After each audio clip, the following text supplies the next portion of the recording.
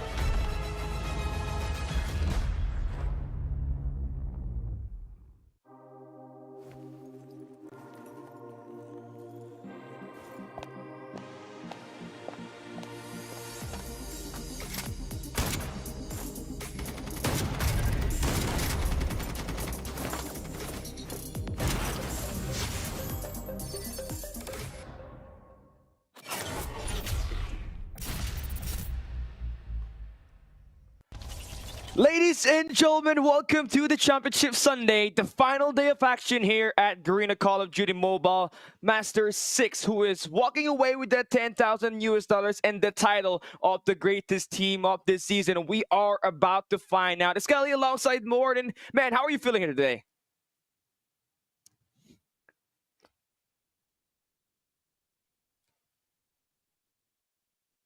Yeah, I agree, man. We got a lot of matches that we're going to be able to play here for today, right? We got the MG42, the two best of fives, our last best of five, and our last game, which will be the grand finals, where we got Smart Omega playing, which brings us to our topic, right? Smart Omega able to defeat Elevate as well as Stalwart Esports upper bracket. This marks the first time that they made it to the Garena Masters grand finals for the first time since Garena Masters Season 3. Yeah, definitely, man. I do hope you can hear me now. I did get EMP'd. I mean, at least, you only get EMP'd at the start of the broadcast here, and I think everything's completely fine now here. Once more, I did say that I'm just pretty excited here myself. Going to be appearing in the grand finals for the first time, but we got to go through the lower bracket finals, which is a composition of Elevate and Stalwart Esports. Yeah, I agree. And Stalwart Esports, right? 5 seasons in, 2 grand finals appearance in Garena Masters Season 1 and Season 5, but no Garena Masters Championship yet. Now, will this finally be their season, or will Elevate climb their way through the lower bracket and manage to get a rematch up against Smart Omega to defend that title this season? This is just going to be great narrative, so we're about to run through all the way. So make sure you guys have your food with you, because this is just about to be a crazy day for us here in Garena Masters 6. I mean, if you want to talk about the memory lane here for the set of Smart Omega Esports, come on, man. Coming in from the group stage, flawless. And now all the way down to the upper bracket finals, which they were able to take on Stalwart Esports, flawless as well. If they're going to be able to retain and win this one all throughout, it's going to be such a very impressive reset for them. As the last time we were able to make them, saw them make that impact, was back in Garena Masters. AG just played a great factor for this season, right? You saw him 40 kills per game in Hardpoint, is able to consistently do that in all of the matches that they've played here so far, and many people have called him the Lucasine of Garena and one of the best Hashen, the player we got in MSP. But this Wonder Boy right here, right?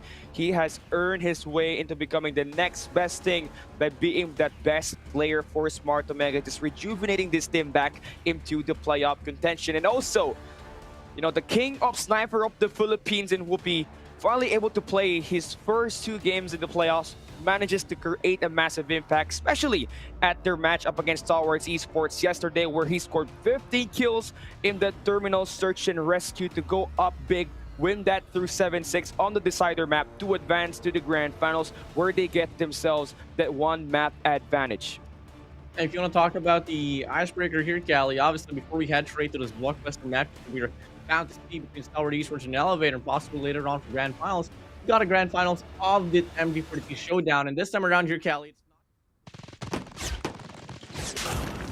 one is going to be Russ. Up next is going to be Cage, and if ever it is necessary, we're going to be heading straight to Kill House. Yeah, DVK JDG, this is Josh himself right here, and I was talking to him a little bit earlier with Cash, their organization founder, right? They said that JDG wants to prove something here. He wants to earn the right of being the LMG, that heavy role user for DVK Oblivion moving forward. And he's right there going up against the boy that always says, nah, I'm saying in the interview, this will be Tin himself right here, trying to earn himself that 10,000 CP, which is on the line right here. Winner takes all. And Tin, we saw him. She's able to dominate this Rust. But same thing can be said for JDG himself. JDG takes the shot here. It's gonna go for the trail now as Tin finds the double here up in the feed. Really interesting name of change here for the set of JDG. I mean, you are somewhat like connected with the players as well for the set of Dovik and Oblivion, Callie. I mean, what's the name change all about? Yeah, they just changed their name. I don't know why, because it's the end of the season for them. And yeah, I guess this is just somewhat, amazing name for him. I think it's very, symbolic for this guy right here. Yeah, JDG. I mean, I think if he wins this match up against Dino in his best of 3, I think he's got to keep it, man. I mean, let's see if it's going to be somewhat catchy here. Let's see if ever JDG will be able to... Oh, but Tin beats him right into it now. And Tin finding that spree. He goes triple spree here for him. He does get tagged up. Knows exactly where JDG is going to be at now. And he's going to fall away. Just knowing for a fact the pressure is not really towards him. He can just use it to his advantage. Yeah, this is a best of 3, right? I mean, you're still going to have to win another map right there, so you cannot just go all out on just one map and just win everything, just like what you've been doing on the qualifiers just to be here at the grand finals for Thin. You know, he can just run away freely, buy himself some time here. He's still got 3 minutes. You do have a 1-point lead. Got to take care of that. Maybe get some high control, which is what he has right now. And JDG just trying to play through the corners, nooks and crannies of this map. Just trying to spot down where this guy is at. Exactly how you want to play a map of Rust. Just take that elevation and wait for some sense of aggression here coming in from the player that you are able to find the streak off from. JDG here is just holding steadily still. And for those who are wondering, guys, yes, this is going to be Josh. Just changed his name once more. Just going to quickly re-acknowledge that. And moving in towards this segment, we're not going to be seeing anything at all. But I do believe Tin just spots him down just by looking at Tin right now. He is looking to the direction where JDG is at. The pick here and the transfer should be nice, but JDG just manages to go in for a quick attack. Now Tin is going to go down. This will be a tie game. Now you got an opportunity to take a crack at this and take that lead for JDG. Now you take away that high ground. Now you're going to switch positions with Tin. But do you want to play as passive as him, or do you want to get some engage, put that numbers in your side? Tin may have played this angle very well, as JDG couldn't really get himself to spot this guy right now. You don't have yourself a couple of fights here, but now that you take a look at the right side, Tin pops out of nowhere, and now you guys now see Tin with the lead. In here, not going to be the biggest lead of all, but just by looking at his placing here, or his positioning, he is just going to be taking his time, just waiting for the pusher coming from the side of JDG, and I think this is a very good spot here for him. JDG is going to be coming from the bottom left of the map here, and he's getting closer and closer across that cargo way, and Tin might just be able to get an angle towards him. Quick shot, hold it down, and that's going to be 2 in a row now here. Double point lead for the side of Tin. Ooh, instantly response is there is JDG, but Tin can just really try to play time here. You only got a minute left, right? So you can just hold it off. Let this guy come through. You just bait him in nicely. I think JDG might have spotted him already. Set to take a peek. The guy is just proning, turns around, and JDG gets the kill. Now we got ourselves just a 1-point lead that he has to climb up to. And yeah, Tin will be spotted. That's a huge kill for him. 45 seconds is all down to the wire. All down to JDG to get himself this win, but he exposed himself at the high ground. He's a walking target here, and then gets the lead right in time. Now he can just hide. A lot of areas on this map that you can just get yourself into, and right now he's picking this spot right here. Inside the vent he goes, inside a turbine. And JDG is going to be taking that elevation here, just looking around the map, not exactly so certain where Tin is at. Needs to make a push here. Only 15 seconds on the clock. It's not going to be you, JDG, holding it down. It's just going to be Tin here, waiting for your push.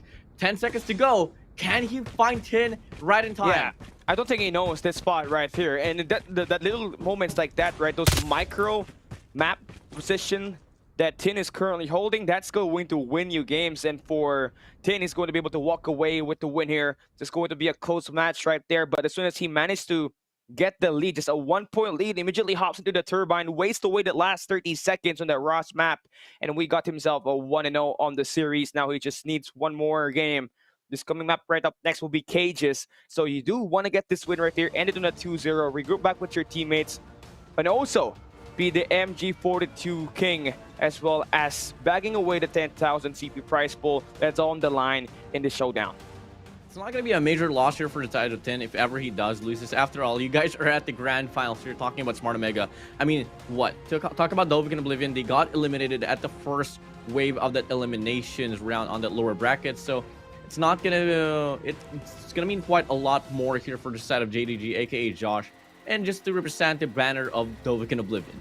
I agree, man. He's already proven himself here. He manages to really shut down every team that he has, every player that he's gone up against with, and he's gotten a lot of tougher brackets here for sure. Well, you do have Tin there taken down Scared on his first match, but a lot more tougher opponents that Josh was able to take down, like PJ, who managed to really take that lead on the best opponent they played up against on his kill house. But it was JDG, aka Josh, that managed to earn his way back through a comeback and earn himself the opportunity to play in this grand finals. But now he's trailing behind. What's going to be the mentality right here if you are DPK JDG? Because now you're just trailing behind so much, and Tin really is one of the highest player IQ here in this competition, and you saw what just happened at map number 1. Once he manages to get that kill right there, immediately gets away with the gunfight, gets away from the gunfight, then just wastes away the clock.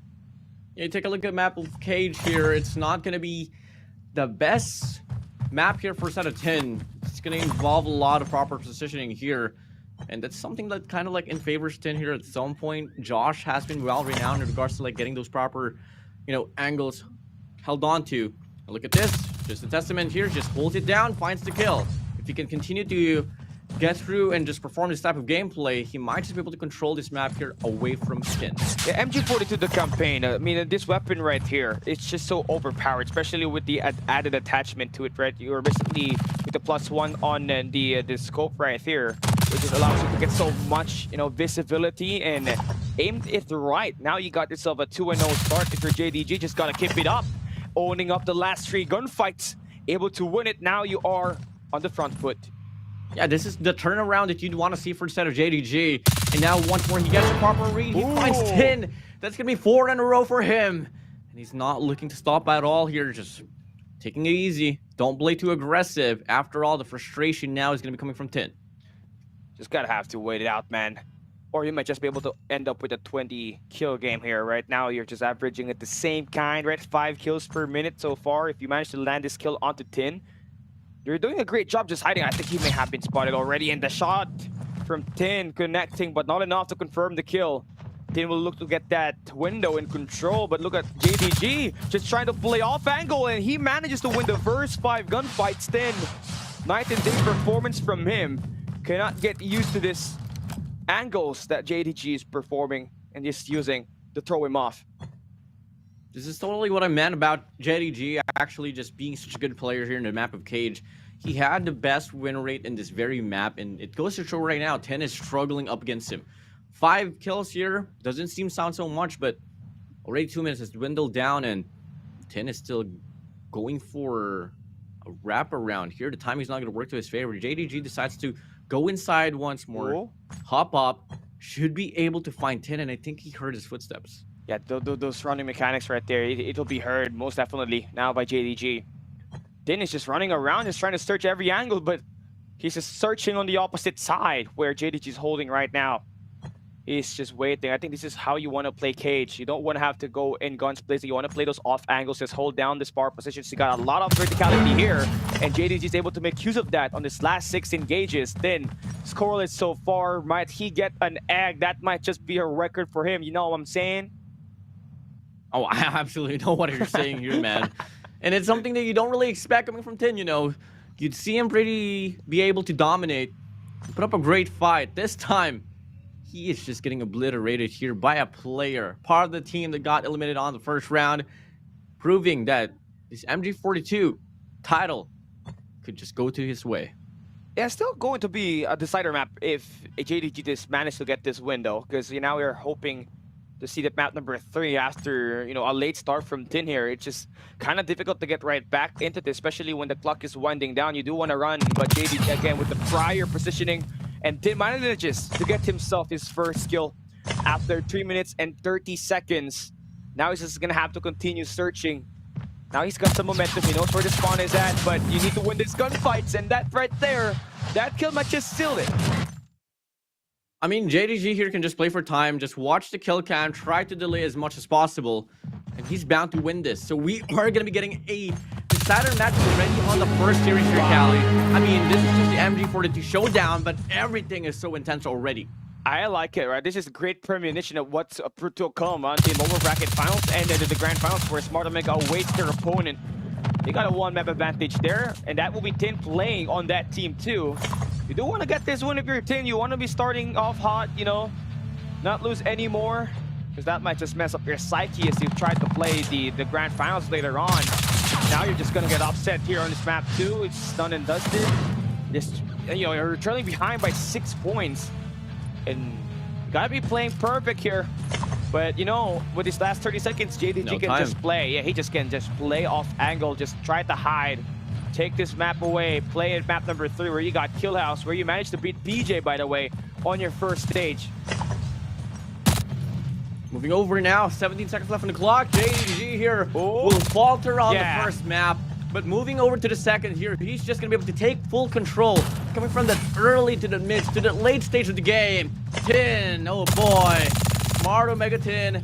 JDG says, see you at Kill House. Yeah, that's just right for JDG. Just what you expect for a guy that manages to upset PJ on a Kill House team deathmatch right here. And that's going to completely finish our first two maps. We got one more map to go. We're hopping into Kill House. That is going to be a lot of wall bangs that's just about to be pulled here by this MG42 users right here. And if you haven't gotten any of your MG42 draws just yet, make sure you get yours now. MG42, the campaign draw, is available in Garena Call of Duty mobile application, so just make sure you hop into the lucky draws and search from there. Maybe just hit it one time, maybe you get that mythic weapon, and then you can just have fun in the ranked game or just destroy everybody in there. Because I already did. I managed to throw it in 5 draws, man. I got pretty lucky with it. And yeah, just you know, watch out if I'm on your lobby. I'll shred you down. Okay. Big boy words here coming from Big Boy Cali. Yeah. I mean, once you see what's your IGN now, so everyone knows. Yeah, Ultra X Cali, search me. You can see my standings right there, man. I have won 12 games in a row, 40 kills per game like AG, and I might as well call myself the Wonder Boy. Are you the Wonder Boy though? No. Are you the Wonder Boy? I tried screams earlier. You're like the Wonder Woman here, Cali. I went 6 and 42. All right. I mean, yeah, okay. the difference between an amateur, a rank warrior, and a pro player is just different, guys.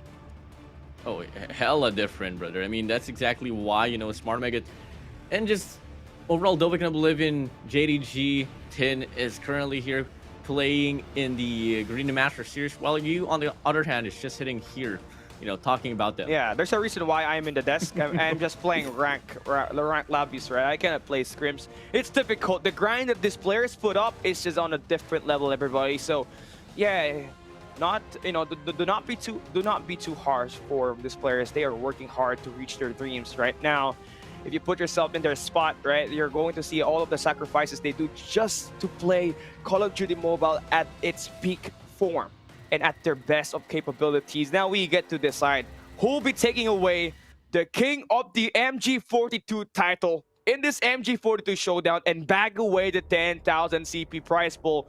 That's one full draw in Garena Call of Duty Mobile right now. So you want to be able to get this right here and earn yourself a great weapon that can just beam everybody down as soon as you play your scrims as well as your rank matches. Well, Cali, you got like what, 5 draws here to get that MG42. Yeah. These guys here, whoever wins will be able to get it right for free. Just for free, exactly. You get 10k CPs right under your belt. And moving over, you did mention about the work ethic here for these pro players. I gotta say, some people work themselves off 9 to 5. These boys here, some they work on themselves in Call of Duty Mobile 9 to 5, even more. Cali. So even more. Hey, you know, everything is just something so interesting and so applaudable here for the side of these players. Tin, Smart Omega, you know, they have their own boot camp, they have their own headquarters as well in the Philippines, and that's how committed they are to competing in tournaments like this. I agree, man, and this is just what you really want to see, right? You want to be able to become the best player possible so that we get to send out the best players in the COD World Championship now to determine who takes the MG42 title, as well as the 10,000 CP prize pool on this match. Kill House, what a better way to end it as we got JDG and Tin going at each other.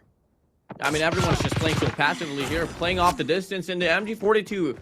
Fortunately for them, it is going to be able to cater from that distance.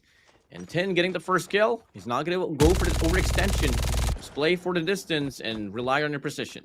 Oh, JDG, I mean, he's pretty perfect when it comes to going up against PJ on his long range. But how effective will he be up against Tin? Who knows how to play these off angles right now? Just utilizing, you know, jump shots, just corner picks right here. Just kind of get himself even at the green car. Ended up with the win. Nice free transfer for him. Get that quick flip. Now that's going to be him up 2-0. The difference on the first 3 games, first 3 matches, going to completely work for Tin here. The opposite of what happened at map number 2. I mean, it's going to be a biter here for JDG. He should have been able to win that first map, but Tin was able to get the clutch. Moving over to Kill House, this is something that Tin is just so comfortable at.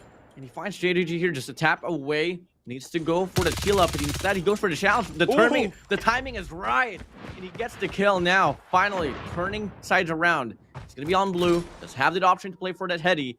And Tin is just going to be looking for an angle once more. He's utilizing that red building now. He spots him. I think JDG's gonna feel the pain of this, but he's got the head glitch. But doesn't even matter because he got a lot of bullets in there. You can just spray it down. You don't have to go for a reload. And there we go. That's what I'm saying.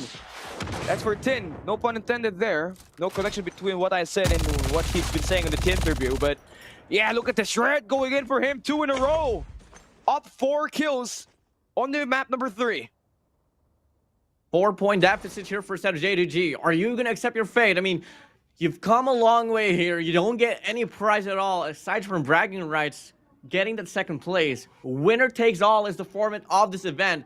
So you're going to make some extra efforts here, and Tin spots him down. You're going to go for that spray, and once you get that connection for the first, you should be able to get the kill as well. And Tin is not stopping at all, finding a tree spree here off the get-go. It's looking impossible right now for JDG, at least for the moment. He does need to find himself a double kill here, but that has been shot down by Tin completely, as he's on a 4 spray on this battle so far. He hears those sprays. He knows where he's at. Decided to take a pick on this window. Hello, sir. Get me another kill. Give me at least, 2 minutes away from taking away the MG42 title. Even if I am not the main LMG player on my team, at least I get to brag. Hey, Risky, Mang Janelle, I am the best MG42 user on a 1v1. So, yeah, I miss everything right now. I mean, Tin is remarkable with an SMG, but with an MG42, he is actually being able to perform. But good stop here for set of JDG, but at this point of time, only a minute and 40 seconds off the clock. Needs to move in quicker than how he has been doing coming from the last few clashes, and he does find a kill now. The spree continues, the shriek continues.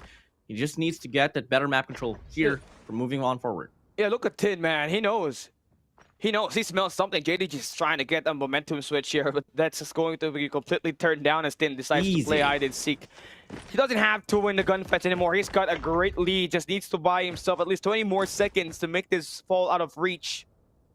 JDG is checking every angle here.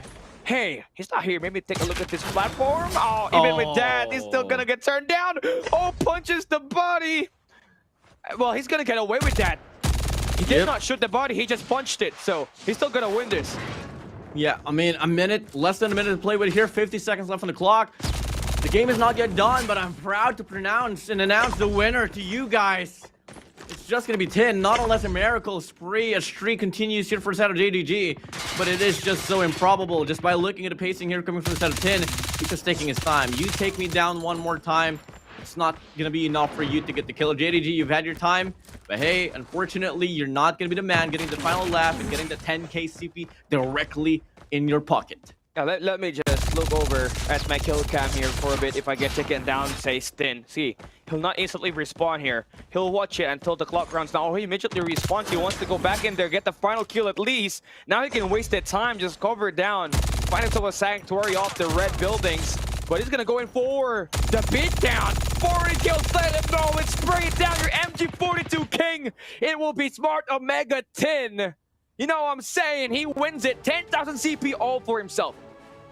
Well, Callie, that is one title done here for the side of Smart Omega. I mean, proud to say, it is still going to be going under the banner of Smart Omega. Tin, you get it through. You are able to share that to the whole squad now that you are going to be the champion.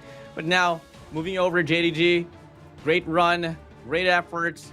It's just so unfortunate at the end of it, it's not going to go to your way.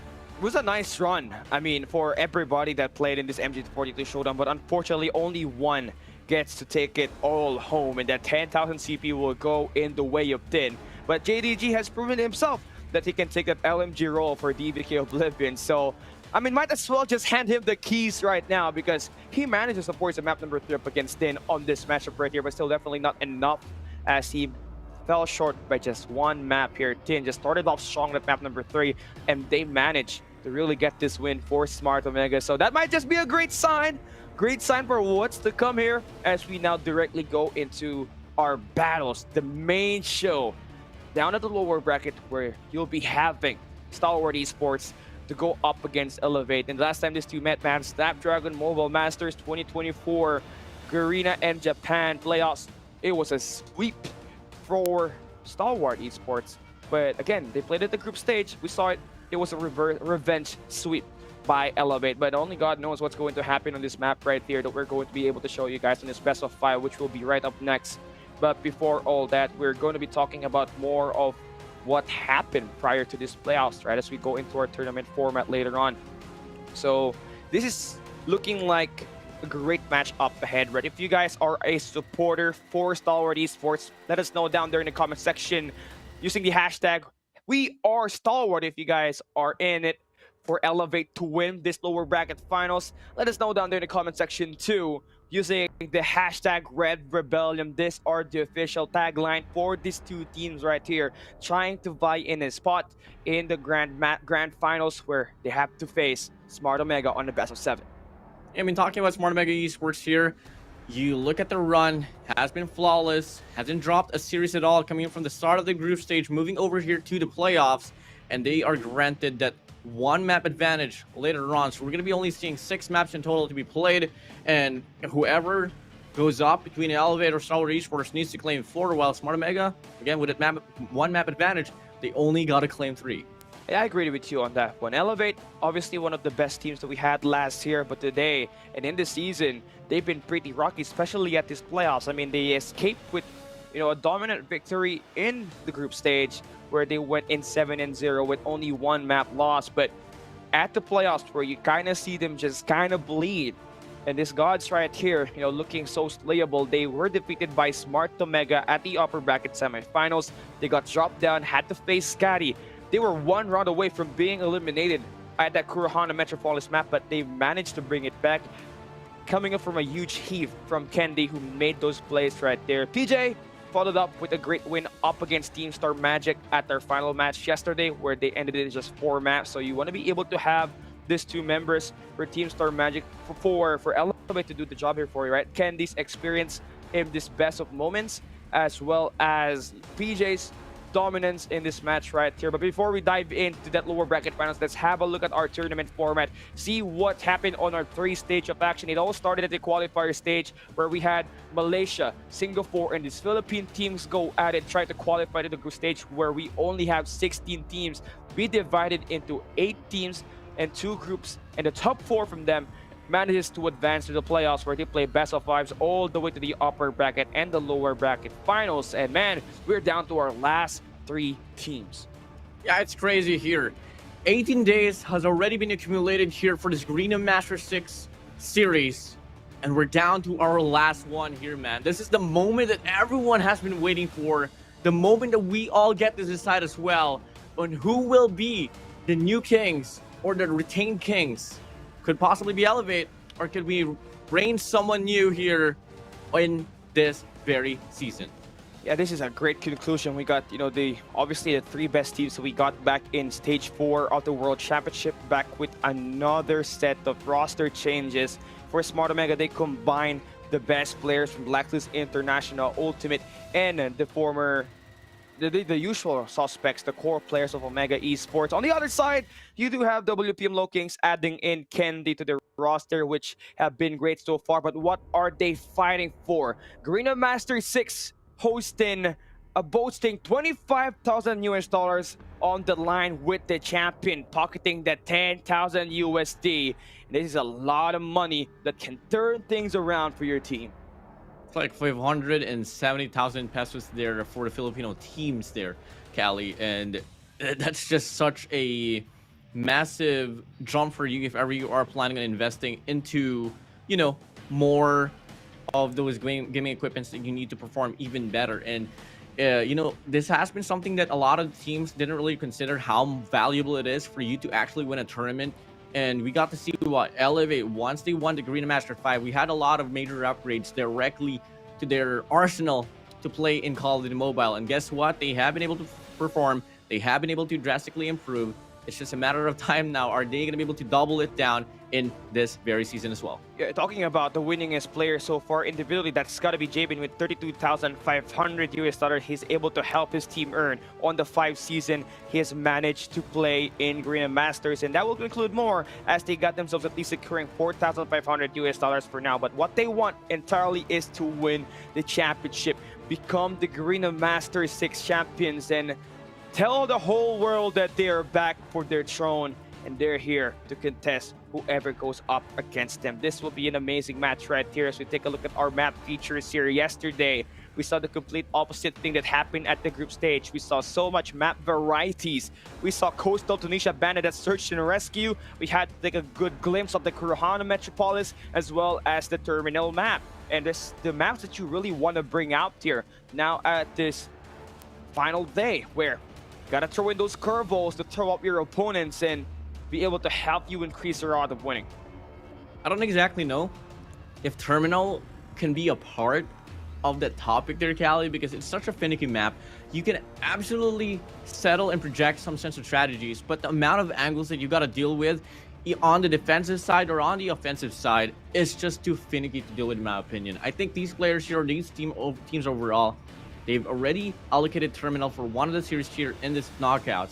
I don't think they can force it once more. They got to go for the L staple, Coastal probably, or maybe even Takeoff, because we haven't really seen a lot of Takeoff. But, you know, it's not the newest addition to this type of game mode. We did see Search and Destroy Takeoff back then, so I wouldn't be so surprised as well if these teams here will be forcing it into any parts of the series. I still find Takeoff more unfair compared to a Terminal map, because at least you know that a Terminal, once you start on the defense, you're going to have it completely easy. But looking at our bracket here, we're down to our last 3 teams.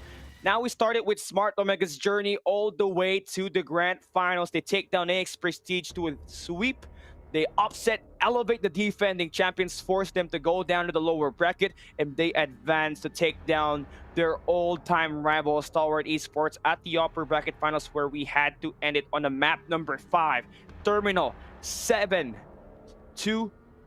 was the scoreline, with Whoopi, the king of sniper, scoring the highest kill there with 15 kills, and AG, the Wonder Boy himself, earning that last 3 kills at the end to help them get to where they are right now, where they have a 1 map advantage, and they'll be waiting who'll be going up against them.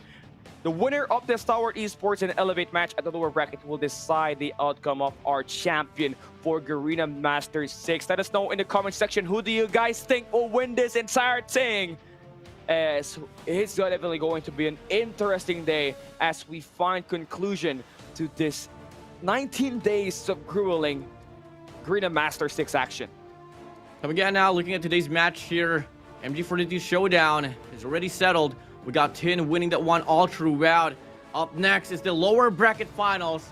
We got Stalwart Esports up against Elevate, and whoever wins in this very match on this lower bracket finals will have to go up against Barangay Smart Omega Esports on that grand finals. It's important to note that Smart Omega, this is the first appearance that they have in the grand finals since Garena Masters 3, where they won the LAN event and earned home that trophy. That was 2 years ago, and to think that that was just, you know, an amazing feat for them. They did not really had a great 2023 run, but they're back here combining Jabin, AG, Risky, Whoopi, as well as Tin, who we all know has been scoring so much of these wins up against the top dogs and the teams that they have met across this game so far for this season. Now, you want to focus on that first game of the day, and this 5-on-5 that we have, right? Stalwart Esports, we did mention it earlier, 5 Garena seasons they managed to compete in. They appeared 2 times in the grand finals, but they failed to take home the trophy. Will this finally be their year, or will Elevate find their way back to revenge themselves up against Smart Omega Esports and defend that title? Now, I want to ask you this question while we have the time, Warden. Quick answer. Who do you got winning? Elevate. All right, Both I got painted in red. Both painted in red. All right. Now, the people obviously would want Smart Omega Esports to win this, so you are you are a big threat to them. So I mean, I was watch just out. talking about Stalwart Esports and Elevate here, Callie. I mean, for that Except very you serious, I want Elevate to win. But in regards to like the long-term run, I haven't seen any teams actually make it up now to come out from the lower brackets and make a win on the grand finals. As we move over now to the lineup here for the set of Stalwart Esports, we get FDX, Shut Up, Irfan J, Skirt, Incendio, and Clove. This is a great lineup, right? To think that we got MY, SG, PH, and Indo players all in one team. This is your first Avenger squad. They want to be able to win their first title here. You're looking at Scared, who's just averaging 42 kills per game with that MG42 in Hardpoint. But where they kind of lack right now is that control. When they play on that seaside map, they just kind of falter. And also, this is going to be a tough fight because they're going up against an amazing Hardpoint team in Elevate, who is ready to defend their title and climb their way up to the grand finals to go up against Smart Omega. They got Yopi, PJ, Kalo, Luffy, Susano, and the Candyman. You know something about Elevate? We had a conversation with Olay last night, is that they're kind of like, thankful for the fact that they are granted an opportunity once more to be at this lower bracket finals. If they can find the resolvement that they need, the mentality that they need to actually overcome this curse that they've been dealing with, coming from like the last 4 Garena Masters series that they have failed to accumulate, then man, oh man, we might just be able to see a much more brighter team. Now we'll take a look at our maps and modes here, see where this thing gets decided on our best of 5. Oh boy, we started strong. Stalwart Esports, Elevate, lower bracket finals. Game number 1 will be at Hardpoint Summit. Search and Rescue Takeoff on map 2. And as we go in map 3, that's Control Arsenal. Should we go to distance? That's Hardpoint Ascenda and Search and Rescue Coastal. We're talking about default maps here. Tons of repetition outside of that Search and Rescue Takeoff. So I feel like this is going to be close matches right here. Yeah, man, but it hasn't been so promising here for a set of Elevate in that very map. They gotta find a means to polish it, because if not, then we could just see the same sense of narrative as well, where Stalwart Esports, they only need to win at least 2 of those search and rescues and take a blow on the control run or one of the hard points. Until then, we could just see Elevate struggle here. If we can find some sense of a fight here from Elevate on search and rescue, then Callie, all of the narratives inside my head right now would get turned around. I agree with you on that. Imagine you just lost a lot of your search and rescues. That's why you have to play game 4 and 5s all throughout the playoffs. It is just tough right now, especially when Stalwart Esports drags you in search and rescue takeoff, where you lost that map up against Team Star Magic yesterday. So they're able to get at least a quick view of what kind of quickness we're able to see here for Elevate. But the best part about this, if you're an Elevate fan, at least they banned Hardpoint Hack New York. They banned out Kurohana, Metropolis on search and rescue, and also that raid map. Those 3 maps right there were the reason why they got dropped by Smart Omega at the upper bracket semifinals. So now it's just all about getting ready as you go into your first map of the day. Hardpoint Summit, that's been your solid map. You're able to win every gameplay in this map itself so far, all throughout the season. It has been your signature since last year. You're looking at the player like PJ and Kalo that's been able to light things up on the SMG department. And now we talk about this operator skills. Which ones are going to be brought out by the teams? And there's going to be some differences on this one, Warden. Yeah, stand out here for the Gravity Vortex coming from the set of Stalwart Esports, and that Purifier here coming from the set of Elevate. That is going to be PJ here on the Purifier, Shut Up on the Gravity Vortex. Now, Callie, just by looking at the lineup here, it's just going to be the L staple lineup coming from the set of Stalwart Esports and Elevate. For the set of Elevate, Luffy is out. Irfan J is going to be a goner as well here for the set of Stalwart Esports. So there's a great difference here. You can talk about the playstyle just because of this operator skills. With Stalwart Esports just trying to bring in Gravity Vortex here, that means they want to get those early rotation, be the first one inside of that hard point. Meanwhile, Elevate, you see that Purifier, they want to be able to extend out with some map control. They want to be able to extend out, find some eliminations on this 1v1s. I'm just not too sure if that's going to cut it here, since we're heading into Summit Hardpoint. But, I'll let Olea, I'll let the Elevate players just get on it, because this has been the map where they managed to get a lot of breaks inside of the Hardpoint. So let's just see if that's going to be available here for them. Talking about the best players now, you want to watch out now for Stalwart Esports. It has got to be Scared.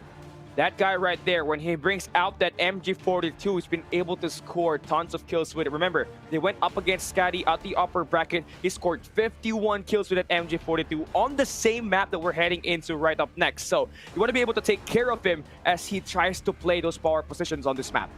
I mean, you can eye on Skirt, you can eye on Clove to rock that MG42 for the side of Elevate. It could either be actually PJ or Susano that could rock this one as well. I mean, looking at the player roles here, Calvi, I'm kind of happy here for the set of Elevate that they have that resolvement now to let Kendi deal with the snipers as we move over later on for search and rescue. They tried to experiment with Susano being that sniper and Kendi having that MG42, but clearly it didn't work out. So that is going to be a lovely resolvement here if we are on the side of the Elevate side here, Calvi. It did work out for them, but it was too close, right? You don't want to be able to get that through. Susano scored 18 kills with a sniper up against Scotty at the lower bracket. It was your boy, Candyman, that clutched in round after round of that Metropolis to keep themselves alive at the lower bracket, scoring 17 kills with that MG42. But just gotta stick with your default, right?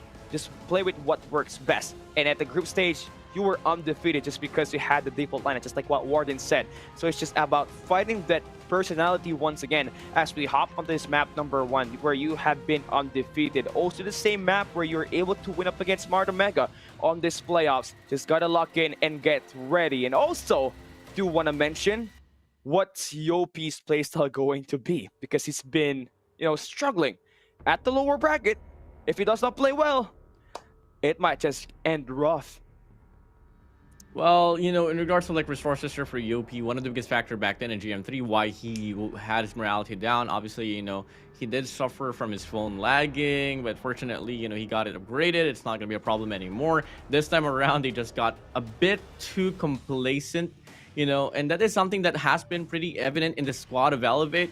But if they're going to be able to just bring in the whole sense of morality where you don't really celebrate not until the game is over, you don't really celebrate not until the game is done and dusted, and not even get the win here for Stalwart Esports. Even if you get the win for Stalwart Esports, the job is not yet over. You still have to go up against Smart Omega Esports on that upper bracket later on. Same goes for the side of Stalwart Esports. If ever they are going to be the team that will be able to get the breakthrough here on this lower bracket final. Just a little bit of a hiccup that we got there, but we're going to fix that one through as we hop into our map number 1 once again. Summit Hardpoint is where you want to be at if you're Elevate. This has been your best map, but talking more about Stalwart Esports now, right? This duo, this team right here, they've got a lot of history up against Elevate in these important matches. The last time they had to go to a game number 5, it was back in Call of Duty World Championship playoffs for Garena, where at the lower bracket finals, they were able to win at map 5, which was, I believe, was an express search and destroy.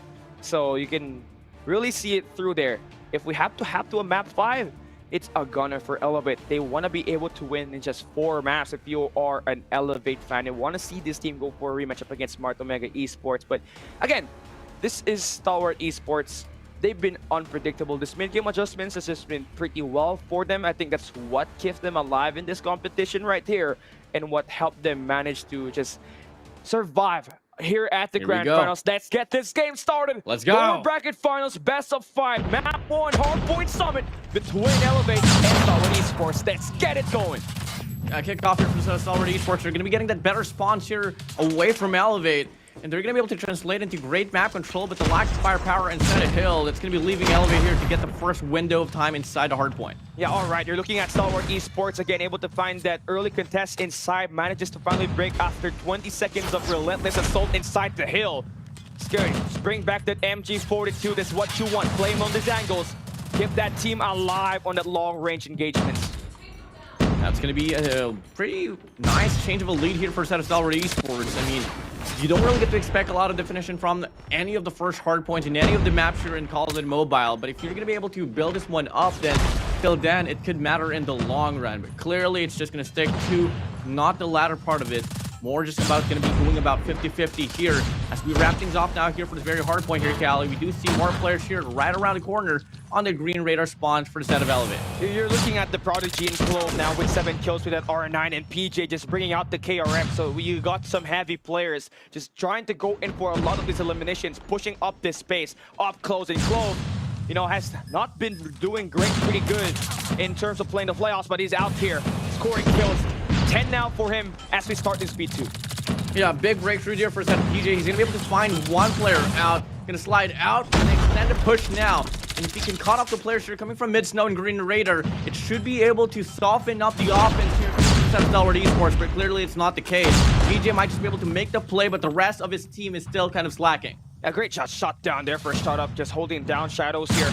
Now they're going to be able to get the last 20 seconds of this hard point. Still going to be scrappy here is Elevate, but you're looking at the back end of this hard point right here. You want to be able to contest this scrap, but you do want to stand down some players moving over towards next as we hop into P3, which will be a money hill. Great job for PJ to find himself standing. He's trying to push up, get this green spawns, but the shutdown coming in from Scared on this Paro allows them to win the rotational battle, but still going to be a couple of poor players for Elevate here as they manage to flip that spawn. You can see them now getting that left side of the map just in time for the hard point to pop, and now they're here. Go with the score. A Munhill just gotta win the first wave. Yeah, pretty great start here for Skirt and Clove. They are going to be able to get 12 and 13 kills here. On the other side, Elevate is not going to be able to get the dominance in regards to the gunfights, but where they excel at this moment here is the cohesion as a squad. They were able to wrap around, make sure that the spawns don't go no more here for the Stalwart Esports. And this is one of those hills that once you get the definition here coming from the back end of the hard point, it's going to be a tough break here for the opposition. Yeah, 30 seconds just claimed by Elevate so far gives them that 20-point lead, but that will continue to grow as they can really not find any shutdown coming in for Stalwart Esports, so they continue to grow up that lead. There's 20 seconds in their time. Great Munhill to start off this P3. Give your team that lead as you hop into P4 right up next. Again, you're going to be starting off the back foot. You want to be able to find a rotation inside of that, while also flipping that spawn to PJ will be that game changer for you as he finds himself a way to get inside, finds a double, immediately gets the kills to flip this spawns, help the team change the P3 to a P4 should they get this last player alive at the back of this P4, which Kalo does. So that's going to be money hills that might just potentially be in the hands of Elevate on this P3 and P4. Yeah, they just gotta be worried about like the sources here from the side of Stalwart Esports though. There's gonna be 3 operators now coming into the play. Only just 2 here so far. FDX is still not gonna be investing, and he might just be able to reconsider his choice here. Is he not gonna go for that investment? He is lacking right now in the raw mechanical gunfights, and if you want to find a means to turn the tides here all around, as the telepoint of this hard point will be kicking in, they just can't afford to let this one slide. This is looking to be another close full 60 here for a set of Elevate. A great job by PJ again and Yopi just trying to get themselves involved in this gunfight, something that was terrible during the lower bracket runs that they've faced so far. Now they're just trying to get in, just be aggressive off the start, manages to just really break inside the point despite being off the back foot. Now we started on this P1 once again.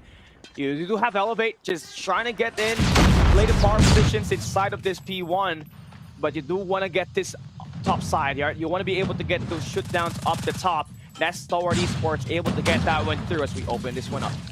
I mean, this is going to be a repeat on how it went down for the first set of Hardpoint number 1, where you got to see it was a 50-50 battle, no clear definition who isn't going to be able to get it through, but where it totally matters is just you being able to put up a fight on P1 to P2, get that early rotation towards next, and get on those money hills. That has been the biggest factor here on why Elevate is going to be on the lead. But hey, take a look at this. Stalwart Esports is going to be able to find a recovery here, getting at least the first 30 seconds, the bulk of the hardpoint time for them.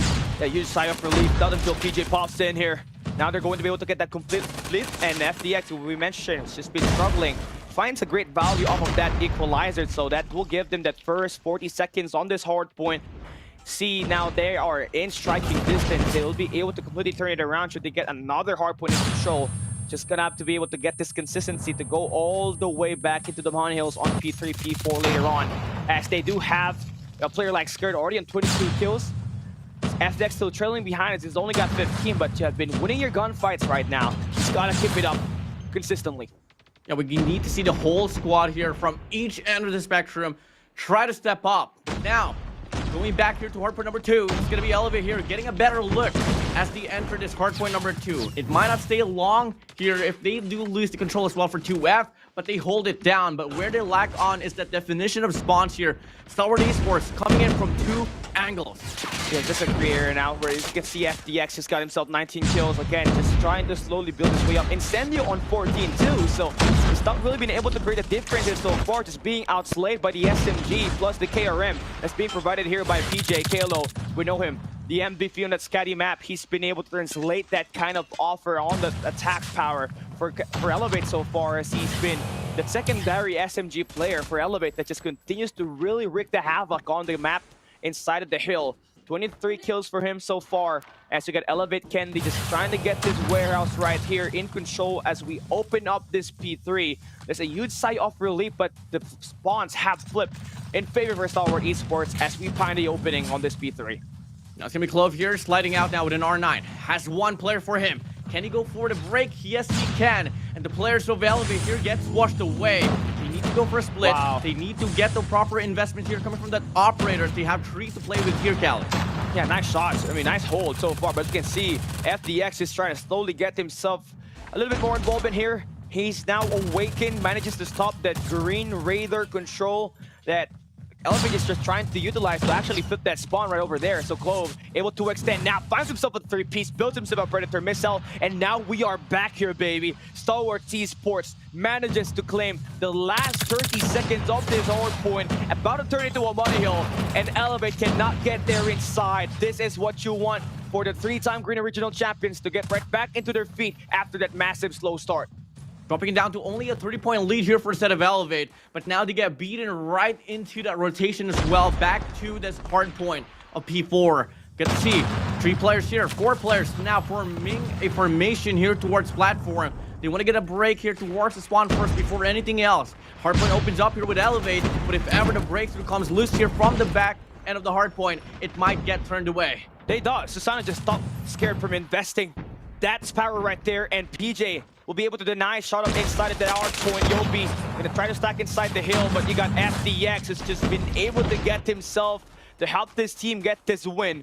Be able to manage to get that break inside with the help of shot up. Now they got a great position inside of this P4. About to turn this tides as they manage to hold down the corner. Incendio with the 2-piece, pops up another one, but now gets turned down by PJ. But this lead has been cut down to just 10 points. This is what you want as you try to initiate the comeback, make this game close as we go back to P1 reset after this final 15 seconds. PJ tries to be a hero there with a carrier M, finds one to get the trade, but quickly with the rotation, he tries to barge in once more and the trade comes in. Susano finds the kill here to get the last 4 seconds inside the hill. Might not seem a lot, but the game is down to the wire. Yeah, just 21-point lead boys by Elevate here. As we hop into P1, you want to be able to get this contest here once again, as you have Stirred. Just needing to provide the team, again, that extra angle on the top floor.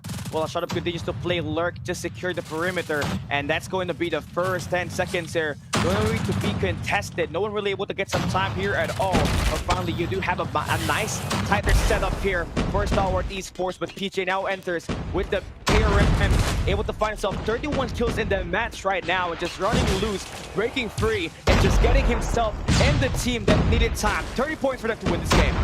Enough time for them to close out the deal, but with contestment, a single contestment from the side of Star Wars Esports can extend this game to another hard point. 227, 193 here. It's a dire situation here for the side of Star Wars Esports. They gotta barge in. They gotta stop the bleeding. The lead is getting larger and larger here for the side of Elevate, and they do get the break inside of hill for the remaining scrap time. Yeah, Incendio just keeping himself in the top 4 of this. Just get that last 5 seconds. Gotta be perfect from here on out, as Elevate just only needs 20 points to win this match. P2 about to open in 6 seconds.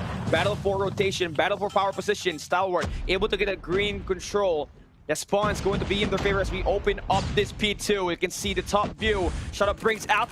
That will be the gravity vortex, able to find good kills. Instead of with the double, that will flush down the players for Elevate inside. But Kalo with the nade takes down Tobin Incendio. He's only needing 15 points. And they just have to take down the players coming into the green stair. Will be able to take down the players with this power, but he himself gets eliminated. PJ brings out the Purifier. Just need to find a timing. Let Incendio waste away the War Machine before you go in for the massive push. And now the turn and burn takes 2 members out, but Incendio with the massive hold needs to get reinforced by his teammates. He's playing alone, and Kendi able to get that takedown. The Candyman will be able to get the push through inside, and Star Wars Esports falls down. Yopi, one Kenobi. The force is strong on this one, and they manages to hold down P2. Get this win, 250 to 218. You want to be able to get that fight for Yopi, and today he has awakened.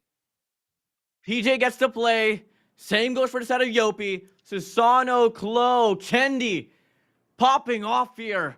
You got to see the kill distribution was all equal, and that's the type of elevate that you'd want to see.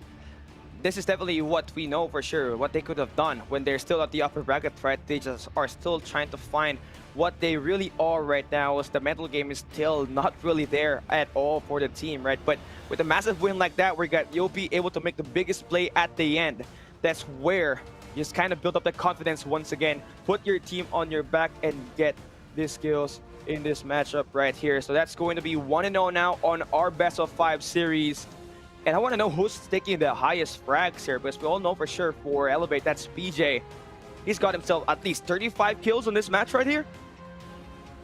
I mean, what, 36 for him? Klo was actually on 38 there, Cali. And, you know, he is that ghost for the squad as well. You know, Klo has been a consistent man of just being able to get the eliminations coming in from the back end of the team. He's a silent player, literally silent as well in real life. And guess what? He is able to get that impact overall. You get to see the kills as well from the side of UP. He got 32. You got PJ with 36, 38 for the side of Klo, 37 for the side of Susano. But if you want to take a look at Candy here, Cali, he got a 40 bomb in this game. Where did you get that info? We're not even at the post-game breakdown yet. And there you go. That's going to be it. Candy, 40 bomb for him, but still going to be the 5th frag. But what he does well is just trying to hold up that point, just anchoring the position. I think that was the difference between Elevate and Star Wars Esports, the way Kenny was able to lock it down, spawn his team on his back. Incendio was kind of able to do that to start that comeback, but it's just kind of too late for him. 27 and 40 for him, but you kind of expect that for him, right? I mean, he is always going to be that much needed player once they hop in that search and rescue later on. So that's where he just kind of overcompensates to be able to help his team get this win. But great job by Elevate here so far.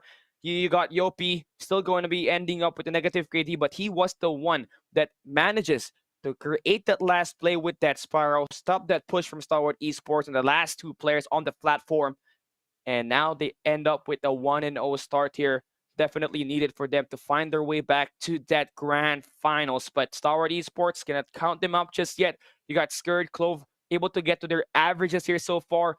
40 kills each for them. This laying power is definitely in. It's just that first Hardpoint rotation that we got on that P3, that's where they kind of lost track of it. It was just a huge lead that Elevate was able to build up. Scourge here dropping 44 with a 196 impact. That is going to be the highest inside his lobby. Comes into no play, as it's not going to matter here with Elevate still winning.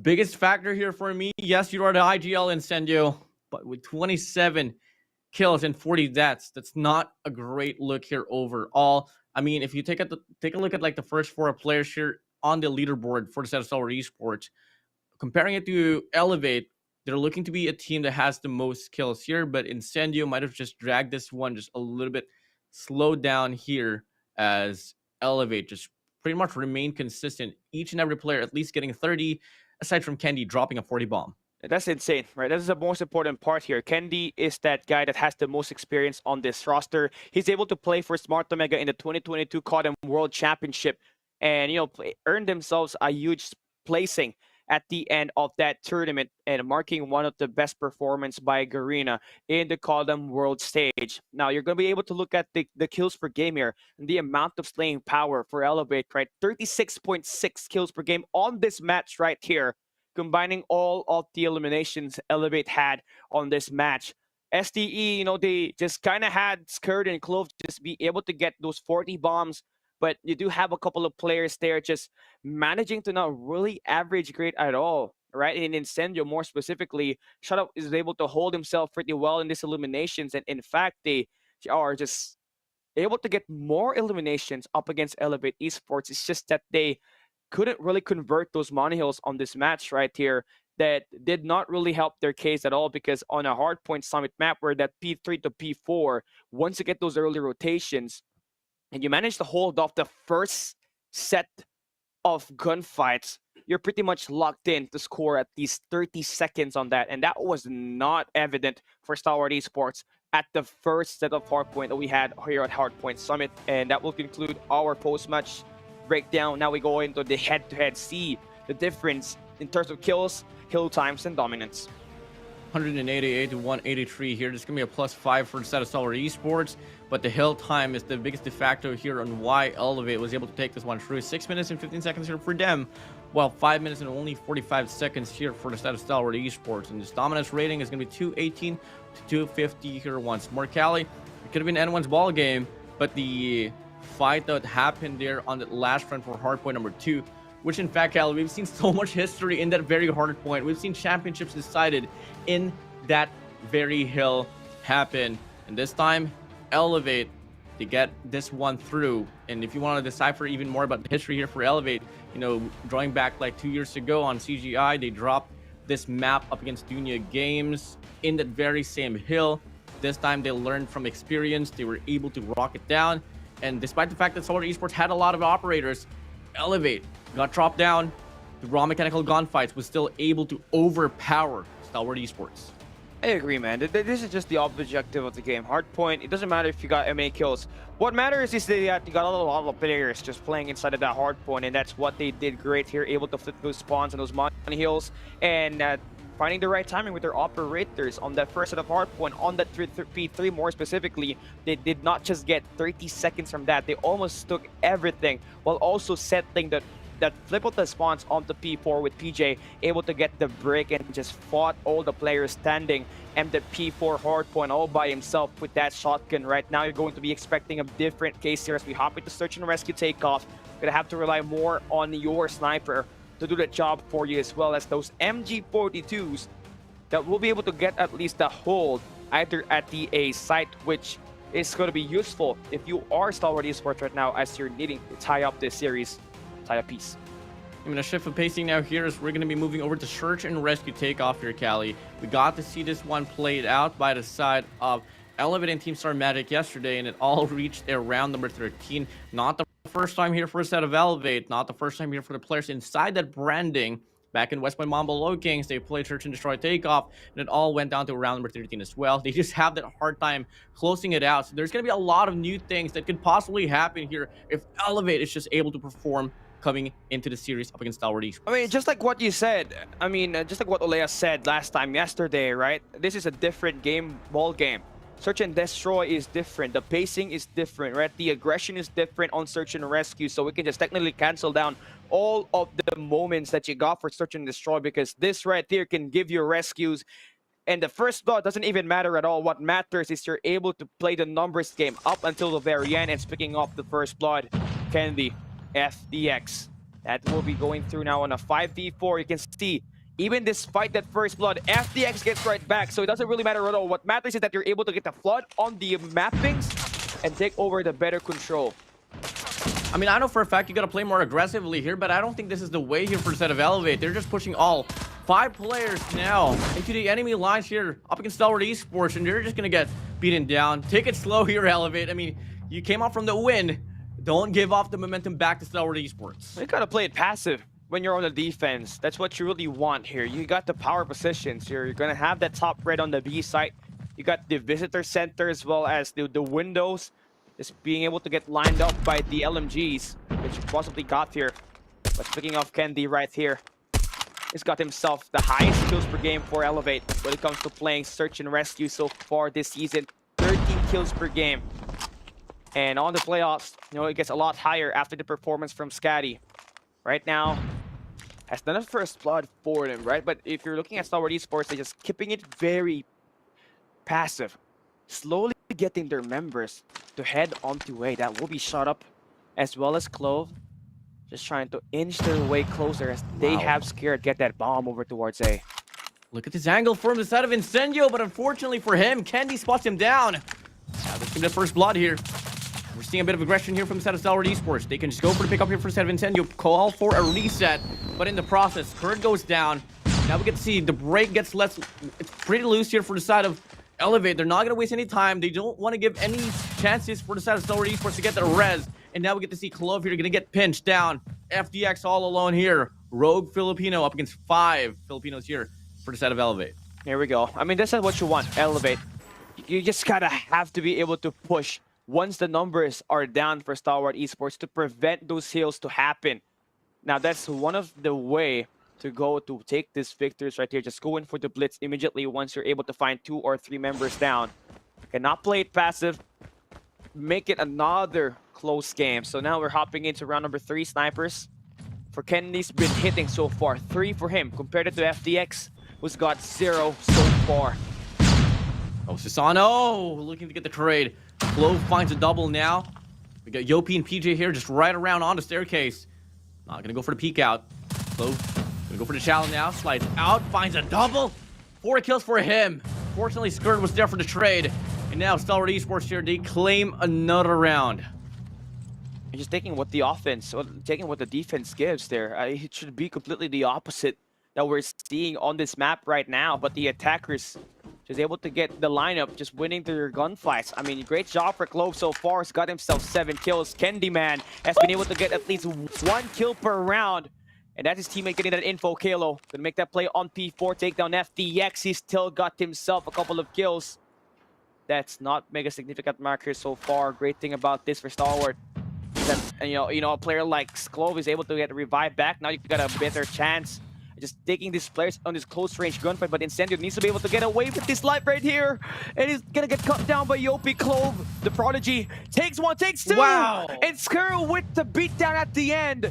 And even despite the numbers game favoring Elevate, Stalwart just find their way back, rescues Clove, gets that last 2 kills for him, earns himself 9 on the first 4 rounds. The decision making here for a set of Elevate is just pretty sloppy here. Fortunate for the set of Stalwart Esports, they are able to exploit it pretty gnarly. And now, despite the fact that, you know, Elevate is known for getting those first bloods, he's going to be shut up now here, finding PJ out from the board. Can they find the rest of the question? He's going to be out and open in here towards the vicinity of Scaffold, so it's going to be very unlikely that they're going to be able to get the pickup. A nice mid-map control now for Stalwart here. That's going to be Clove, just finding these eliminations. A masterclass we're seeing from him. How do you want to play this close range? I'll give it to you. 10 kills. First 5 rounds. 2 kills per round for him. Plus that extra bit of a twist for Skirt. Always able to find that last kill in the last 3 rounds with that MG42. Now they have woken up. Elevate shows you why they are not a good search and rescue team. Fine, you may have that first blood, but you cannot really find the right read once you're able to go in with the aggression. And that is a continuous punish that they are feeling as Stalwart just continues to bounce back on that mid-game rounds. Good shot here for a set of FDX. Putting the pressure here for a set of Elevate. One player is going to go for the pickup now, and it's going to be a full pack roster here coming from the Red Rebellion. Moving up now, still going to be a 5v5. One player here that's going to be FDX here with Sniper pushed up towards Aurora Lounge. And he could find one here if the timing is right, but Candy beats him right into it. And now, they get 1 kill here. The rest of Stalwart Esports still not going to back down. They want to get some map control here on this B bomb side. The Candyman just holding down P3 here. I think he may have spotted the guy on the generators already. That's going to be Clove. You got to watch out for. He's been shredding it to pieces. He finds himself 2. 12 kills. The guy is just him right now. Elevate continues to struggle as they're down to their last 2 members. Revive's working for Skirt as he brings back FDX back to life. Clove will be able to hunt down a couple of more players here as he's got the high ground. Yopi gonna get himself alive as the sniper just too good for Shandra Ruiz Mateo. And it's all down to PJ here. 1v4 situation here. GG all alone. Clove is gonna go for the hunt. And he finds 4 off this round already at 13 kills. And already 5 rounds accumulated here for the set of Stalwart Esports. Fortunately, though, switch of sides. Can we now see a different look here for the set of Elevate? Or are they going to continue to trample down as arguably one of the worst teams here out from the top 3 teams here in the search and rescue game mode? You don't expect this kind of performance from Clove, by the way. This guy at least 4th or 5th rap when it comes to playing search and rescue, then ends up with a 13-kill masterclass on the first 6 rounds. Candy with the wall bang up against Incendio! First blood in, now you get to push out, get that aggression, not let that revive work. You go to stack all your utilities, now you're able to push up. Kilo though, gets shot down. Clove with the 3 Vs! What is this guy on? What did he eat today prior to this map number 2? As he's got himself to swing on by, Candy able to shut him down, but he has done the damage. 1v2 for him, can he clutch it? Skendi cannot get any more than that. As Scared manages to completely lock it down. That will be it, Clove. just being the beast of himself. He's the only player in this lobby that has a double-digit kill so far. And only 4 more to go here to reach the 20-point mark here. Very possible. Just by looking at the pacing and exchange that he has been doing for the gunfight. Early fight here towards mid-map. Get to see 1-for-1 trade-offs here, but Elevate is trampling. They're falling here. Candy all alone. Up against FDX and Incendio. One player here coming from the left. Moving up. Candy, check your corners. FDX gonna go for the slide, and the Star Wars Esports. They close out search and rescue in a 7-1 manner. This is a completely opposite happening here, right? You see Candy always dealing the first blood up against FDX.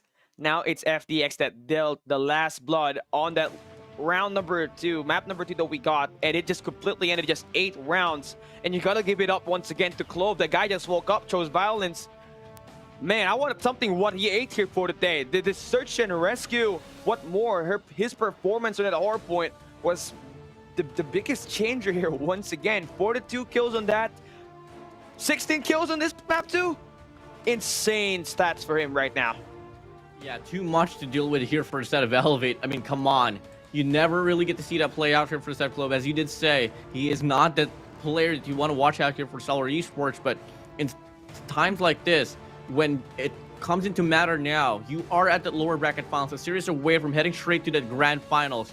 Someone has to step up, and guess what? Someone, a wildcard pick here for the set of Stellar Esports, Clove takes that spotlight away.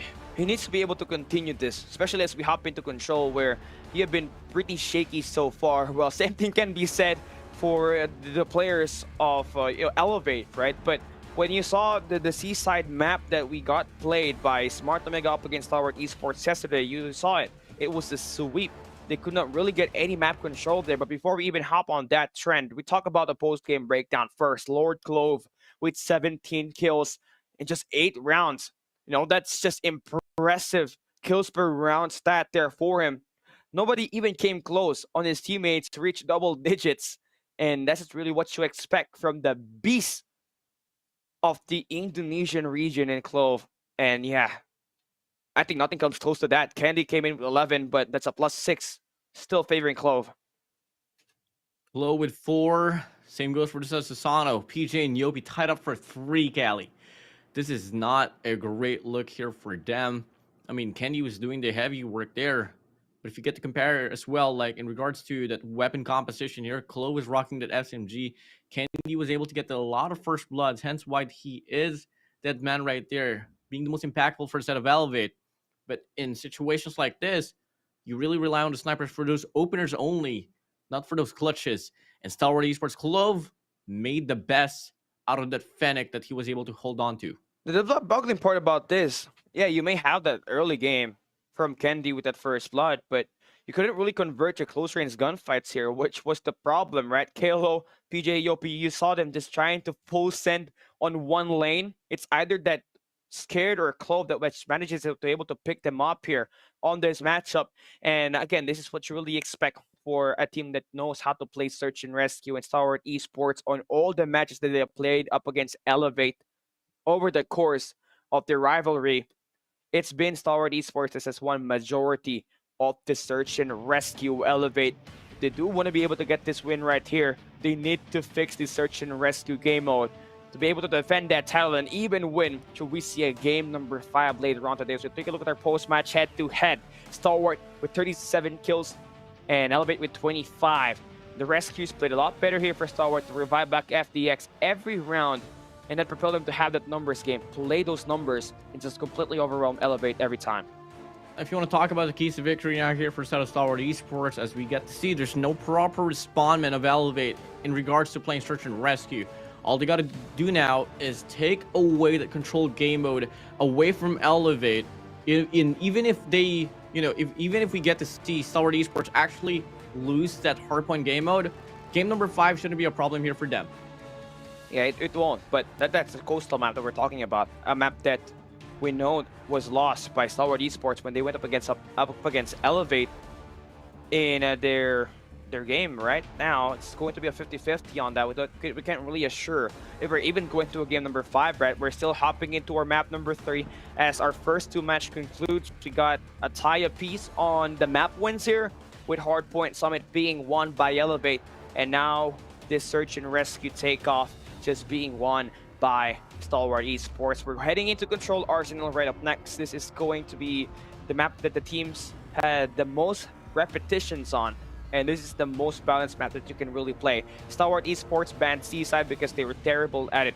Hardpoint Summit, you know, it was 50-50, but Elevate on this Control map, we saw them ban Raid because they were 0-2 in the playoffs. They lost up against Smart Omega and Scatty at the lower bracket. So this is how you want to play it, 50-50 on the swing game.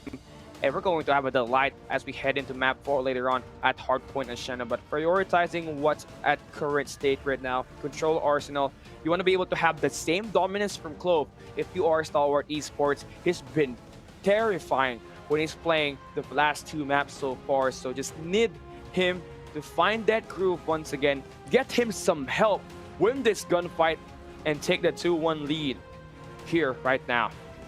You know, there's going to be an operator shift here for a set of Stalwart Esports. There's actually going to be 3 here, Cali. FTX is going to be moving from the Equalizer, moving over to the Annihilator.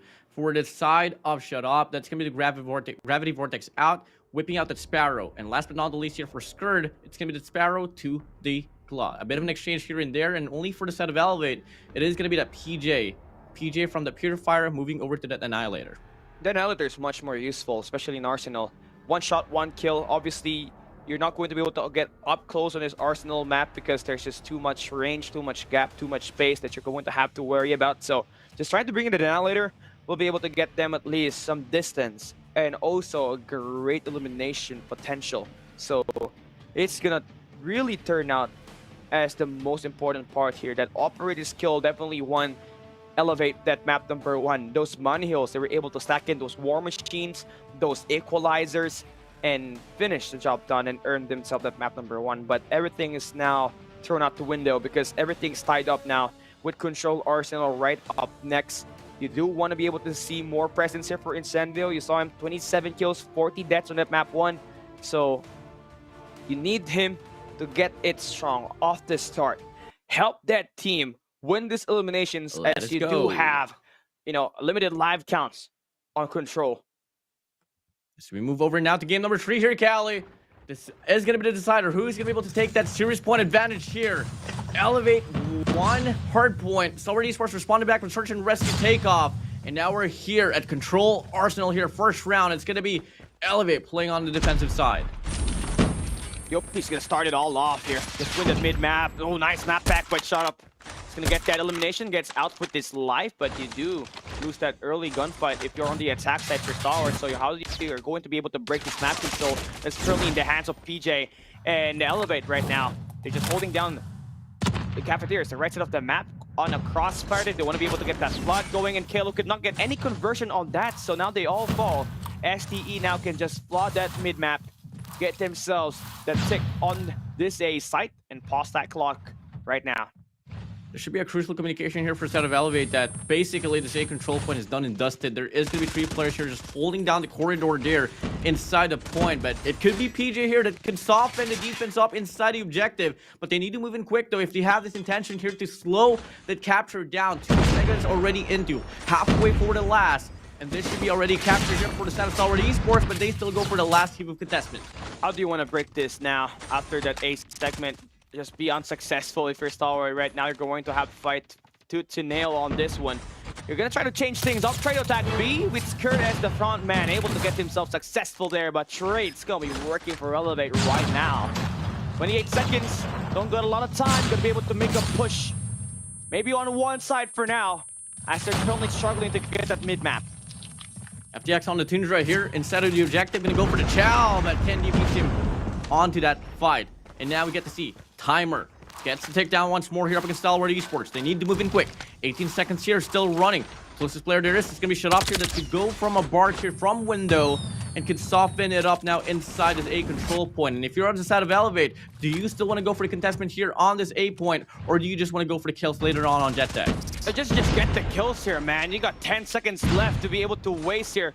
But that extra minute on the clock might just be able to turn things around for Stalwart Esports as they managed to get an extra minute on the clock.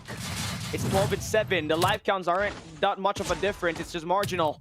And FTX and the team has one last attempt to make this push work on the B side. Gotta take their time. You got number 1 scared, just trying to work his way down to batteries, trying to get the lockdown all the way to the enemy spawns. That will not conclude for now as you see the gameplay just be played slow pace. Oh, Candy on the feed, finding FDX now. Leaving Stalwart Esports with no respawns here. Scurred FDX. Incendio, shut up. Clove, still alive and kicking here. Clove does get tagged up, coming from that push here, from the wrap around. It's going to be Clove getting the information as well. And on the front, Candy finds FDX. Numbers gets lower here. Shut up, you're going to be right around. No black scope for you, baby. Shut up finds a double now. Should this be the break that they all have been longing for? Numbers are getting depleted here from the set of Elevate, but it is still a 5v3. It's possible here. Just hold down this power positions. Right now, Kenny's been able to find Scared. You're going to take this swing. Carlo Morales, you're going to be able to find one. Get the second. First win on the defense. Going to go in the way of Elevate. That's going to be completely huge, especially for PJ, who scored 10 kills on that round. While Kennedy just provide that backup with that sniper on the long range. Now you're going to have 5 operator skills able to get, activated here. That might just able to help you win your attack side. Get that early mid-map presence in the laboratory. Yeah, now use this War Machine to zone out the right lane here for this A control point, and they got a run out on this entry here for this very round. Coming in pretty crucial here. Should be able to get the first and second segment with no problem here. Have EOP extend. Candy as well. Not too much though. You can't get too greedy. Just get the objective point here. Until then, you'd have so much playing room. Now you got some shots here for Yopi, 1 Kenobi. Again, that Sparrow was the deal breaker on that hard point earlier. Let's see if he finds some value on that here right now. He's just waiting for the best time to take this. I mean, they're taking this A side right now. They're pausing the clock. That's what's working. Stalwart Esports is looking to try to give away the A side. Force another minute to the clock of Elevate. Now they can just play for angles. But even Yopi, feeling confident that he can extend out, play through elevators. And Stalwart's about to get broken through. Kalo, though, will be shut down by Clove. So that's nice. You're able to get away those 2 players. But look at number 2 in blue and PJ. All the way to the enemy spawns. And FDX as well. Pushing up now with Annihilator. Fortunately, wrong lane for him to hold on to. But there's going to be 3 opportunities now right up front. He finds one. Kendi's going to go down. Player 1. Yopi going to be on top.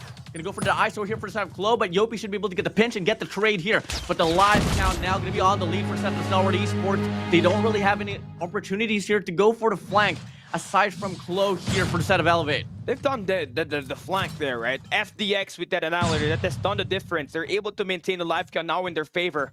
But Elevate is just too persistent on this. They wanna attack from the back. That's Susano playing the attack on Clove that will be bringing back him to spawns. Oh boy. Here we go, the grinder is activated for Susano as he unleashed the demon inside. That's Claw. That's just working right now for him as they drop down, deplete the life count of Stalwart Esports. It is just a grinder for him as he finds 7 in the feed. Now it's Stalwart down to their last live. This is difficult. You're also giving away the B site while Yopi 1 Kenobi gets the shred. Confirms 3 kills on this, and just like that, it has snowballed into Elevate winning this round number 2. Yopi doesn't stop. He is that guy. He's hyped up. He's insane. Clove all alone, trying to save the day. Up against 5 players of Elevate. You get 1, you get 2, but couldn't connect with a triple for the rest of the round. You go down. And Elevate now is going to be on match point advantage. How do you let go of that spawn, man? Why do you not throw stuns for your teammates? Not even a smoke was invested there by Stalwart as they tried to play the escape on the trap. You could have watched the kill cam a little bit more instead of just barging your way in, trying to go in for that flood. Tried to waste. Oh yeah, you just tried to waste the claw. Which could have been done there, but hey, breaks up the game. Games just happen so fast, you don't know what to really decide, right? But for now, for Stalwart, at least able to win the A side here. Yeah, Stalwart Esports, they're hungry. They want to take this game back towards their side as they get a great opener here on this round. Clo picks up a 4-piece before he goes down. That is going to be enough space for them to get a capture here on this A control point. Second segment done. should be the third as well. And we get to see the life depleted away here for the set of Elevate, but a heap of contestants here from the set of Kendi. And Susano will be able to put a stop into it. The trade comes in, and they get the stopper here for this A control point. I mean, Yopi is just on a different tear right now. You can see him at least able to get 5 in the last round. Here they are just kind of struggling a little bit, but they find their way back as they manage to get that mid-map presence. Yopi, one Kenobi. Yeah, he's just tearing apart every member with whatever weapon he has in his hands right now, able to get them for a switch around. Ooh, yeah, not much you can do with an MG42 in your face, right? Not too much at all. Not too much of a change here as well. The capture is still going to ensue here on this A control point. Stalwart Esports, you got the time. You got a bit of a gap here in regards to the life lead. Now you got to make the proper decision here. Do you want to go for the bar share on this B control point? You get to see it solidified. 3 trophies in the process. Found and over. But take a look at 3 players here. That's going to be 3, 5, and 2. Ooh. All over it. It's going to be Klo, Kendi, PJ extended. Now, isolating 3 lanes in the process. The same goes for set of Stalwart Esports. They want to play the same card. Want to play for spawn trap? Let's get it on. Okay, who deals the first blood here, though? Just to activate the spawn trap. Going to decide who's going to win this round. You got an instant here, Stalwart. Just kind of over-invested on this, but instead it's the first one to Paul. PJ brings up the Annihilator on the other side. Incendiary stuck on an island. That's just double team for him. He's going to get shredded to pieces. And now PJ confirms one with the Annihilator. Just waiting for more on the target practice. This is what you do in the practice range. On this close range, you want to be able to get his fights. And he just completely gets his kills. Locked down. Down to the wire we go. And it's not even close now. Just 3 players for Elevate. Waiting at the spawns. Predator missile locked in. Not even gonna work, but Shut Up is here with his teammates. And oh boy, we are tied. Shut Up, they got their own practice range at the spawns of Elevate 2. It's Klo bringing out the equalizer. Now it's gonna get shot down, but they have done the damage too. 3v6, 21 seconds. The battle of spawn traps. And at the end, Stalwart Esports on paper, they had it better. Yopi PJ here, left alone. Stalwart Esports needs to go for the capture or the last 2 kills. Still a possible round here for the side of Elevate.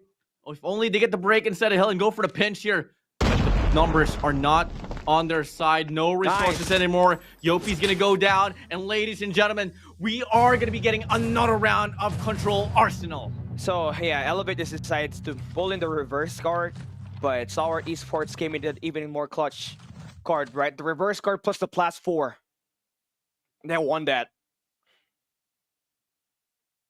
And now on this round, Stalwart Esports still far away from getting this win. Still needs to get 2 more. As Elevate bounces back here on the defensive side. Moving forward now, the break lets loose. Collateral shot here for the set of Kendi.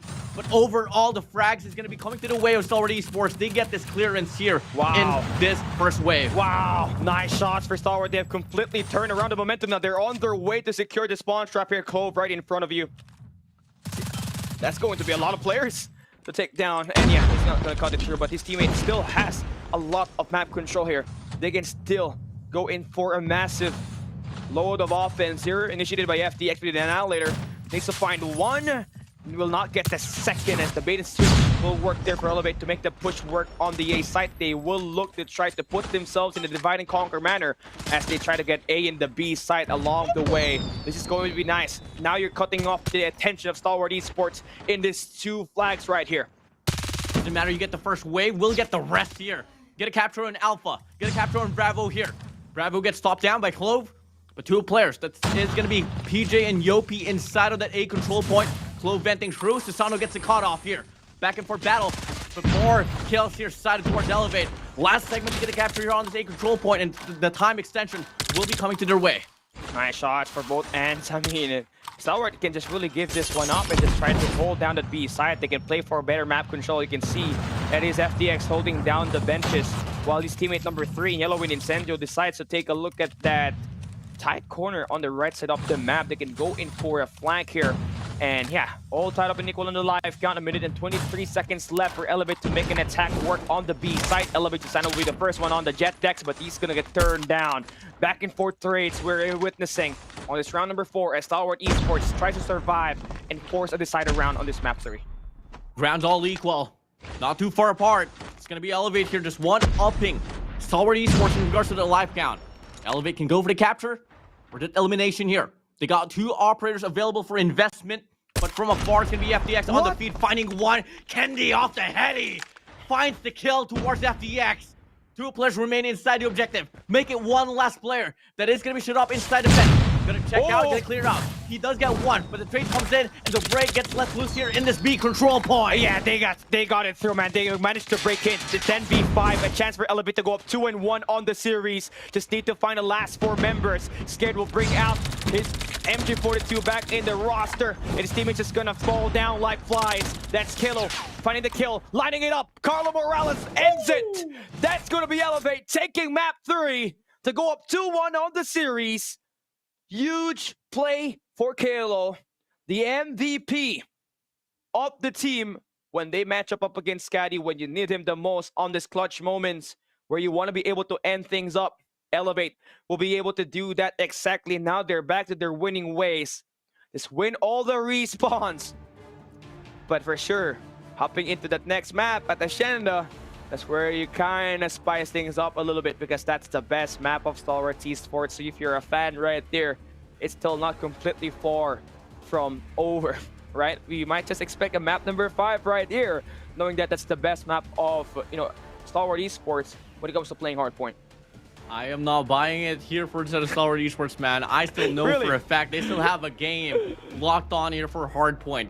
Cali, we've seen SnD already be forced by Stalwart Esports, and they were able to bring it on to a game 5 coming in from their previous series here. Yeah. So, hey, Elevate, this is the moment of time where you get to really put up a statement that this lower bracket curse is no longer active for you, that you are able to rise from the bottom to the top back at the grand finals. That's nice, right? That's a great, building up of character for Elevate, because anything really, the problem with this team is not just that search and rescue, those search and destroy, but the mental game too. That's kind of where they lack, not just this season, but all the way back to season 1 when they get dropped down to the lower bracket.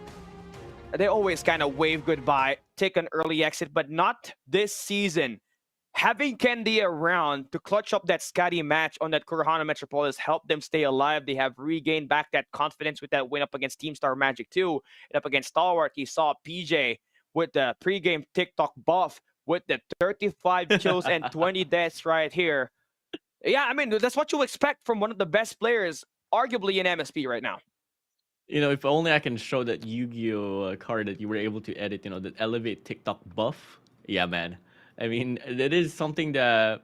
Okay, so looking at the stats here for the cards, when you activate this card, increases the attack power of the team by 50%. And guess what? PJ was able to enhance it truly by 50% here, Cali, making really the greatest impact here for the squad. I mean, on the other side, you get to talk about shit up 27, but if you compare them directly to PJ, Cali, it's just too far apart. +8 here for PJ. It's just on a different tier. I mean, this is what you really want for Elevate right now, to have your best players, one of your best players, to able to get himself going here.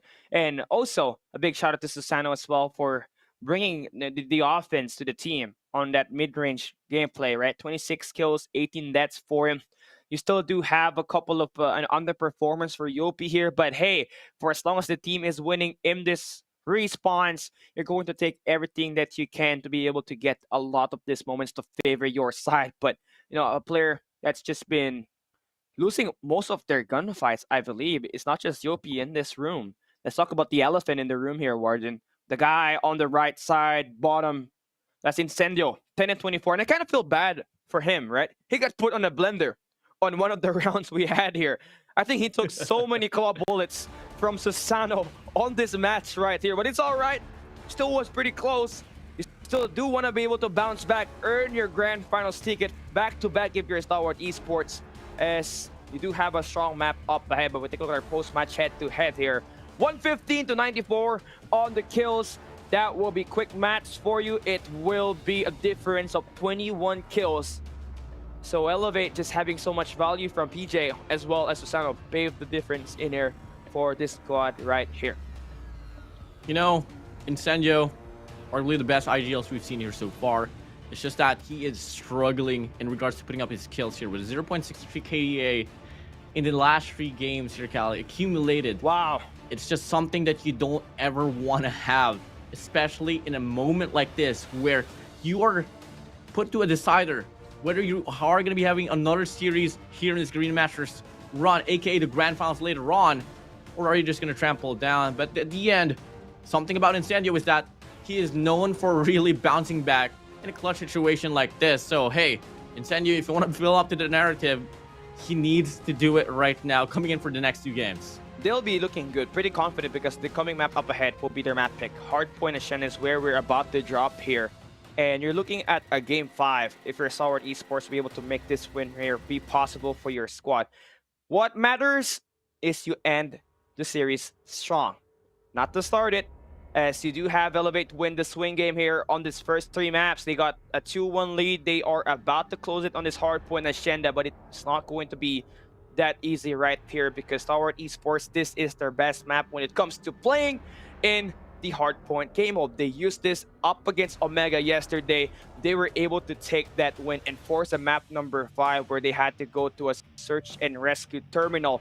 And Scared will be the best player here once again. 46 kills per game in the playoffs, adding up what he did on that Hardpoint summit just a little bit earlier. That shows you how much of a difference he is making in this battle right here, along with Clove, who's been able to play at his best capabilities at the first 2 maps. But now you're kind of lacking here a bit. You're kind of down because you are down 2-1 in the overall series. You need to be able to find that mental reset. Think about this as a 0-0 to start this map number 4. Then we can talk about a comeback at that map number 5 if you are Stalwart Esports. It's going to be a tough climb for them, right? Another mountain to move to and just try to get this win. Let's see what's gonna happen here, man. Incendio needs to be able to step up. I mean, same goes for set of FTX. I mean, Incendio has 0.63 and FTX has 0.90. And, you know, in a situation like this where it is going to be going back to respawns, FTX and Scourge should be the tandem that you'd want to watch out for. Now, fortunately for them, Clove is going to be stepping up with 1.29, and it was pretty evident as well. He was able to drop 42 kills for that very first round of the Hardpoint Summit. On the other hand, FTX only got 35 and 32 deaths. Yes, it is still going to be on the positive rate, but we need to see more. You know for a fact, staying on the positive side is not going to be enough. You need to see those impact kills, those operators properly invested, and that is something that kind of like took it away from the side of Stalwart Esports, because Elevate on the Summit Hardpoint was pretty flawless in regards to getting those operators investment. Now, who do we want to point out, right? I think everybody just did so well with their operator investment there. And this will be, you know, the difference, once again, just like what you mentioned on this Hardpoint SnD. Now, I want to know what the operator skills is going to be piling up on this map, because you do want to have a gravity vortex here, especially when you try to hold down P2, P4. Those tight corners, you're going to be able to help your team at least buy yourself that extra second to reinforce inside and be able to hold it down once the attack will be coming in at either of the angles that is available on those Hardpoint. Those are your money hills, and you want to be able to at least find great value on your operators there, Warden. You know, just by looking at the operator skills here, Cali, this is going to be a shift once more coming from Control. They're going to be going back to that composition of the Equalizer, the Gravity Vortex, the Sparrow, the War Machine, and the Claw for the set of Stalwart Esports. And the only shift here for the set of Elevate once more is just going to be PJ whipping out that Purifier instead of that Annihilator. Okay, so still the same thing at Hardpoint Summit, basically, right? So you can still have a major rundown, an overview of what the team is all about. Stalwart Esports with that Gravity Vortex will look to try to hold it down while setting the early rotation. Here we go. Elevate, a chance to end this series right here in 4 maps and advance to the Grand Finals to go up against Smart Omega. They can end it here, but will Stalwart Esports respond back and force game number 5? Let's come and find out. Oh, great caught here for a set of Flow. He does find one. Scourge is a tap away from going down, and he should be able to at least soften it up in the process here. Stalwart Esports does get the opener broken points. It's not going to be pretty easy now as Elevate. They are looking to gain the grounds that they need here, at least for this round on this Hardpoint number 1. Yeah, Incendio, I mean, just get involved, man. Here we go. Speaking of the devil, he gets himself an exit frag. Now they are going to be able to enter inside of the hallways. Yopi1 Kenobi. Yeah, he's just getting into the mix there. Come here, brother. Help him and his teammates working, but he's going to get flagged from the hallways. This is what you want, really, right? A combined balance of that hallways control as well as that hardpoint hole. And for Star Wars, they're able to get at least a little bit of advantage there over towards Elevate side. Now it's a battle onto P2. It's a money hill. And you got Incendio trying to secure in the left side of the map through driveways, but he's gonna fall. Now they're coming through from Checkers, and Elevate knows where they at, and they win the next set of gunfights. Yeah, there's gonna be a split here happening since player 3 and Incendio is gonna be holding down statues here coming from driveway, and 3 players now from the set of Stalwart Esports pushing up Checkers. It is gonna be pushing up Elevate here towards Wellspawn, and that's something that you just hate to see, but hey, looking like it's not gonna matter for them. They get the clearance here for Checkers, and now they get the definition that they want to hold on to this hard point. Yeah, 5 Joe go down just there. Stalwart Esports needs to be able to fully lock in at least the last 17 seconds of this. They managed to find a break inside. Play the scrap time to get yourself still in striking distance. Nice shots for Scared as he finds himself a double. Just decides to pick on the wrong angle as he gets taken down. And even the scraps, doesn't matter.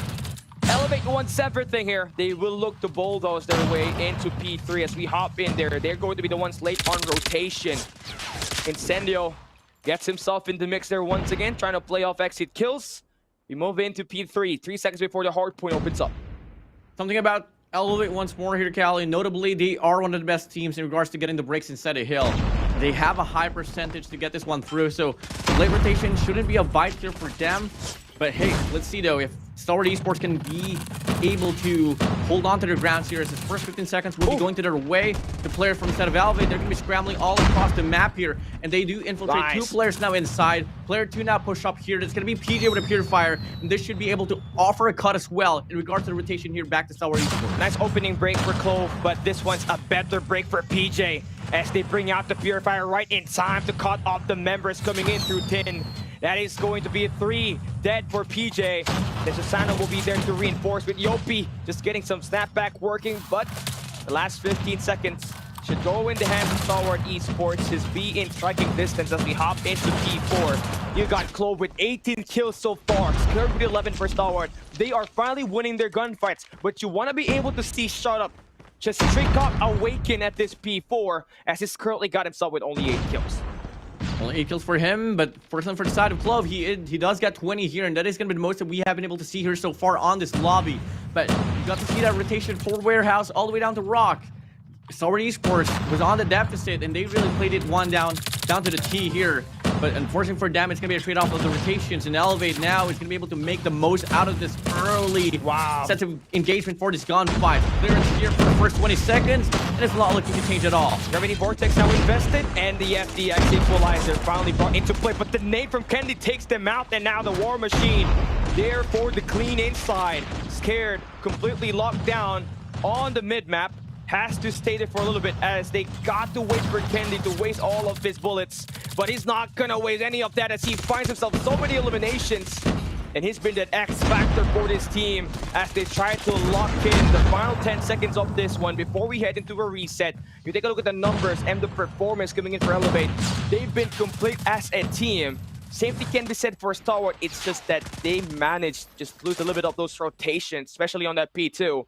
Need to find a massive bounce back as they're trailing behind by 31 points as we open up P1. Yeah, we've gone to the second set of the hard points here, and this time we are seeing more blood dropped here from the side of Elevate as this opener kicks in. The first 10 seconds now should go to the way of Stalwart Esports. The clearance here going to be able to get some sense of definition, but they lack the players here on the right side of the map, which is going to be buying enough time for Elevate here to barge in. Still looking to be a very scrappy hill here, Cali. Yeah, I mean, 2 go down for Stalwart. That is just going to beat them back at where they started on the tin. So they don't get any hallways control, no high ground whatsoever. Easy for Elevate PJ to lock in the time inside here while his teammates just focus on just going in for the eliminations on the feed. That it will now be the largest lead that we got in this match right here. Stalwart Esports cannot get anything going on this P1. It's a total shutdown. A Money Hill converted on P1 where it's supposed to be scrappy. Elevate has gotten that momentum to carry over their side. The capsize now has happened. Stalwart needs to find something huge here. The moment is still not gone here for the side of Stalwart Esports. If you are on the side of Stalwart Esports, make some noise on the comment section down below with the hashtag of We Are Stalwart. But if you want to see Elevate close out the deal, comment down below, hashtag Red Rebellion. Now, this is just it, man. Stalwarts, if they're not going to get this P2, at least this crap time, man, we are talking deep waters here. This will be a massive comeback that they have to pull off, and it takes quite a miracle to see that one happening, as we do have so much momentum coming in from the Slayers for Elevate. You see PJ on a force free, enters inside. We will be taken down by FDX, but Kalo brings out the equalizer. Even his last 17 seconds will just be taken away by Elevate. You do have a couple of players early on rotation for Stalwart Esports, but that hasn't mattered at all, as the bulldozing Elevate squad just comes in, barks their head inside the hardpoint, break it anytime they want. 120-point lead here for the set of Elevate. You've had a moment or two here, Stalwart Esports, but we want to close out this game. Moving over to the warehouse. 60 points only needs to be claimed here from the set of Elevate for them to book the tickets to the grand final. This next 60 points will be needed by Stalwart Esports. Now they gotta play it perfect from here on out. Now that the 200-point mark is going to be reached here, right? This tiny bit of mistakes, just giving away 5 or 10 seconds, even on the scrap, is gonna cost you that odds of winning to favor your way. Elevate now able to stack inside the hill, completely flip the spawn. FDX needs to cut across, brings out the equalizer from the patio side. His teammates gonna be late on this rotation, but even with him trying to make that individual gunfight work, he's able to at least help his team get that last 20 seconds contested. Wanna be able to get that as we are drawing closer to ending this map with Elevate, trying to pull away with the win. Stalwart Esports here is looking young, scrappy, and hungry here. Just get every single bit of the hardpoint time. But at the end, scrap points going to be coming to the way of Elevate, but it's not looking to be scrapped here, Cali, as they only need very few more points here for them to take the win. Fortunately, though, for the set of Stalwart Esports, to get the full clearance here for that early rotation towards rocks. They gotta win the first wave of gunfights if you're Stalwart here, as Elevate brings out their Sparrow. Up, Elevate. Can you get the break instead of Hill? Two players hopping in, and they do get the break. Garage spawn here for the side of Stalwart Esports. 3 players now found and over here for the side of Elevate, but they do get washed away.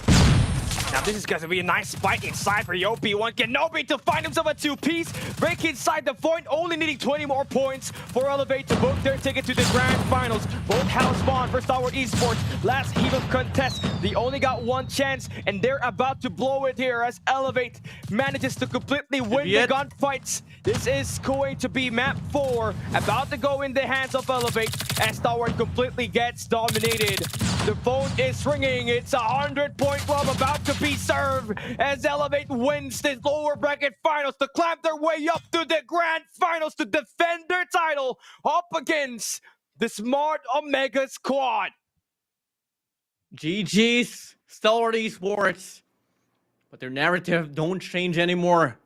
Losing another opportunity for them.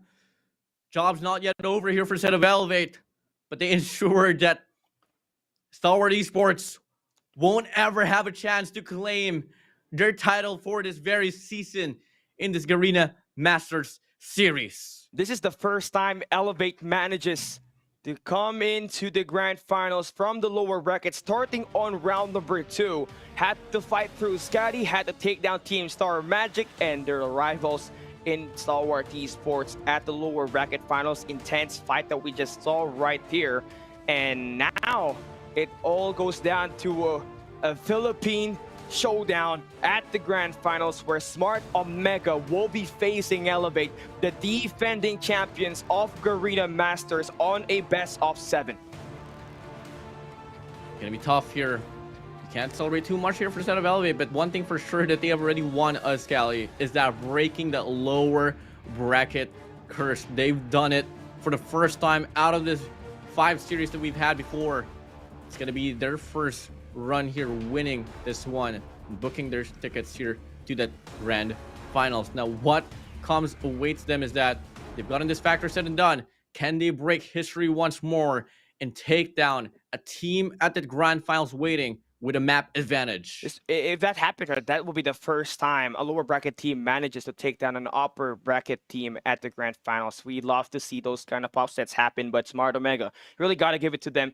They are in prime form to take down Elevate. They got everything locked down, but who knows? It's the team who wants it more that will end up with the championship later on here today. Post-game breakdown.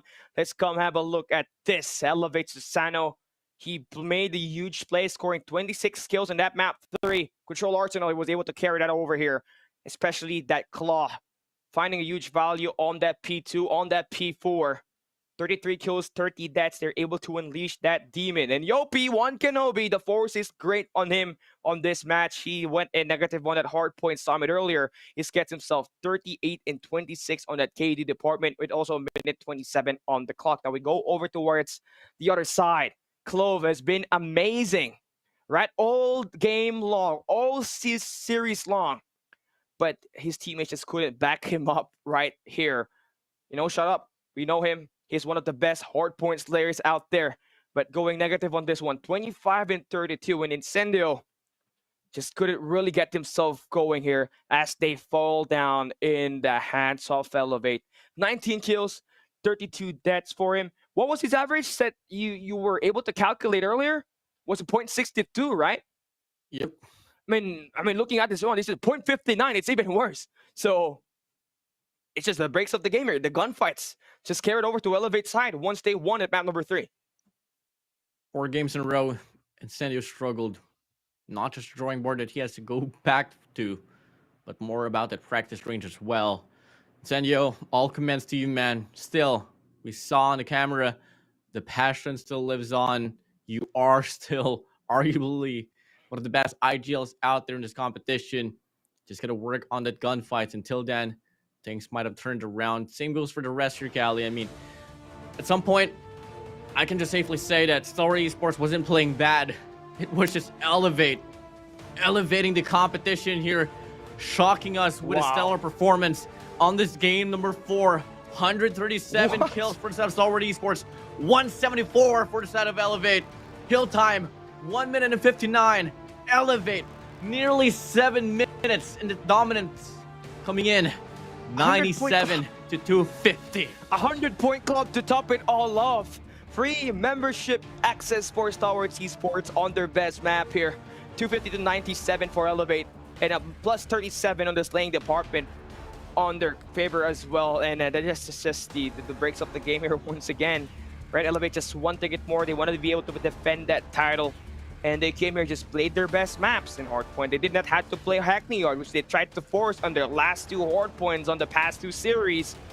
So at least that one got out of the way. They figured out what kind of maps that they have to throw away to be able to, increase that odds of winning. And with them batting that right here, they just managed to climb with the victory, with their winning ways, by the way.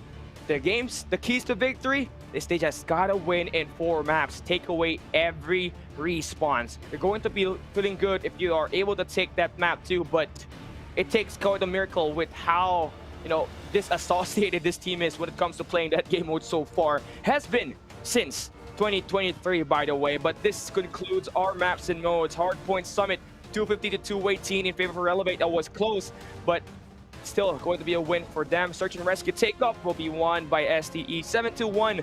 And you would think that kind of dominance would carry over on that map 3, but no, it wasn't. Spawn traps, a lot of beatdowns coming in for Elevate there as they win 3-1 on that Control Arsenal.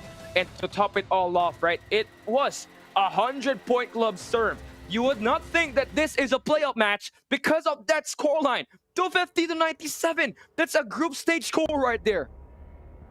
The morality got dropped down on Control Arsenal for the set of Star Esports. And it carried on here to Hardpoint Hacienda.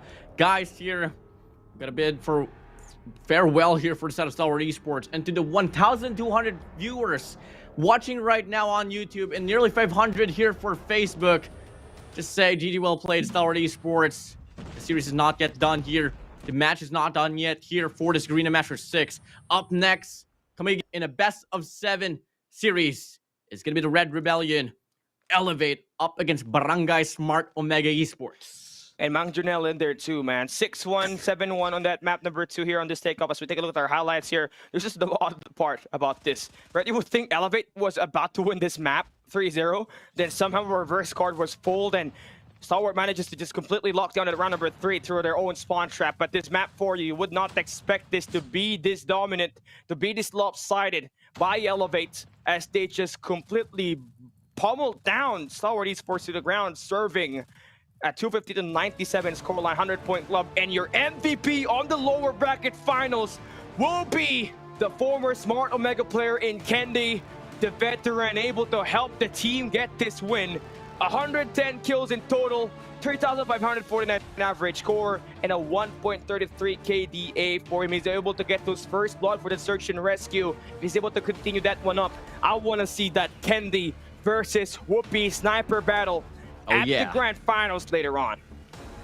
I mean, for a moment of time, on the upper bracket semifinals, Kendi was able to overpower Whoopi on Garena Metropolis. First and first out of Jabin, he was able to bring it on, and the rest, you guys know the history right there. Yeah, now we're heading into our team interview as we hop into a call with Elevate, the defending Garena Masters champions. It's going to be the same players, and yeah, we're going to be able to ask them questions. I'll be the English, Warden will be the translator. So first question here, Elevate, congratulations on the win. How are you feeling about reaching the grand finals? Anong pakiramdam niyo sa pag-abot sa grand finals ulit? Oh, we can't hear you guys. Syempre, there we go. Syempre, 3 straight, di ba, na grand finals kami.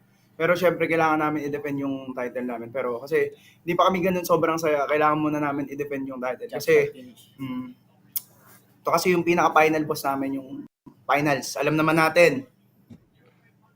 Tatlo yung grand finals na napaglaruan namin dito, tapos hindi pa kami kampante. So, I mean, that is going to be their call here. But in regards to the translation, that they're going to be saying that, they have been able to play 3 grand finals here so far. And they know for a fact that they're not still happy because they haven't won the tournament not just yet. The final boss still awaits them. And that's pretty nice, right? You guys are aiming for the top dog right there in Smart Omega. Now, a follow-up on this one. What's that one key thing that the team wants to focus on to be successful in the grand finals up against Smart Omega? Ano yung mga mahalagang bagay na kailangan yung pagtunan para sa Smart Omega? Tawag dito, siguro yung kumpiyansa namin. Kasi pag playoffs, nawawala yung kumpiyansa namin, yung confidence namin sa game. Kaya siguro nag-iiba yung game namin. Once na nalalabas namin yon, lahat kaya namin para sa akin. Malabas namin yung tunay na laro namin. Ganon kasi nangyayari lalo pag finals, na may mental. Pero sabi ko sa kanila, ito yung pinakasinabi ko sa kanila, huwag tayo matakot matalo, huwag tayo matakot magkamali para malabas natin yung laro natin. Just a bit of confidence here that they need to bring into the competition up against Smart Omega Esports. Once they settle down their mentality that they shouldn't be scared, they shouldn't be, not be confident. Till then they can just show their 100% that Elevate can offer in this competition. All right, that wraps things up for our questions. Now, I want you guys to give a shout out to your supporters and just take the time to, just thank everyone that has gotten you this far in this Garena Masters VI. Thank you sa nagpadala sa amin ng food, sa supporter ng Elevate, sa family and friends ko, lahat, mga tinuturuan ko, girlfriend ko, si Pibs, tapos sa lahat, namin kayo bibigyan ngayon, gagawin namin yung best namin. Shoutout to my parents na lagi nakasupport sa akin. Mahal na mahal ko kayo, ma. Ako, shoutout sa nanonood dyan. Tayo nyo, magka-champion pa kami. Candy. Ano lang, shoutout sa mga pakak. Oh. Shoutout sa parents, Elevate. Yun, lagi nakasupport sa amin. Well, thank you to the food, thank you to the resources, thank you to everything that has played a factor in regards to the support. There is what they said, and obviously notable shout out there from the Pakak squad coming from the side of Kendi. Also, a big shout out to Pibs as well, the girlfriend of Olea, if I'm not mistaken, right? That will conclude their match. PJ, and Yopi said that it's not yet over.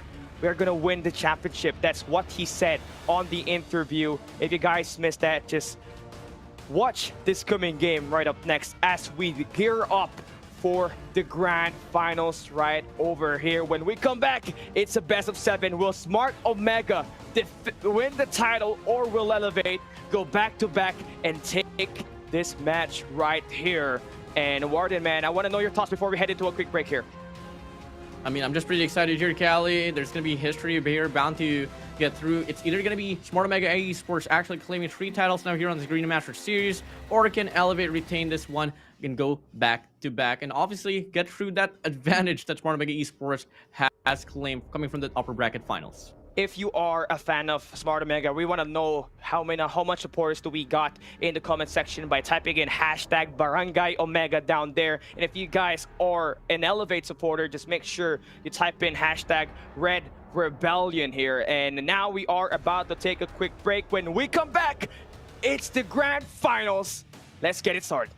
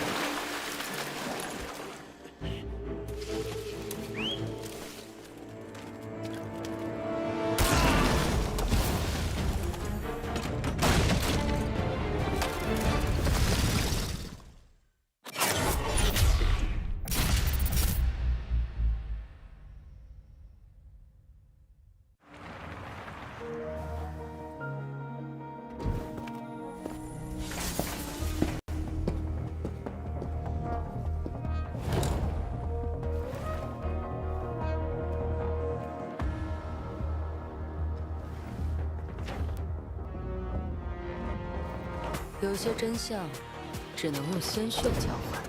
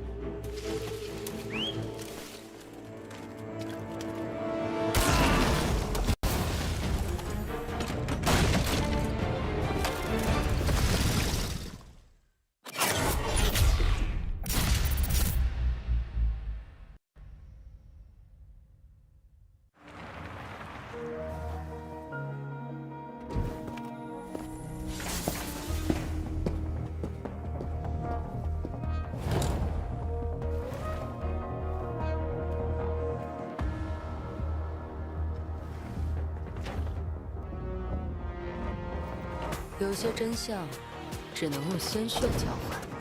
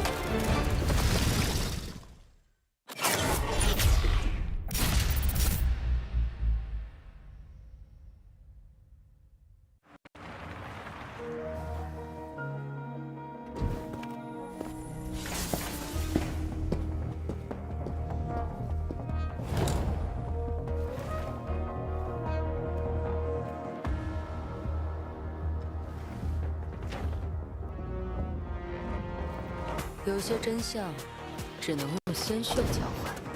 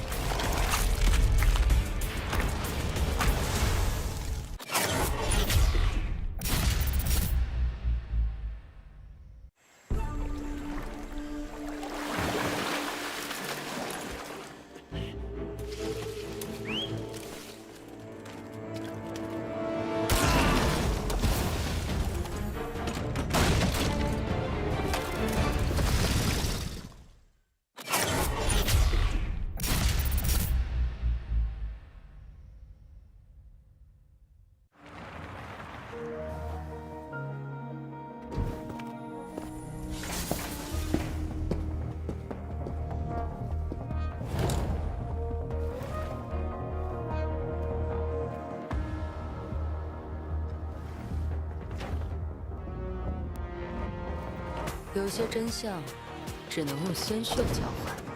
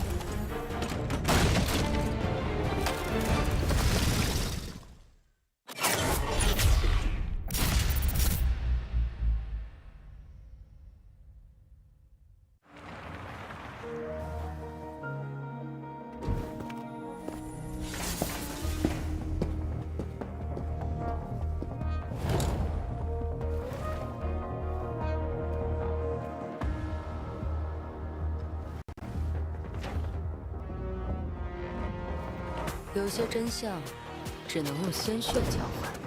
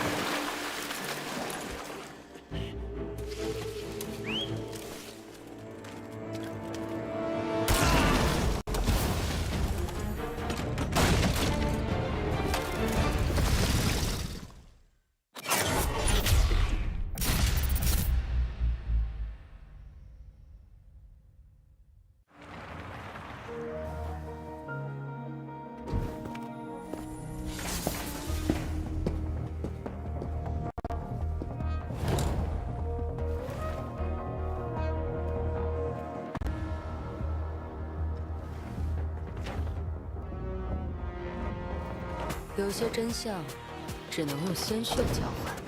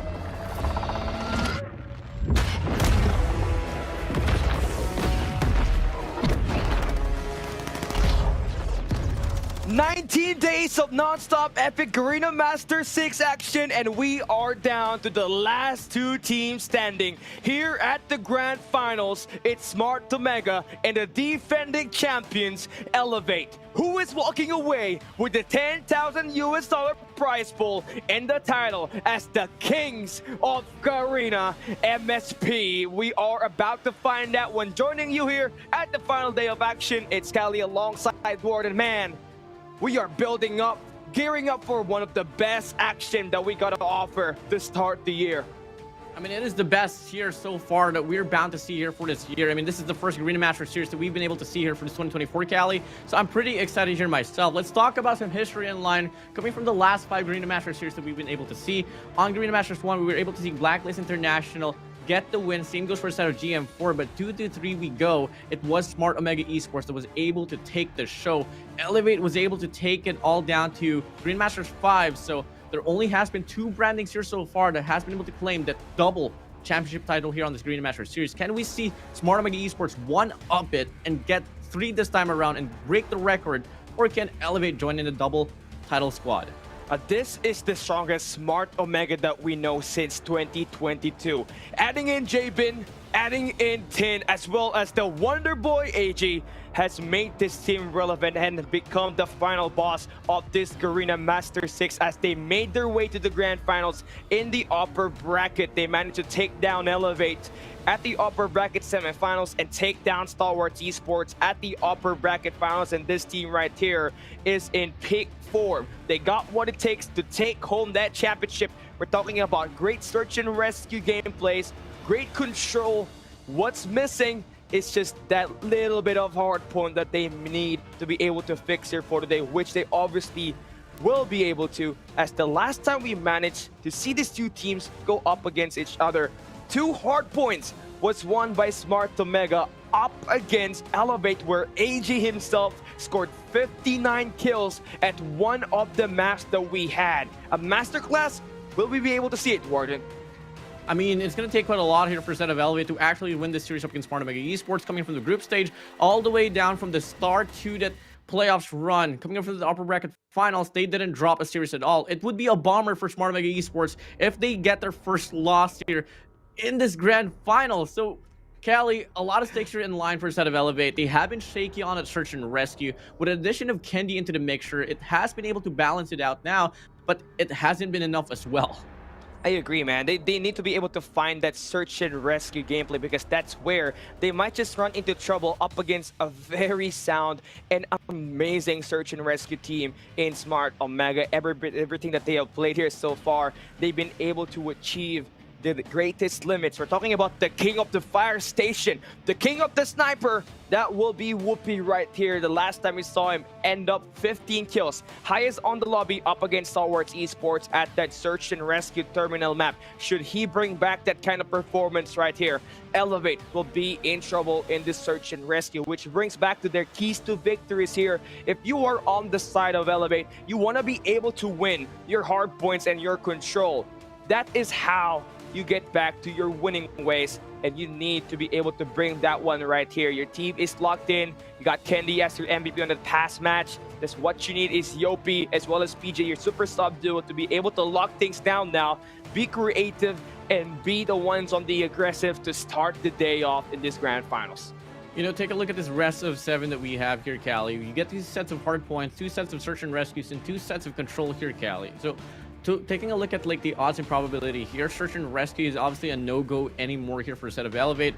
I don't believe that they have been able to go back to the drawing board and actually polish up those mistakes, because clearly we got to see it earlier. The only game that they dropped against Stalwart Esports was on search and rescue, and it was a suffering defeat coming from them. It was 7-1 on Takeoff. Well, I don't know what else can we say about like the odds here in regards to the respawns, because you got to look at that that semifinals run as well with, you know, the rematch with Smart Mega Esports and Elevate, and it didn't really go down to how we expected it to be. It was still a dominant show coming from the side of Smart Mega Esports. I agree, man. AG, he is that main player. He is him at the moment when it comes to playing this hard point, right? I mean, the last time he went up against Elevate on that Hackney Yard, man, 59 kills, almost dropped a 60 bomb, and people started calling him the Lucazin of Garena. You know what we call him? He is the Wonder Boy right here. The Wonder Boy, right? Everything, he has done it ever since, and he's been able to be successful. It's just that the roles have switched here, right? Jabin used to be that Slayer before. Now he's on the objective. Now you got AG just able to roam around the map, be able to get aggressive, and be able to initiate for this squad. And he has found that success and will be the Omega himself if he brings in that kind of action here for today. We did mention to start the group stage that who is the best player for Smart Omega right now without Whoopi, right? We did mention that it is AG, and he definitely live up to the hype right now, as he's got himself at least 40 plus kills per game on the hard point. No doubt he'll be able to explode like that right here, and Elevate needs to get ready when he manages to path up, because when he gets those 40 bombs, you wouldn't think that he gets those 40 bombs, because he is very silent with it. The next thing you know, he's just on a 7 spree, able to build up to a Predator missile, and the game has already snowballed. So you want to be able to stop that here if you're Elevate. You know, and if you're going to be talking about the rest of the players here for the set of Smart Omega, I mean, there isn't really any players here slacking off. For sure, there are some that is lacking the spotlight, but you can't really do much when AG is doing that heavy job here. For a set of Elevate here, Callie, we want to talk about Yopi. Yes, for sure, he was able to perform the way that he should be doing up against Stalwart Esports earlier, but we haven't seen really the best out from him moving forward to Smart Mega Esports on that semifinals run.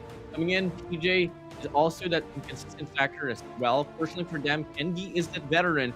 Kendi is that man that is providing experience and that leadership as well to just rack up skills, bringing the morality up. Until then, we get to see the best version of Elevate. I agree with that one, right? Yopi needs to be able to put himself on a lock-in here, because he's one of the best players on this roster right here. But with the massive rise of Carlo Morales himself, he has transcribed to be the second best SMG player for this team, and Yopi can just really take a step back, but he needs to maintain that positive KD. He cannot be able to put himself in a spot where he's gonna get outslayed and allow this other team to build up those core streaks and cycle up that operating skills so fast. So now it's just all about putting this one to a mental reset. Yes, if you're Elevate, you have managed to climb all the way from lower bracket round number 2, taking down Scatty, winning up against Team Star Magic, and going in for a 4-map showdown up against Stalwart Esports, where you managed to take this win. Now, with Alea said, you're going up against the final boss, and they know what they're saying here, especially for Tin. He's been able to become that second best player for this team when it comes to finding these eliminations, when it comes to playing these respawns. So if you can just lower down the amount of kills from this player, you might just have a chance to pull this one through and score with a massive lead on this game, right? So this is going to be a massive change up right here, Warden, right? you guys know for sure that our search and rescue, we all go down to just 13 rounds max, which is going to be 7 as our score limit reach. But we are changing things up here. We want to get this search and rescue highlights in the bag, and we're heading into 10 rounds of search and rescue on this best of 7 with a 1 map advantage in favor for Smart Omega. And I want to see myself some Kendi versus Whoopi sniper battle once we hop in there. Okay, such a drastic change here, and honestly, I'd buy it. I think it could be another opportunity here for the set to throw more rounds and how well they can dominate this, and at the same time, more chances for Elevate to prove themselves. At least it doesn't really end off too quickly. More round means more chances. But moving forward to the decider of the series here, Cali, if ever it is necessary to go down to a game number 6, it's going to be actually in control, so that is going to be a change as well for this one.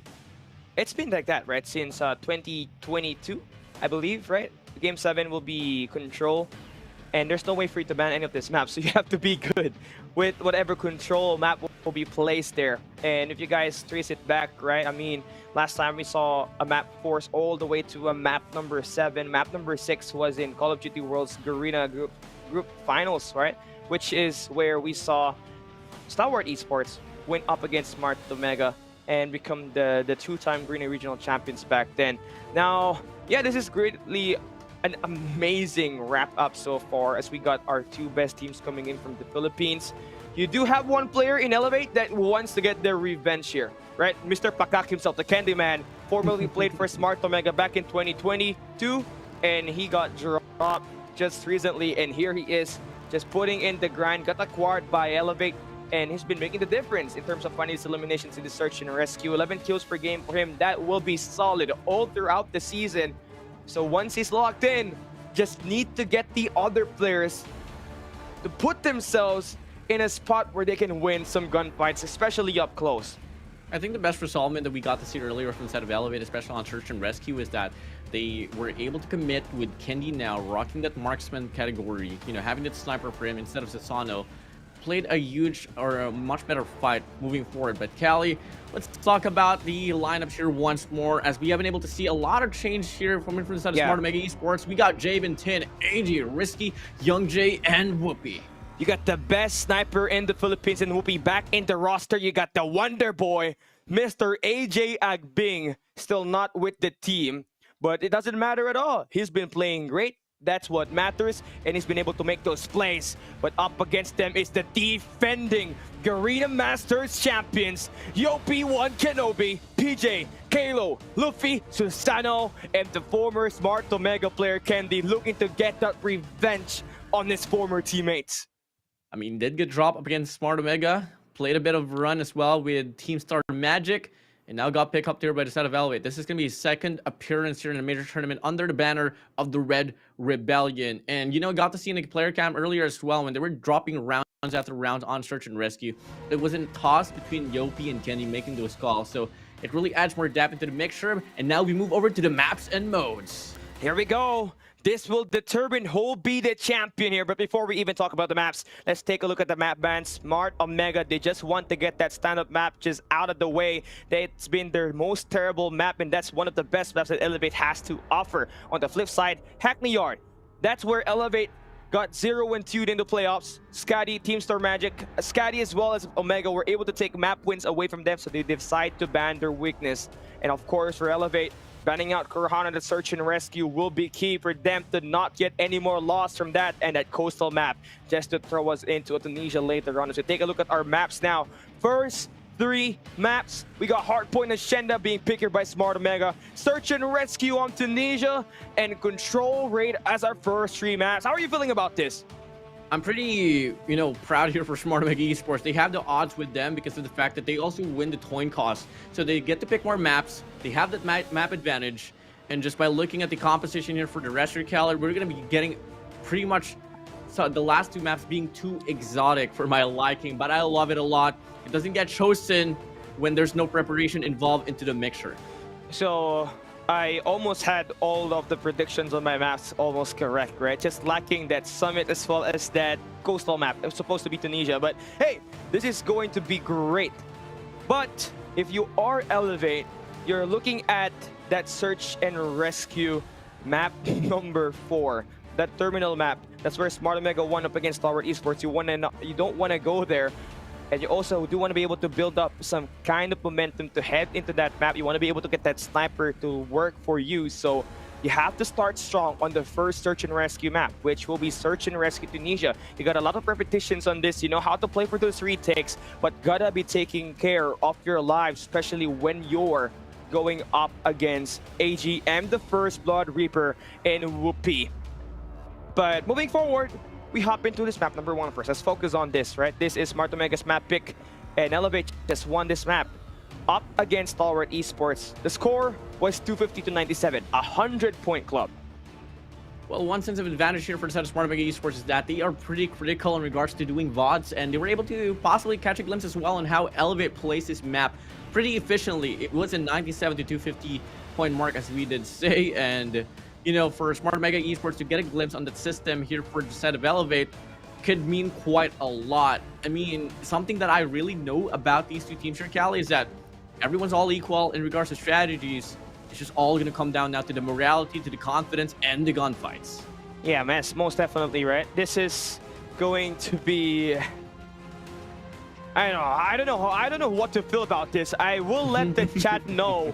I want to know what the chat feels about these maps, right? What do you think will be the outcome of this series right here? Are you looking at a quick 4-0 for Smart Omega, a come from behind victory for Elevate, or are we gonna go down the distance where we have to play Control Seaside? Let us know in the comments section. But you know, I think we're all up to this now. You know, let's talk about the Hardpoint statistics here. Smart Omega, they've been pretty much good on this map on the group stage. They were able to take this map up against Scatty, and they've also had instances playing this on the playoffs, and they've had a great run. But Elevate, I feel like, has gotten the most advantage on this, right? I mean, if you're comparing the most recent stat right here, you will be having Elevate going completely 100% on this map. Smart Omega, they lost this up against Stalwart Esports at the upper bracket finals, where they had to go down to a map number 5 to dictate it. Right now, we take a look at their operator skills. What do we have here? We got a Claw, Sparrow, Equalizer, War Machine, and Gravity Vortex here for the set of Smart Omega Esports. And for the set of Elevate, we got a Sparrow, Purifier, Equalizer, Claw, and a War Machine. So that is going to be the difference here. That Gravity Vortex and that Purifier once more. We have been able to see Stalwart Esports show the same set of setup here for the side of Smart Omega Esports, while Elevate is still going to be, you know, choosing the same way here. No change whatsoever coming for Hardpoint. And a bit of a shift as well with PJ on control later on for that Annihilator. Same goes for the set of Whoopi, actually. Gravity Vortex moves over to that Annihilator. And you really want to have those pistols, those operator skills. The Annihilator to go down to like the best duelists out there. And obviously it is going to be Whoopi and PJ. And looking at the best player on Elevate on this map right here, on this Arsenda Hardpoint, right? You're looking at PJ, who scored 32 kills on this map, but also do in fact mention that Kendi was able to perform very well here with 40 kills. And Kendi's on his villain arc right now. He's going up against his former teammates at the Grand Finals. This will be a sweet victory for him if Elevate manages to get this win right here, but easier said than done. The last time you went up against Omega, you guys got completely dropped down at the lower bracket. You had to climb your way through to fight the final boss once again, which the power, I did calculate with my scope earlier, it's over 9,000, man. This is just the prime form of Smart Omega. If Elevate can beat them down, I think we are in good hands. Well, Callie, this series here is hotter than the hate index that these players has been facing in the Philippines. This is just a battle that you all have to watch out for, guys. For those in YouTube right now and on Facebook, comment down below. Is it going to be hashtag Barangay Smart Omega Esports winning this one, or is it going to be the hashtag Red Rebellion? So far, the great part about this is that we're not supporting any team in our background color, right? We're not supporting green, we're not reporting red. We're just going in the background color of Call of Duty Mobile, Garena Masters VI, which is blue. Royal blue, to be more specific. And man, this is just about to go down. We just really want to get this game started. And I want to know your predictions here. I'm going to start first, right? I'm looking at a 4-3. I'm looking at a C-side control. We will play this all the way through. How about you? Oh, Cali. I mean, if ever Smart Omega Esports can claim SnD Hardpoint, then we might just be able to see a fast series here. Oh. Tunisia, Search and Rescue is coming in like, 70-30 for me. It's still going to be leaning towards Smart Omega Esports, but I do believe Elevate they know what exactly that they're doing to choose this very map. But moving over to raid control, which is something that Elevate wanted to avoid, but since this is a best of 7, there's no bans for control. Yeah. With a plasma up advantage here, claim the first 2 respawns and just secure that Search and Rescue just like how you've been doing it, Cali, could be a fast series. 4-0, you're thinking in favor for Smart Omega. Now that you mentioned it, it definitely is possible. Hardpoint SnD is also a great map for Smart Omega. They just played it close up against Stalwart Esports, right? But if you're taking a look at the overall stats in the Search and Rescues, it's been Smart Omega with the better win rate right there, and especially with Whoopi back in the roster, they can really light it up.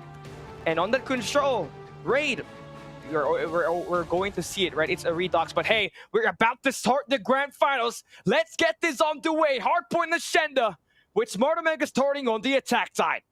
Is it going to be the Red Rebellions or Barangay Smart Omega Esports getting the first initial game here as we get to see the opener here kick in? Back to Hardpoint number 1. It's going to be a bit of a clearance here for the set of Elevate at the first hand, but we get to see Smart Omega Esports gaining precious map control. Yeah, 10, the MG42 King able to start up with an early 3-piece, gets themselves their first 7 seconds, but Elevate responds back with a nice attack. But we're still off the start, right? You do want to get some hallways control here on the first 40 seconds while also having the spawns for next. For Smart Omega, they're able to have that so far, but gotta win the next set. Kendi, the former Smart Omega player, able to find 2 on the feed, gets themselves this scrap time while PJ tries to play for the battle on rotation, fails it, but at least they get a lot of safety net by claiming the last 15 seconds of this hard point to make this a one-sided P1. And that's exactly the Elevate that you'd want to see here. Now, display for those scrap times, rely on your break percentage to be very high here, especially on the series. Yes. Until then, this scrap hill won't really come into matters as you move over now to the Garage. 3 players from the Smart Omega Esports already located in the vicinity. A pinch play could be offered, but the player from Checkers goes down, and now it's going to be driveway spawns here from the side of Elevate. Yeah, nice break, by the way. Only on one side. Tin cannot hold it through, but AG to try to play the corner. He's going to get picked down by the player spawning from Elevate over at the Checkers. Yopi, one Kenobi, he's been struggling all weekend long here at the playoffs, but right now has got himself 7 kills, the highest on the team so far. The captain turning things around, leading by example. Oh yeah, Elevate mad here. First 2 hills, 1 over by them. 25 seconds left inside a hill, and Smart Omega Esports, they're trying to do whatever they can offer in this scrap time, but they're just faltering over and over again. Yeah, you cannot be too sure though, because this is still the first set of Hardpoint rotation. There's plenty of time for us to see more of this action, especially for AG, the Wonder Boy himself. Arguably one of the best SnD players we got, can drop you 50 bombs easy. Should he get himself started already on the 8. Second highest on the lobby as we hop into P3. Early rotation will be here for Smart Omega. They are able to play the cut strat, but PJ manages to get the patio in control. Finds himself a 2-piece. Now it's a 1v1 inside the point with number 3 in blue and Kalo trying to get this lockdown, get this contest, and not allow Omega to get any points. Battle of Battle of Valley spawns. And now we are seeing it's just going to be a clear definition in how this one's going to play out. All going to come down to the gunfights inside a hill. And Yopi, PJ doubles it down. The sub-duo here gets the break inside a hill. They push away some players here from Flower Spawn as well.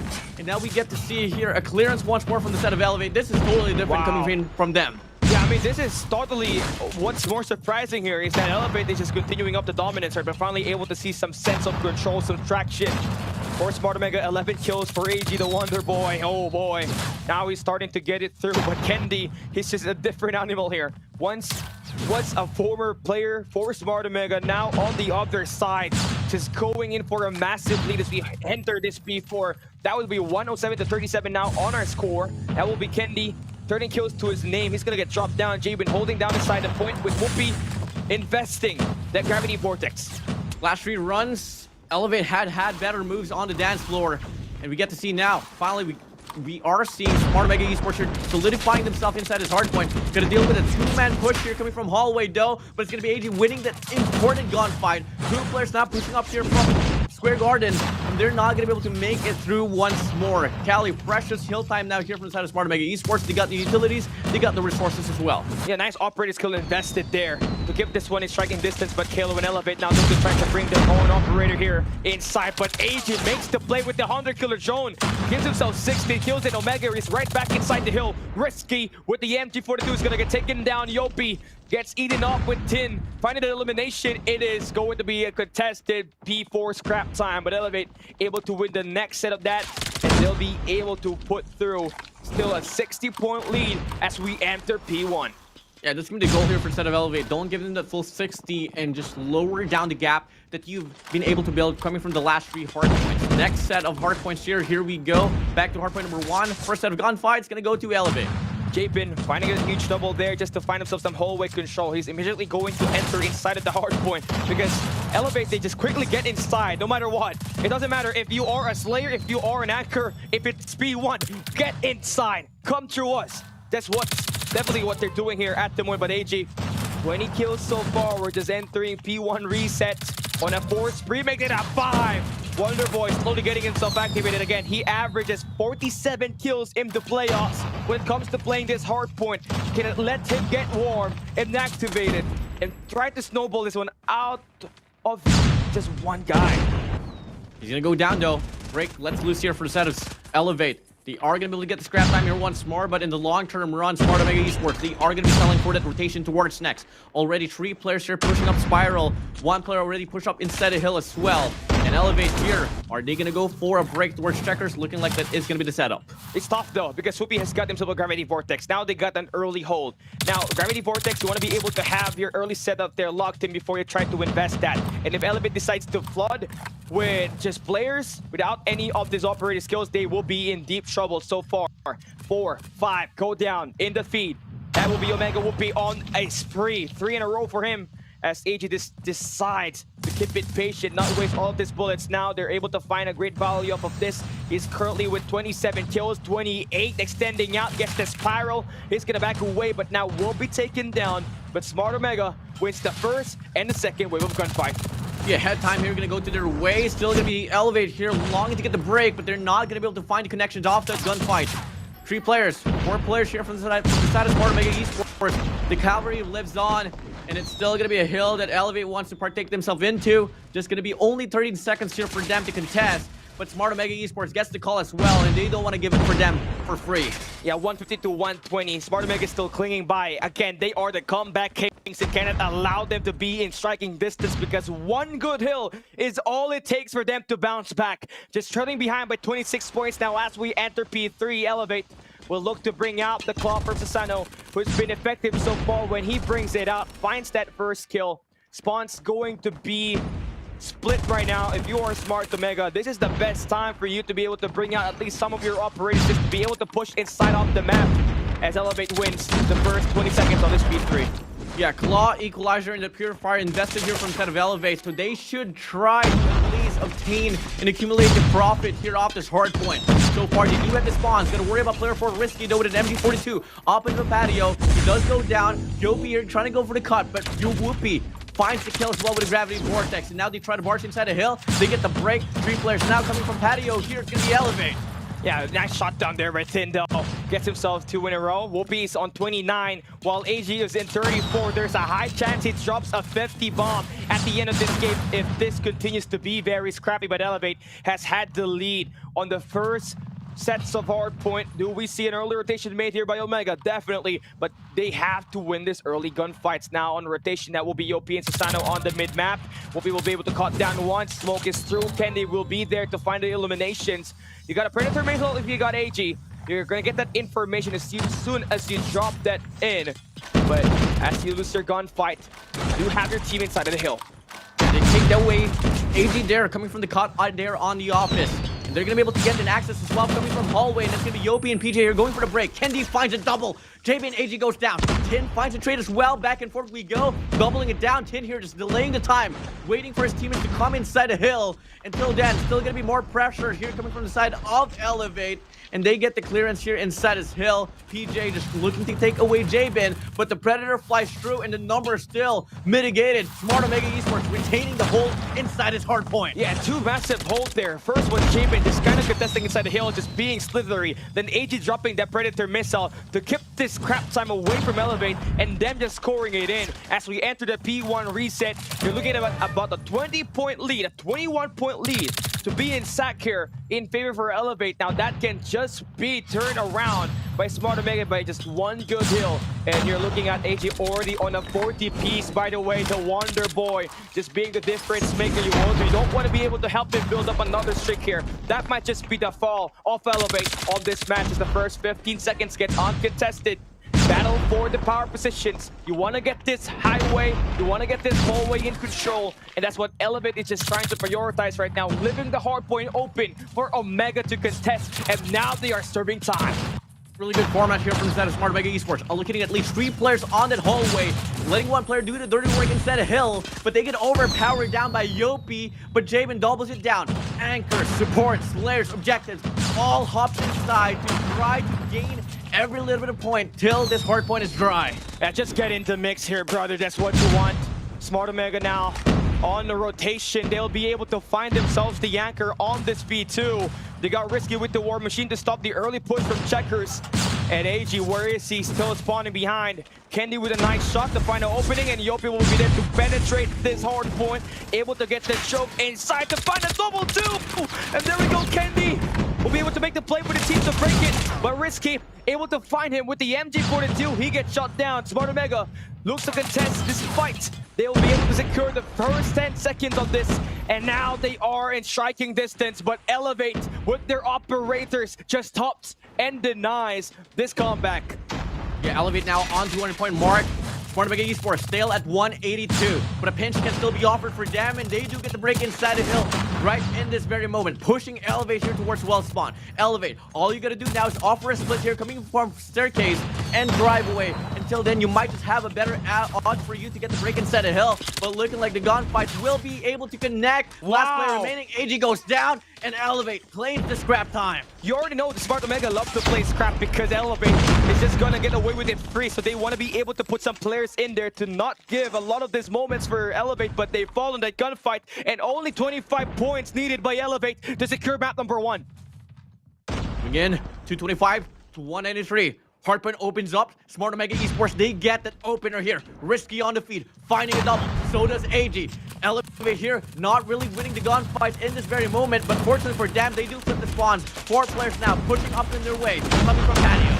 AG already 53 kills, but KnD with the nice play with the War Machine. He's able to stop the push on the fences all on his own. And now the claim on the hardpoint is going to be successful for them. But a couple of nades connecting for Jabin to get inside of this hill. They're going to be able to stack it relentlessly. Susana will now play inside the OBJ. 20 points for Elevate to win this map number 1. To tie up the series here on this best of 7 at the Grand Finals. Omega just barely scraping by. AG decides to enter inside, but KnD there for the shutdown. And the last 10 seconds is about to wind down, and Smart Omega will be able to get this contest. We are far from over. We're heading on to new. On to you here. Only 7 more points to claim. Smart Omega Esports playing for the scrap time. Now the battle of rotation towards new. Here we go. Should be the last and final hard point to decide who claims this game number 1 on this Grand Finals. Elevate is early on rotation. Tin gets shut down. Smart Omega brings out their operator, AG. Wonder Boy gets shut down by the nade. And now Elevate just needs to find a couple of more gunfights. That won't be played. It's crappy. They'll be able to take there inside with the War Machine. Help here from Risky. Mang Janelle gets the kill. PJ just trying to play it through. But they're all going to get gunned down. And Smart Omega wins the first gunfight. And now the exchange of hands continues to work. But Elevate managed to find the opening break. And that will be map number 1 in favor for the defending champions of Garena Masters. Elevate with the win on map 1. The Red Rebellion finding this equalizer now for the series, and that's something that you'd want to see here, Callie, if you're a fan of Elevate. Map advantage for the side of Smart Mega Esports. Not gonna matter anymore. It's now gonna be all equal grounds. So just treat it as the map number 1, the map right coming up next. And that will be Search and Rescue Tunisia. It will be a map picked by the boys of Elevate, so they're feeling confident about this. At least they did not have Corahana Metropolis in the map, right? So that's going to be a great leeway for them. But can never be too, complacent with it. Yes, you do have the map picks. Search and Rescue win rate percentage still favors Smart Omega. They've been perfect when it comes to playing this map right here. And you got to be able to lock it in to be able to get at least one Search and Rescue game on this best of 7 series. And again, we're hopping into Search and Rescue later on, which will be 10 rounds as the score limit. But on this post-game breakdown, the force was strong for Omega on the killing department. AG with 59 kills almost drops another 60 bomb up against Elevate. Last time was able to do that. Hackneyorn, Hardpoint, upper bracket semifinals, map number 4.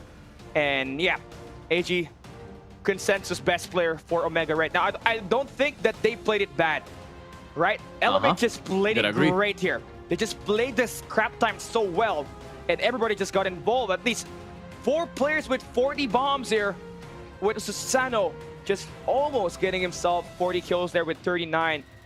Well, what can you say about this post-game breakdown, man? Callie, gunfights, not the problem at all. It's that heal time that came into the play here from the side of Elevate. Take a look at Chloe with 1 minute and 53 seconds inside the objective time. I mean, Smart Mega Esports, they're not doing too shabby at all. It's only Whoopi that won't be able to reach that 1 minute mark inside the hill. And for the side of PJ, if you do get to compare Whoopi and PJ, obviously Whoopi is having it better, doubling it down.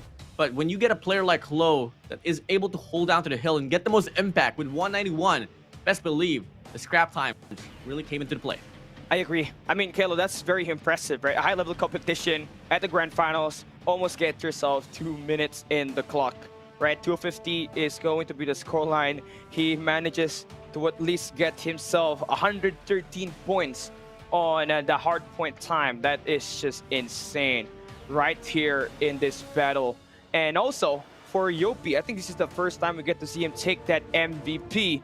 49 kills with 51 deaths. He is not far from being able to just really snowball this one in his way. But look at the kills, man. We got the highest kills for Smart Omega here, 230 in total. Then you take a look at the Elevate, 216. What mattered though is those hill times, which is what she said. Elevate played it well in the objective. You can get a lot of kills out in the parameter of the objective. But where it comes to shiny is if you get the kills inside of the hill. That's where exactly the impact came on here from the side of Elevate as well. Should be the scrap time, should be how they were able to get the trades inside the Hardpoint. Is the biggest in factor right there. It was still anyone's ball game here, Callie. It could have still went to the way of Smart Mega Esports, as they only needed to claim 27 more points for them to take this game number 1 and go up 2-0 for the series. I agree. They almost had it, right? They almost had the comeback to work for them. That B2 on the 3rd set, man, they were almost about to, tie it up. And then Yopi, as well as PJ, just drop in there with 1 operator skill health, and they managed to break it, get the scrap time. And those scrap time, honestly, was the clutch factor there for Elevate. And I think we couldn't really emphasize it more. You are looking at the highest competition here where every points mattered, and Elevate if they did not get those scrap time, it could have been the other side just able to get this win right here. You know something about Elevate here, Callie? They got this. Even if Smart Mega Esports wins the hill, they still go on full on for those scrap times. Could it be just like 10 points per each scrap time that they contest? Guess what, Callie? It really came into matters at the end of the game because the differential of the scores you can truly accumulate coming from those scrappy plays. But moving over now, Hardpoint Agenda is said and done here, Callie. We are now moving over to Search and Rescue Tunisia.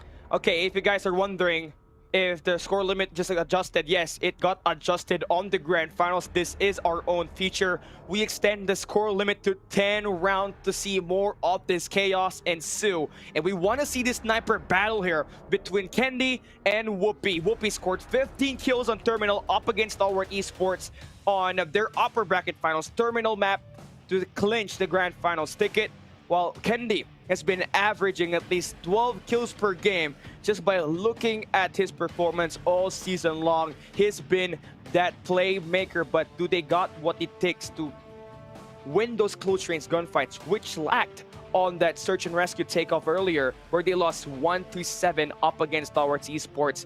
They gotta really be able to reset that mentality here, be a lot better, because now you have this map number 1. You're able to tie up the series. You got a chance to take a crack at this. You got that map win. Now you're heading into your map pick. So it's just all about converting now here, Warden. Callie, who cares about round number 13s? Let's get some round number 19s here for his search and rescue Tunisia.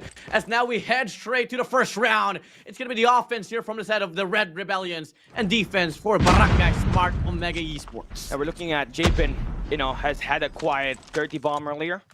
I mean, he played crucial there, but not enough. Elevate just wanted that map one more.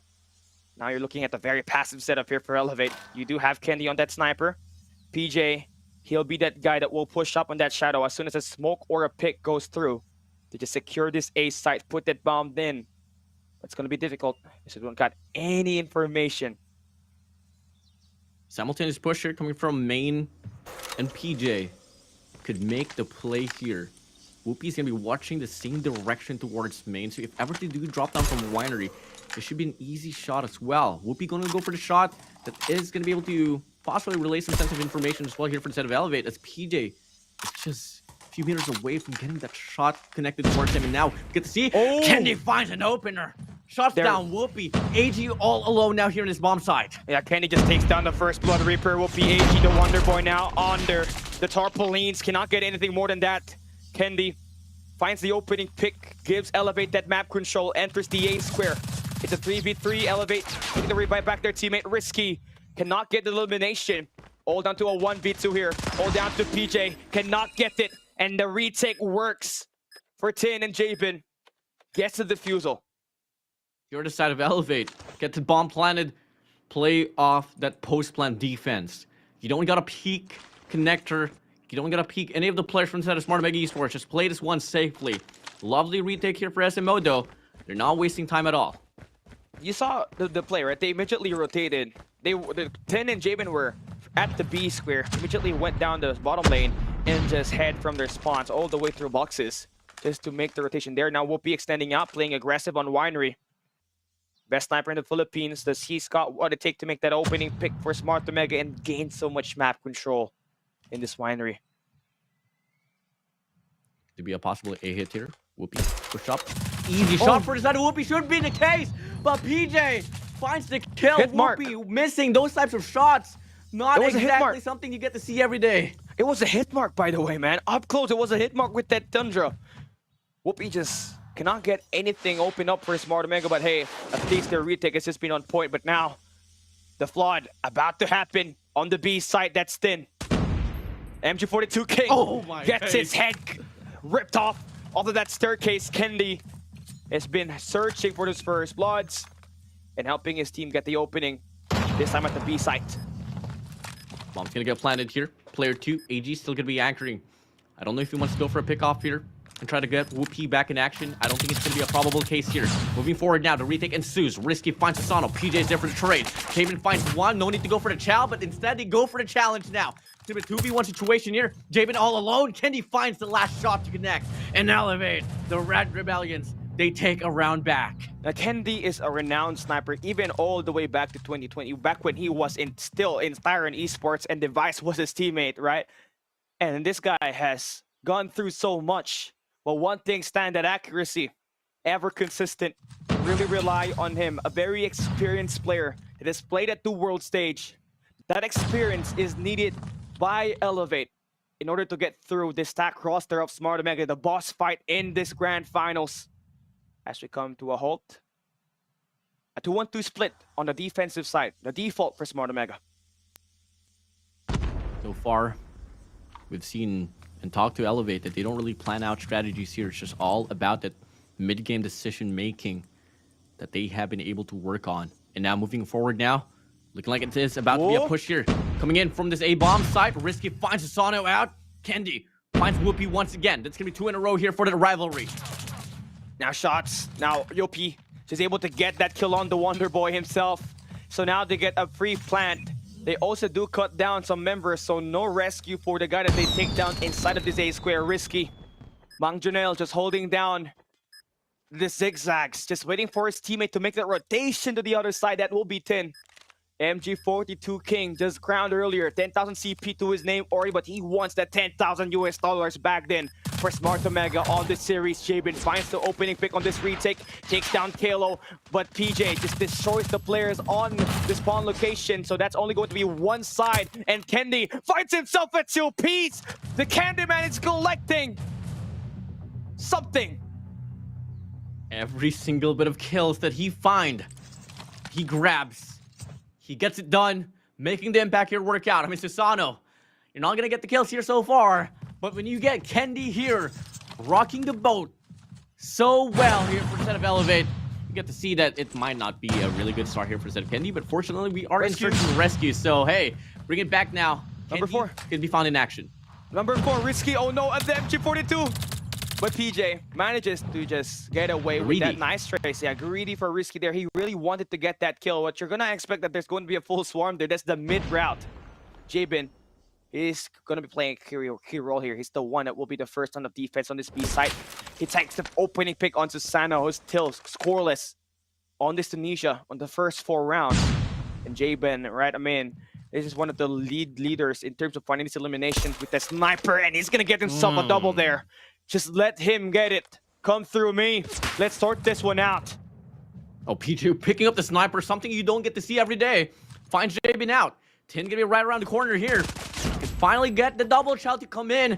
Yopi's gonna go down. PJ can go for the pickup now. Currently a 2v2, but turn it down to a 3v2. Yeah, the problem about this is Smart Omega extended too far. Now, okay, it's rough to get their rescues here. Great part about this, AG manages to get 1 kill, but that is not even worth it, right? They're gonna revive that dude right there. Play the numbers game. Take it slow. 4v2. Oh, Whoopi's back though. He finds his Sonu out. Gonna go for another challenge here. AG. Player 2 makes the play. AG finds a spray down. Now it's all gonna come down to a 1v1 situation here. Klo up against AG. 21 seconds left. Gotta get that bomb planted.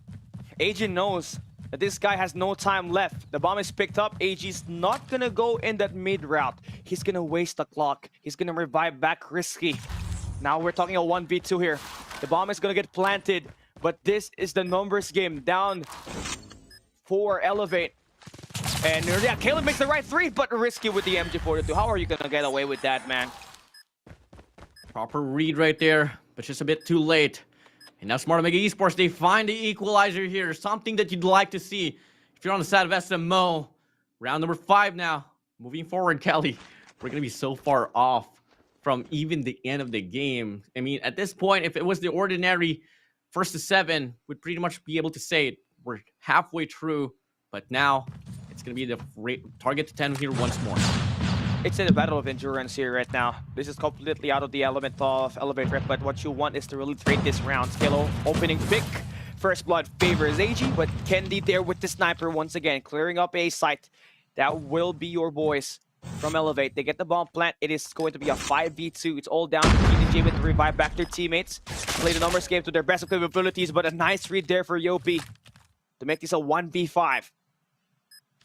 Jabin's going to be all alone. PG's going to go for the flank. Should be an easy kill, but Jabin beats him right into it. And now we get to see a hit marker for Jabin. So unfortunate. Quite fortunate for a set of Elevate. As they win the round, they take back the lead. Cali, a fight to be seen here from Elevate is something that you never really expected to see on this grand finals. Search and Rescue is a terrible game mode for Elevate, right? But they could just be hiding this just to prepare up against Smart Omega, right? Hiding strats to the next level. Could be the case here, but looking at the performance of Whoopi right now, who scored 15 kills up against Stalwart Esports, he just couldn't really get himself activated here at the moment. Only's got 1 kill on the first 5 rounds. That has to change. He needs to be able to lock down at balconies, but there's really no challenge there at all, so he's pretty much rendered useless. And that's a great job, honestly. Just keep him away from being active and just help your team get right through it. For 2 kills, Smart Omega claims Chloe and Kendi's gonna go down here. They're gonna be questioning as well. Are they gonna go for the pickup? Flash, stun, thrown towards Winery. They do get that information as well that one player's gonna ride around. Risky with an MG42 can just go for the slide out and should be able to find a double if ever the timing is right, but looking like he does hesitate and through the wall. Down below, Risky finds Susano now. And it's all gonna come down to the sub duo here with PJ on the Tundra. Oh, they're getting pinned down. Number 1 and Teen is just going to be there. Oh boy, Risky. Mang Junel's got 8 kills already, and he just continues to be unfair. That's barely half of the magazine. He's still got more to go. But the revive is going to be happening. Kendi's back, but Whoopi finally gets himself involved here. Finds himself 2 kills. BJ decides to take a pick of that angle, and Whoopi's there for the punish. Jabin now pushing up, and that's going to be another converted sniper kill as Susano falls down, all down to Yopi. With 25 seconds left, they took too long. Now this is going to be the Punisher. Clock is running out, and Jabin with the snapback. 10 kills on the first 6 rounds. The Jabin has turned into the J-God. 10 kills here for him. Has the sniper in hand. Whoopi is struggling here, but fortunately for the scopes, it is going to be Jabin not just doubling it down here for that very role, but for the squad overall. The first player to reach double digits here in this search and rescue Tunisia. Kendi's been able to find his opening fix with that sniper so far. Let's see if they're able to get the read onto Tin, who's going to run away. He doesn't want to get any of those close-range gunfights, so he wants to get his teammates to bait them inside very well. That's going to be Jabin with the eliminations, finding the 3Ps coming in from the double doors. Smart Omega now finds the lead in their favor. Gotta talk about how quick the respondment came in here from the side of Smart Omega Esports. They got that intention coming from Elevate that they're gonna go for that B bomb side. And the rest, 3 players, 4 players came into rotation. They were able to get the shot down here from the 5-man pack of wolves here coming from the side of Elevate. But Elevate still not gonna learn from their mistake. They still want to go for the commitment, but this time they do have a better break here on the side. The first line of defense, Tin shot down, then you got Killer just extending, taking down Whoopi, tries to go for more fights, a straight transfer. That's going to be a 3-piece for him. And AG, the Wonder Boy, cannot get out. What a fast response. What a nice counter that we got for Elevate. As they tie it up, we still are. We're barely halfway, right? We're barely halfway through. Almost at the second half. But still we're at round number 9, Callie. Round number 9 here, and there's 10 rounds to be claimed here for each end. A possible round number 19 if ever the pacing doesn't change. But a really good nade here from the side of Whoopi will be able to force an early 4v5, stalling that push and that aggression here coming from the side of Elevate. Okay, Lo. I mean, Carlo Morales now going to have himself back up alive. Kendi. He's been able to pick up a couple of kills here. Trying to get another one on Whoopi. But you don't want to get this angle on this connector right here through B, because Jabin has been able to hold that angle pretty well. And he's right there, just going in for the pressure, almost gets out. Oh, the bait and switch work. Tin manages to get one. Kalo will be falling down. You want to get this revive, but you're going to get this kill first up against Tin, but it's tough. He's just playing off timing. Doesn't want to go and overextend. That is so nice. Elevate are going to be 1 man down after the first minute went by. Crossfires here from the side of Smart Omega Esports. It's just a hard thing to deal with. And now they go for a peek out. What? Whoopi misses the first shot and the second as well. Oh my days. Very crucial shots, but there is going to be information relayed here. And now it's looking to be a 2-2 split here. 2 players pushing up connectors. They want to go for a chase down here for Whoopi, but the timing is not going to work to their favor. Whoopi still missing a shot, not getting that opportunity. And now the break coming in here in this A-bomb side, but fortunately for the rest of his teammates coming from the side of Whoopi, they will be able to win that defensive attack coming from the side of Elevate. Now, all going to come down to Susano here to clutch it up. Risky finds a shutdown, and Smart Omega Esports, they take back the lead. I mean, Mang Janelle, right? He's not on his usual Odin, right? He really wants that MG42 in the face of Elevate. It has been pretty well with it, right? 11 kills to his name. Just really leveraging the underperformance that we're seeing for Whoopi. on in the first 9 rounds of this action. Approaching 10, we switch sides. Omega on the attack. Only player defending here will be Elevate Kendi, who managed to get himself killed. Yep, a team kill. Blooper. A bit of a blooper there for Elevate. But you gotta move on. Still gonna focus here for this retake. Chloe is gonna go down. Susano does take down 10. And now 3 players here pushing up from the side of Elevate. But gotta deal with Risky on his MG42. Yopi's gonna be all alone. Smart Omega Esports, can they go for that aggressive tone and just try to deny the rescue, get the kill, shut it down, and now a double round advantage here from the side of Smart Omega Esports. That's the value of the MG42 on this match. Imagine, there was no trigger discipline there for Risky. He was just spraying. He had a 250 magazine on that, so he was just able to hold down for at least 8 seconds, able to line it up and just take those players down one at a time. Now you are just 4 rounds away in winning this if you are Smart Omega. You do got a chance to take a crack at this on the mid route, as you do take down Kalo on the opening, but Susano's there to cut him off. Find the trades. 30 seconds go by, already a couple of eliminations we're seeing here. Super aggressive round we have. Whoopi finds a double off Kendi. And now, kills here accumulated here from both ends of the spectrum. It's just going to be looking to be a 1v1 situation. Yopi is going to get picked up. So does Tin. Now it's going to turn to a 2v2. Could be a 3v2 now. Search and rescue at its finest, baby. There's so much players for Elevate on this side of the map, but Jay been able to make the play. Yopi down, 2v2. PJ hops up. PJ from the flank finds one. It's a 1v1, and Jabin with 17 kills already. The captain has been relentless. He wastes no time getting himself involved. And he's been the highest fragger for Smart Omega, heading into the search and rescue, averaging 11 kills per game, when our score limit is 7 rounds. Right now, has surpassed that really, after we get 11 rounds into this one. Moving over now to this round. Round number 12 we go.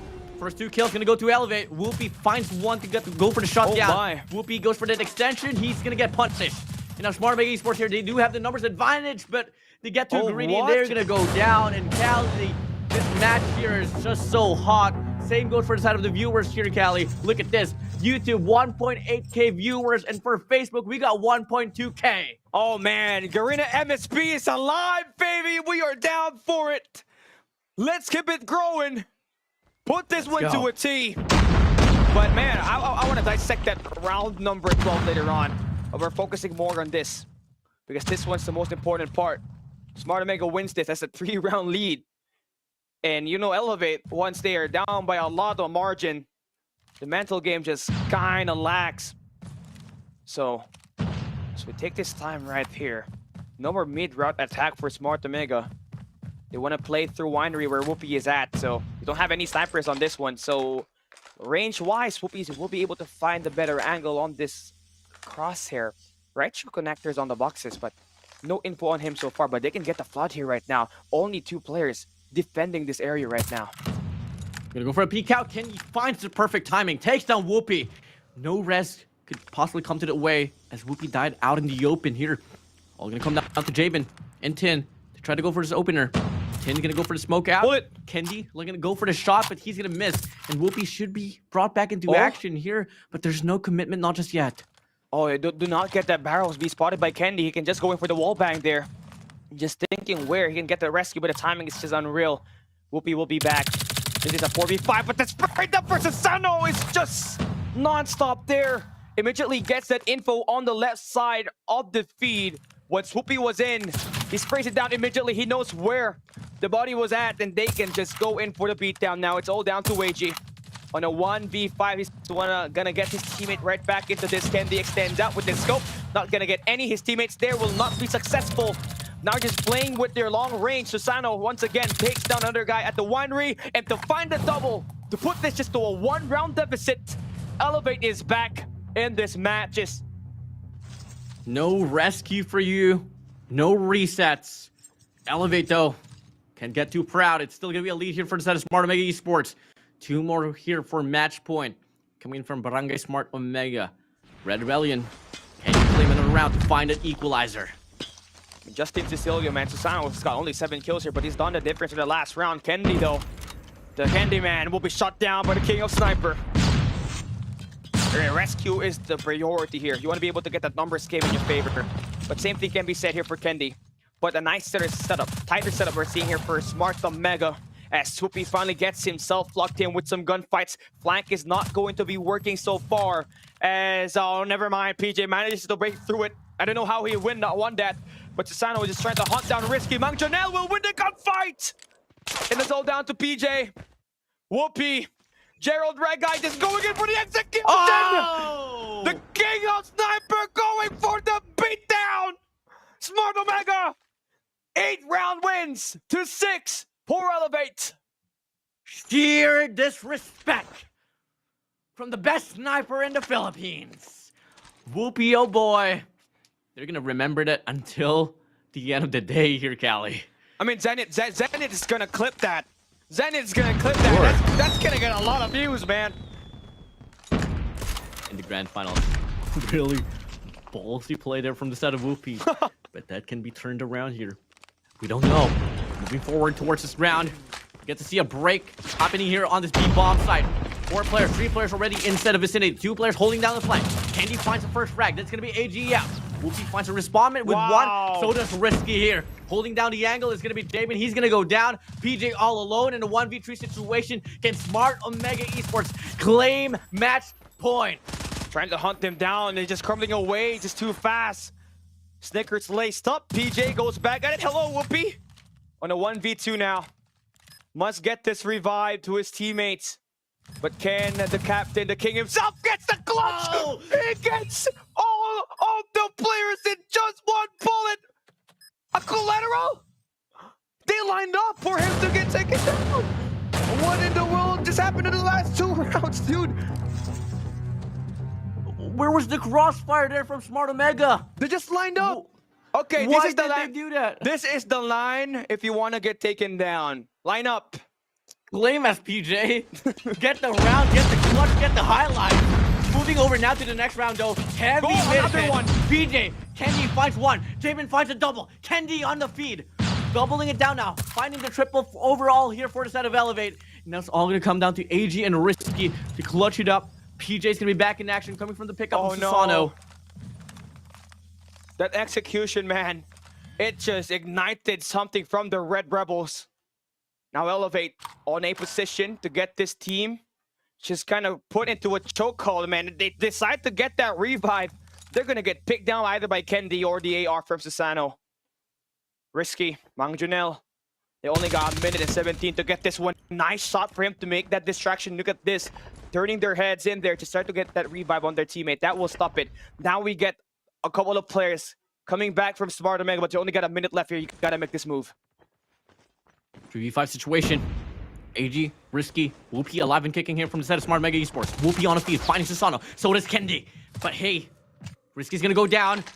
Now gonna be a 3v2. The number's still gonna be advantage here for the side of Elevate. Oh my god. Whoopi's now gonna go down. Wonder Boy all alone. The slide comes in. MG42 to the phase. And Elevate, they find a equalizer. Yopi, he's been terrible.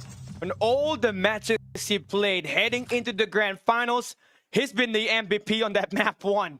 Look at him with 20 kills there for the day. The maturity from this player, without any glazing right now, it's just been tremendous. The amount of growth we're seeing for Elevate as they play up against Omega, it looks like they're just upgrading their battles. At the moment, we got Risky trying to push up. PJ says hello. How goodbye. AG is going to get himself taken down. There are 2 pieces for PJ. Jabin has been the GOAT himself. Needs to clutch this, but Kalo is going to have himself a 1v2 here. 10 just trying to hold ground. A minute and 29, a lot of time. Can we see a crossfire happen? Yes! And Kendi gets the kill. And Elevate is back with the lead. 1 round away from winning this. You execute us, we'll take the next rounds. Okay, this is different, Elevate right? is mad. Yeah, Elevate is mad. This is more than body shooting right here. Execute us, we're gonna get you taken down, says Elevate, but I may have gone too far with that. Yeah, I may have gone too far for that, but Elevate can still end it here. Everything is down to the wire. All gonna come down to this moment. Can Smart Omega Esports find 2 rounds in a row? Or can Elevate finally win their first search and rescue here on this upper bracket? Let's see, this grand finals, man, has been amazing. Great part about this, we got 10 rounds. We wouldn't have not seen an execution if this ended in just a score limit of 7 right now. Candy is gonna want to pick up a little bit more kills here. First blood collector. Yeah, the Candyman himself about to take a pick on this. Mang Junel gonna send down Jabin first with that scope. Oh, he spots the glint. He knows. He just has to jump here. Just has to jump. But no angle on that now. No need to go for the challenge. But Jabin is well aware Candy's gonna be right there. Oh, Whoopi. Whoopi finds PG out. Cali, very big kill. 22 players. 22 kills for him. Not gonna matter here anymore. Moving over to this round, we get to see the bomb is gonna be directed towards this B bomb side. Player 5, Whoopi still gonna be angry here though. No flank gonna be happening from the side of elevator. We get to see the ISOs kick in. Susano finds Stin, getting the equalizer here, forcing a 4v4. Age is gonna get this revive back to his teammate. That will be huge. Tin. He'll be able to win those close range gunfight for you, but Candy now decides to take a pick. Susano will be taken down by Whoopi. Best sniper in the Philippines now. Able to pick up another gun. That's a Type 19. They want to be able to force a decider round on this Tunisia map, but they don't have any high ground. They gotta play it patient, play these corners, revive back their teammates. AG, the Wonder Boy, gonna get himself revived back, but Kalo, he'll be able to find his 2 kills. Whoopi on a 1v1 to win this round right here. There's a player just trailing behind, 7 seconds left. Candyman and Whoopi, sniper battle here. Candy decides to take a peek. He doesn't spot the guy, he spots the feet. Now the 1v1 gunfight to end it all through. Whoopi has 100 kills drone. He can pull it out, he can win this right here. Candy, oh boy, you're out in the open. 30 seconds. AG will be brought back to life. And they get the close out. The 100 killer drone is going to go for the trail. Can he find a kill? Yes, he can. And now we get to see a 1v3 situation. Candy all alone. He finds one. AG's going to be right there here. A 1v1 situation. AG denies. Round number 19, baby. There we go. Round number 19.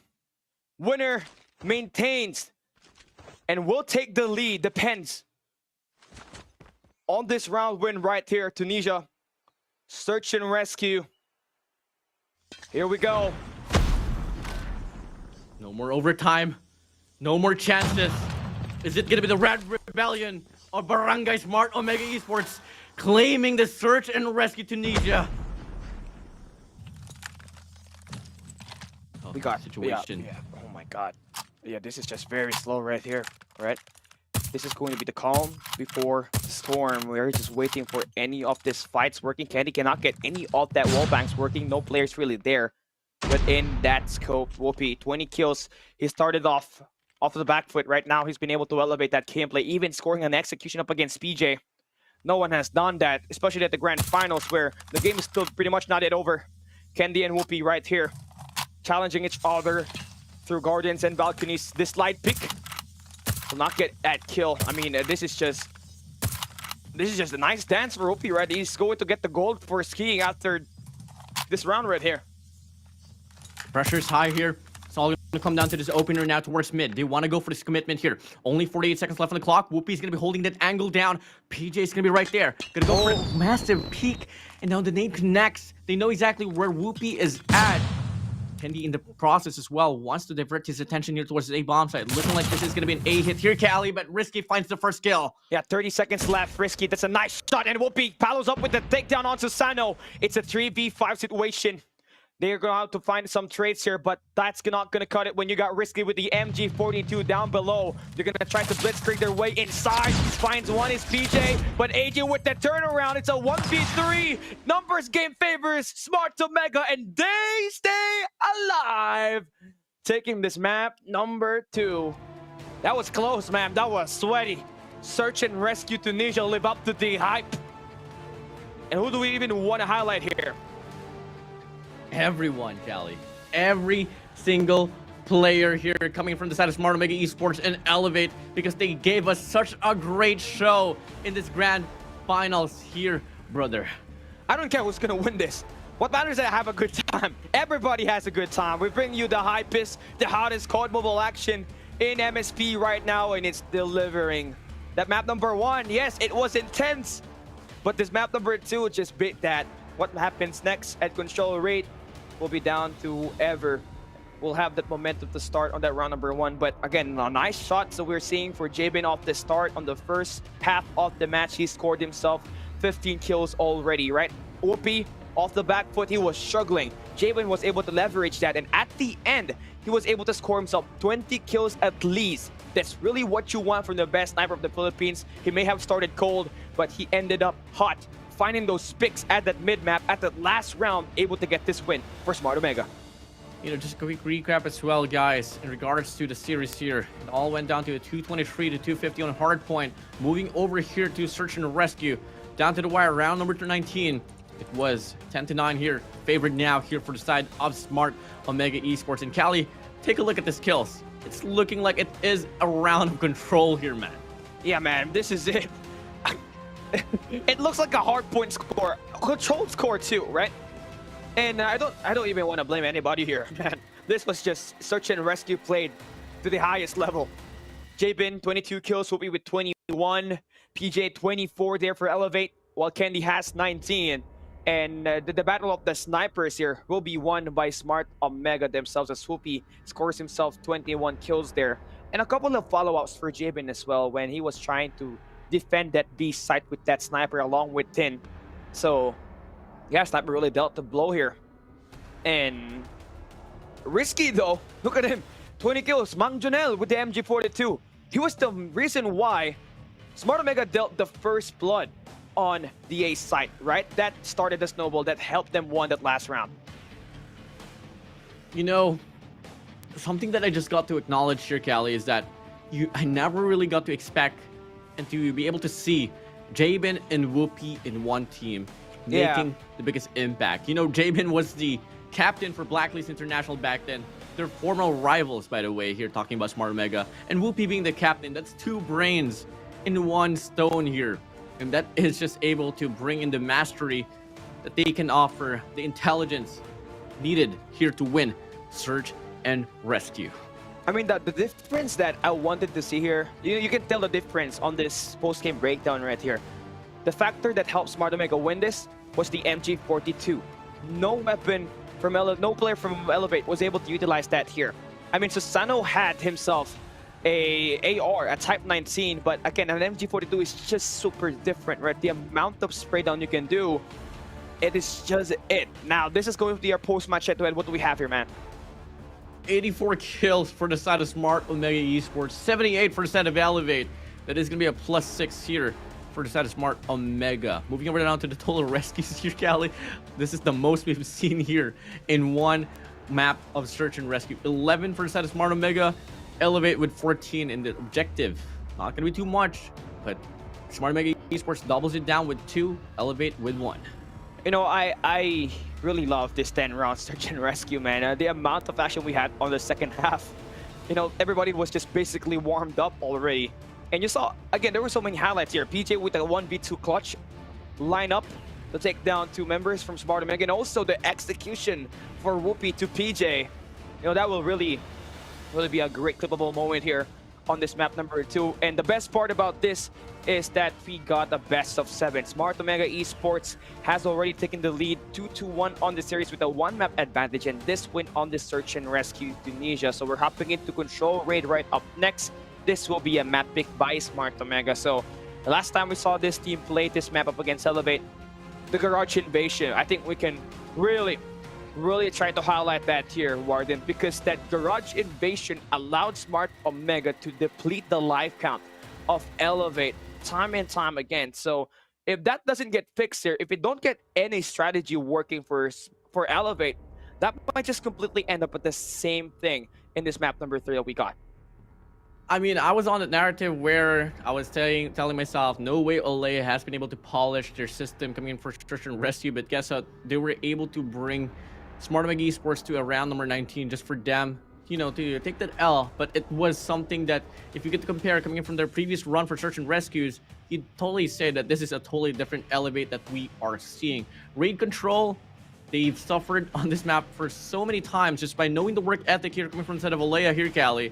He loves to fix it up as soon as possible, and have high confidence here that Olaya might have a respondent finally up against Smart Omega Esports on this very map. You know what this matchup reminds me of? That X-Rock plus the Wolves Grand Finals on China Masters just held up, I think, yesterday, right? I mean, you have a team like Elevate, who is, heavily inspired from Wolves, who loves to play those objectives.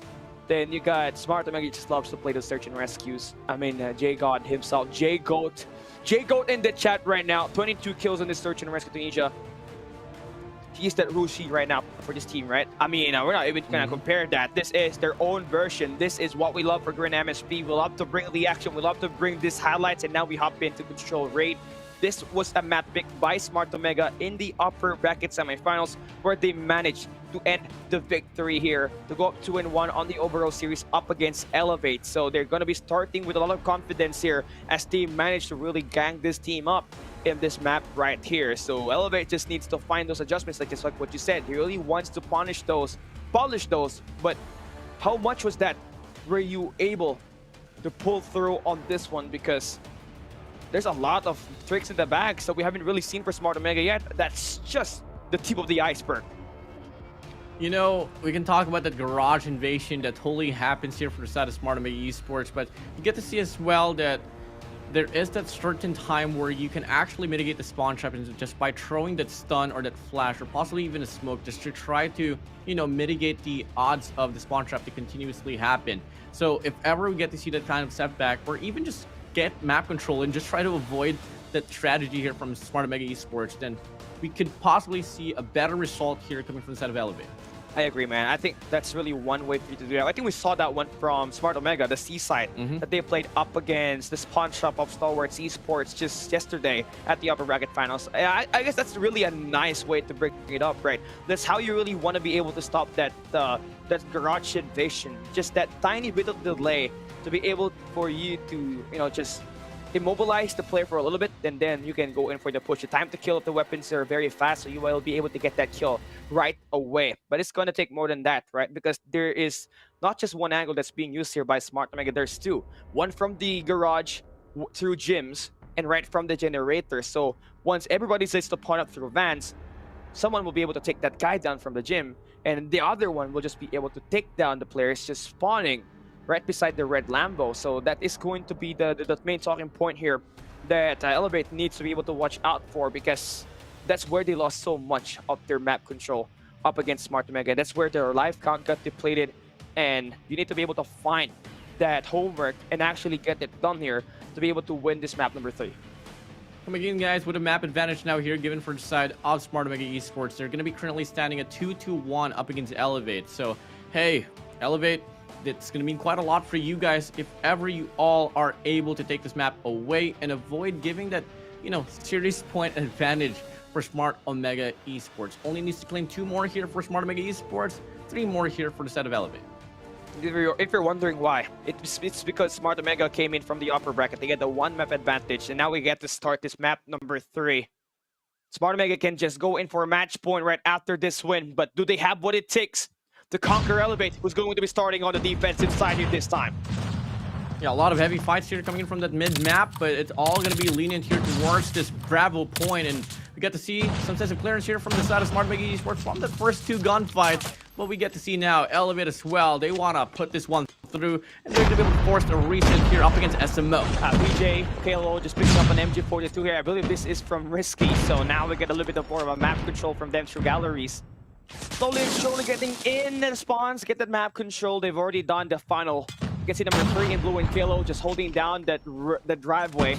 That will spawn Omega on the generators. And when you got KLO with the MG42, finally able to adapt here, that's going to push Smart Omega to just really go in one lane. And then you can go in for a massive beatdown. Yopi just spraying it, and Kendi there for the backup.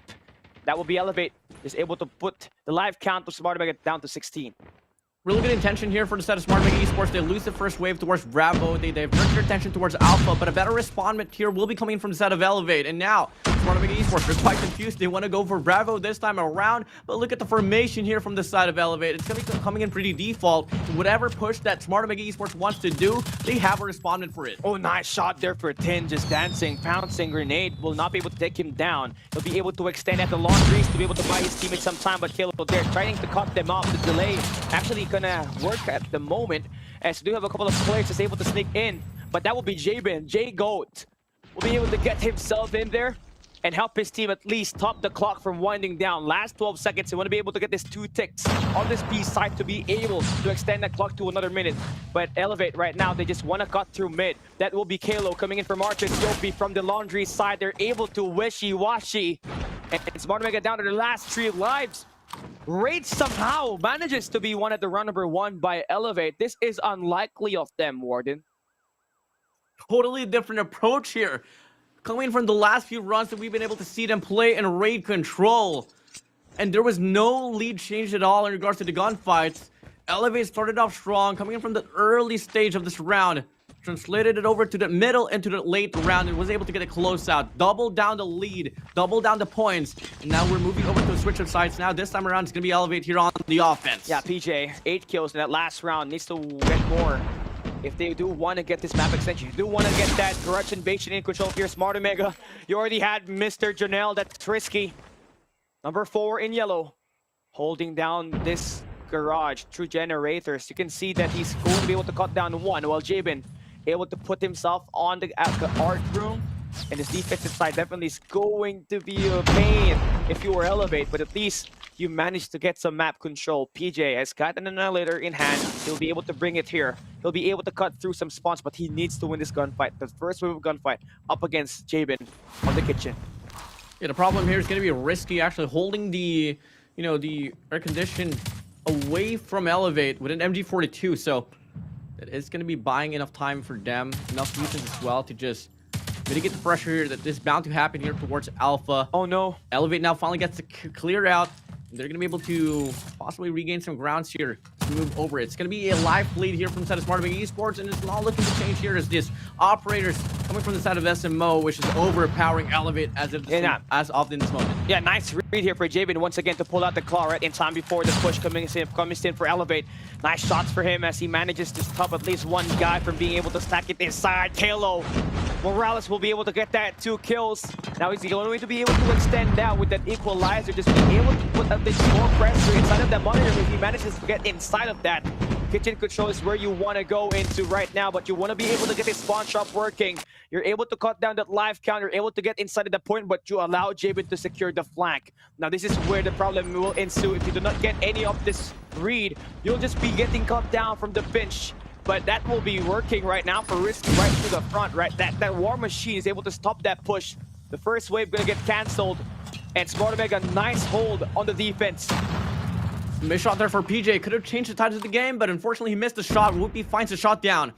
And this point capture here on this Alpha 5v6 will get stale now. 5v6 situation. Still very doable here for the set of Elevate. Can they double it down? I mean, it's only going to be a +1. Make it a 5v5 now. No more respawns here for Elevate and Smart Omega Esports. Yeah, this is going to be a search and destroy now. 5v4, Yopi finds 2. Now he's able to extend out. Now they just got to lock down the basketball court. They got to make some ankle stuns. Will be working. Risky will be capsized number 2 in blue. He'll get shut down. No pinch play. Just nice hold right now for Risky. Last guy standing will be him. Mang Janelle, 8 kills to his name. And Kalo coming in from the top side through staircase. He manages to get that read. Elevate now up to 1-0. Can end it here as they start on the defensive side in the 3rd round. We are seeing the revamped version of Elevate in raid control. Something that we didn't get to see the first time around between them and Smart Omega Esports. They were hiding strats for sure, Cali. Yeah, man.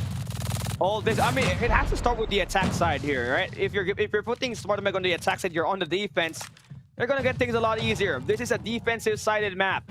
Once you get a first wave of gunfight 1, you can just basically extend out. Get that spawn shop working, right? Funnel down the spawns on only one side so that you get your teammates that extra bit of info, but they're gonna have to take care of the lane that they're holding at the moment. Right now for Smart Omega, they do want to be able to get some cut down here, but that will fade from Tin. But they do find an opening on the B side. Burn it down. Capture here towards Bravo. That's going to be 5 players here coming from the side of Smart Omega Esports located, but player 110 going to get cut down. He's going to get forced to his spawns now. Only 3 players remaining here for this capture. And Elevate so far, they're going to go for the pinch, overpowering the players of Smart Omega Esports. Second segment, still not captured. Wow. Yeah, contestant here from the side of Elevate still coming through. And they're going to go for the big commitment. The question is, are you actually making the right decision? You can just play for the time here, but perhaps barge in, go for the pinch. lower down the life count here for SMO in the process. Yeah, PJ, I mean, he should have not extended there. He could have just stayed at the window. Let that B side kick 10. You can play there's a little bit more lives with that. So now for Smart Omega, they're gonna get themselves a play for exit here. Mid-map, they want to take that hit on Kitchens. PJ has to hold his ground here.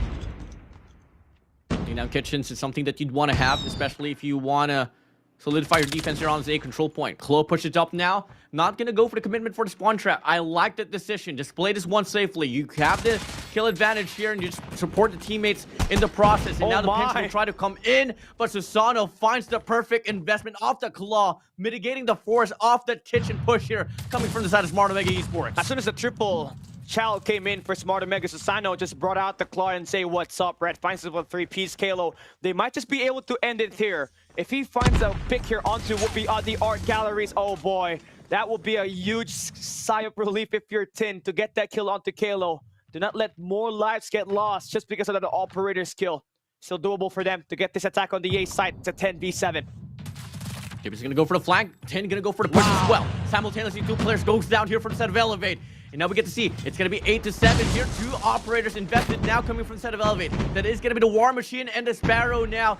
Could be the last and final round if Elevate can hold their grounds. 5 players remaining here. Smart Omega Esports, are you going to let this one slide? A capture, still not happening at all. They get control here towards Kitchen. 4 players remaining. 3 players now. Can we see another round looking to be the case? Close to Sano, looking to be the superheroes here for the set of Elevate. Can they get the clutch here? Capture ensues. 2v4 situation. Oh, Hunter, he's just gonna pick down one guy that's just out in the open here. That might just be Sano, but Japin goes down. Kalo manages to get in. It's a 2v3. Grenade almost takes down AG. At least he's got some information. Grenade will be thrown out. Tim will not be eliminated.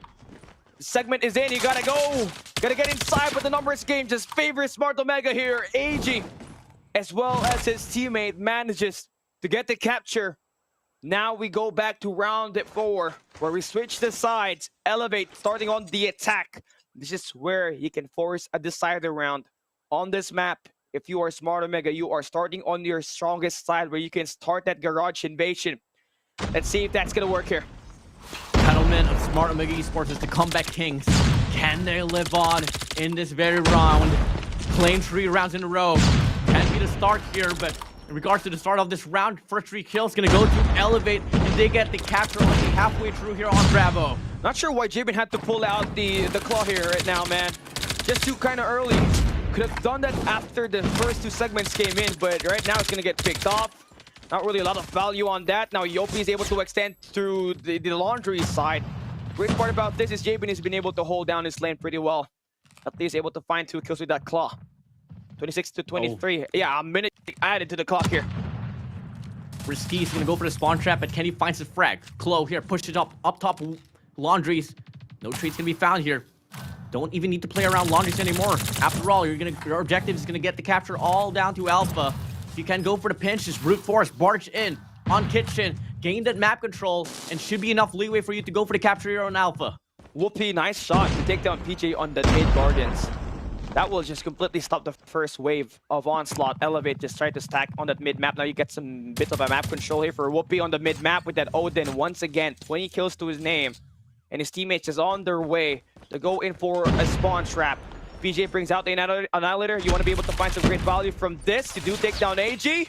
Cannot get the pop onto Shaben right there. It's just slippery as a snake. 6 kills to his name. Has built up to a Predator missile. They might just be able to stop that push later on with the help of that Pred. With the pacing here, we're looking to see a round number 5, man. The kills are not going to go to the way of Elevate here, and that's something that Smart Omega Esports is feeding off from. 14-16, getting closer and closer now to the break here towards this A control point. They do start to capture here soon enough, but a player from Bedroom, that's going to be player 4, Risky, holding it down, just ensuring no player from the side of Elevate gets closer to that objective. Yeah, nice shots for them. Nice map control. You're seeing the pressure's definitely on. AG brings out the equalizer. They might just be able to go in for the massive turnaround. Go in for a round number 5 on this map itself as AG decides to pull himself with the equalizer. They really want to end this through elimination. Kalo is going to get himself spotted. He's going to get taken down. Now you're down to your last 5 lives. Spawns going to be at the generators. That will be Thin, as well as Jabin that will look to intercept that. PJ find some exit kills, but they're going to get attacked in multi-angles from here on out. As you do find your way on the A site, you only got 9 seconds left. But that pinch coming in from AG, but just settle that business down as he finds his way back here. That's Tin taking shots through 2v6, no more than that. As Martin Omega converts that round 4 defensive side. We're heading into the decider. Winner takes this map right here. If you are an Omega fan, you want to be able to win this map and now go up 31. 1 round away, 1 map away from taking this grand finals.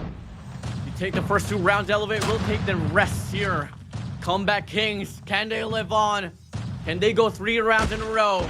Elevate now going to be back on the defensive side. A Predator missile will fly through. It's coming from the side of Jabin. He finds Yopi down, and so far the first wave of gunfights is going to be leading towards Smart Omega Esports. Yeah, Kalo's just bringing out the operator here. He's got himself an equalizer. Jabin risky with their own claw, as well as the War Machine to stop the push. Coming in from Laundries. Jabin needs to find his read, but Kalo somehow manages to sneak on. But great trade coming in for Jabin. I mean, he has been the GOAT here. Man was making plays for the last 2 rounds. Just able to stop that bleeding, only get themselves, you know, more map control on this one, which is nice. You're going to be able to take that B side, pause the clock. Almost a minute that will be added to your clock. That will be important to be able to take a crack at the A side later on, but your teammate just kind of fell down, just giving away the mid-map kind of too open. But you do have AG for that trade.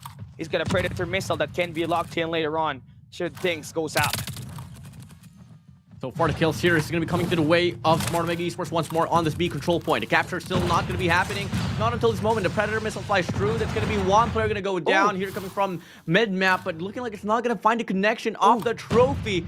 It's going to be a huge run there. Elevate now regaining their ground. Gunfights now. Gonna be on the lead here. Elevate up by 3 in regards to the life count. Yo, you got Elevate with the garage invasion. Just giving Smart Omega their own dose of medicine here. AG needs to win this gunfight. You want to be able to take away at least this laundry to get this spawn shot working, but no, you get gone down. You are back at the spawns. You're trying to escape from it. Susano spraying it down. Now you're about to win this, and now you manage to break free. Still a doable match here. 14 life counts to 10. Just +4 on the difference in favor for Elevate. You got a minute and 19 seconds to make this clutch work. Try to break this one. You got 2 moments, 2 waves to try to take away the A side up against Elevate. It's going to be a raw push here. No operators, no score streaks. All going to come down to the better gunfights now. Smart Omega Esports putting 4 players here to lean towards Laundry, while the rest actually holding down the flank, ensuring that there's no wraparound at all. Here we go, Callie. 50 seconds left on the clock. Elevate here so far, having 2 players towards kitchen, 1 player towards jungle, 1 on the staircase, and 1 on bedroom. They are ready for the push here coming from the side of Smart Omega Esports. AG has got himself that equalizer. He's gonna bring it in all the way to the kitchen, but he's the one that will make the play for Omega. Now the break is through, the collapse is on. Now they can go and attack the A side, but they only got 2 members there. 1 player in blue, that's SnD, number 5. In the garage, just trying to follow them down through mid-map. AG making the play, but he's gonna get gunned down. Numbers now in the hands of Elevate to try to put this series to a tie. Yopi, 1 Kenobi, the force definitely gonna help him through. 7v3 numbers for Elevate as they look to finally break the curse on their control raid. They are 0-2 heading into this matchup from the playoffs, and now just have to take care of Tin and AG. The Wonder Boys just coming through. Time running out. It's over now. It won't be a last move contest coming in for Omega. AG, they can still clutch it, but the operator from SnD ends it. The War Machine gives Elevate the tie in the series. Now we move into Hardpoint later on. 2-4-2 now here on this grand finals series. Elevate making things work. God's work here, able to fix up that search and the rescue. Still on the loss, but was able to double it down out here for raid control here, Callie. Alea, you are a brainiac. God. Whose map pick is this? Smart Omega, right? Mm-hmm. I am lost for words. What the hell, man? I mean, this is definitely what you mentioned earlier, right? That a coach like Olea knows how to polish a map as fast as possible. And it's great that we just managed to see them be able to get it on the way. Had to go to a round number 5 though. You saw they won the first 2 maps, then Jibin just woke up, chose balance, won the next 2. Then once we hop into that round number 5, you obviously know that the map control was just a lot better. Starting when you're on the defensive side, that map control is obviously going to be a lot better for you because you're already starting with the Munhill. That will be a high ground. You have the kitchens. You also have the laundry. Those were the areas on the map where Elevate really tried to prioritize their numbers.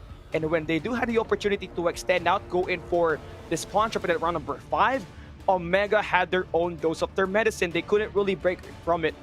And they did though, at some point, but they lost 6 lives in the making. You got Smart Omega almost getting that 3-1 lead here, boy. Man, Susano really came in clutch here along with PJ. Susano had a pretty messy performance on search and rescue, but you bring this man in control.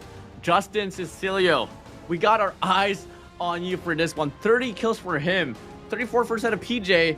You gotta talk about that impact that we got to see here for Control. Susano, oh Susano, that investments from the operators really made the biggest difference. Yeah, man, I agree. Now for Omega, I mean, it's just starting off the back foot. That was the tough part about that. You could have won the round number 2 there, man. You could have won that round number 2 because you were starting on the defensive side, but you just came off flat.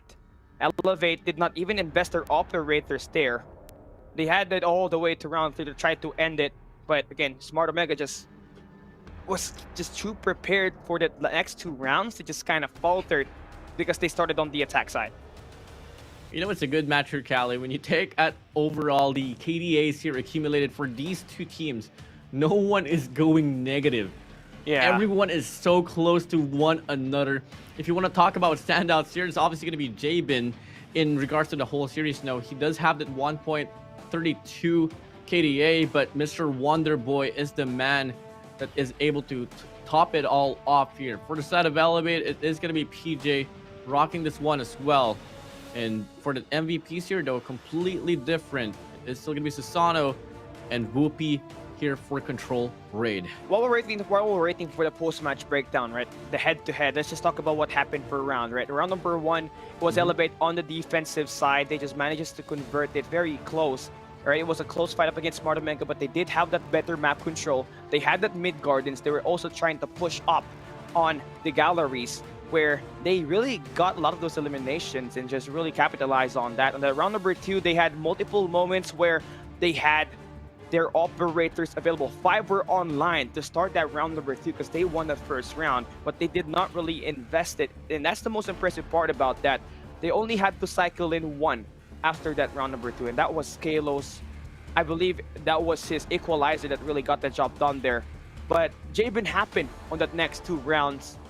I almost thought that he was about to carry his team all the way through round number 5 because the timing, the gunfight, you see him, he was slithery like a snake, he was slippery.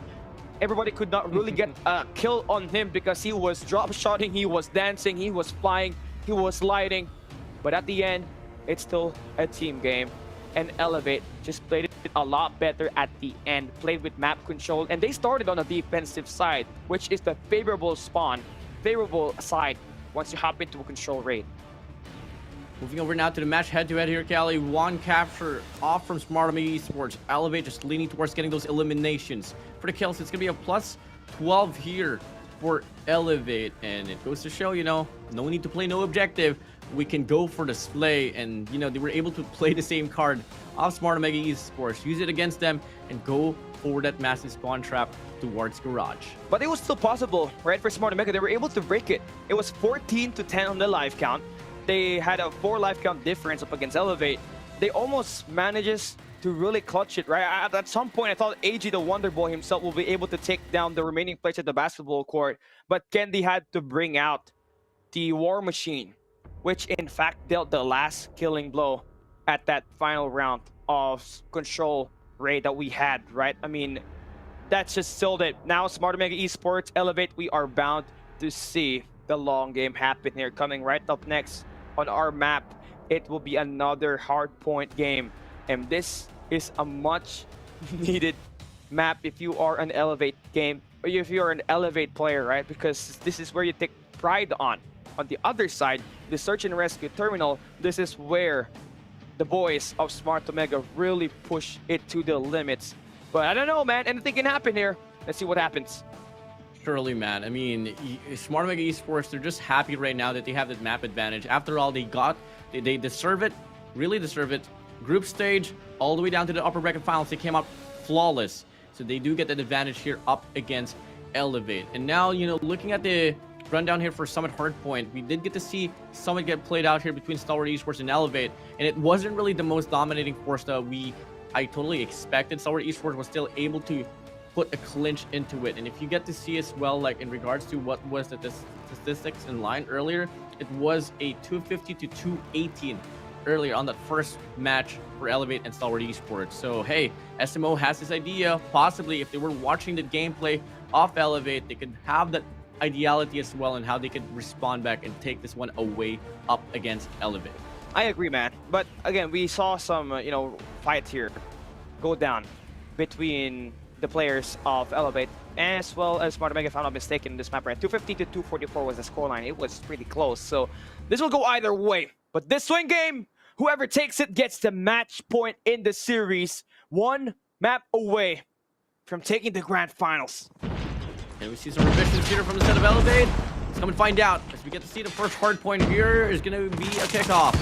First few points here will be going for the set of Elevate, but with the lack of power positions here, it's not going to be sustainable as of the moment. The P1 obviously very scrappy here. Elevate, we saw them on the hutch and the hard point. They came up attacking, ending P1 with a lot of points, right? I believe it was 31 to 10 on the scoreline. It looked like it was one-sided, right? It made it look like a monohill there.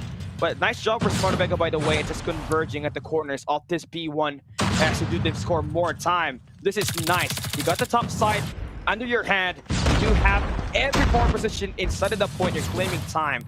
That's one way for you to stop the early momentum to come in from Elevate. Yeah, Kenny's going to be coming in huge here with a triple kill here so far. And now PJ Cavalry arrives with a KRM. We've seen this guy pop off earlier up against Stalwart Esports, and with his KRM in hand, barely no shotguns. It's actually pinned with an R9 up against SMO.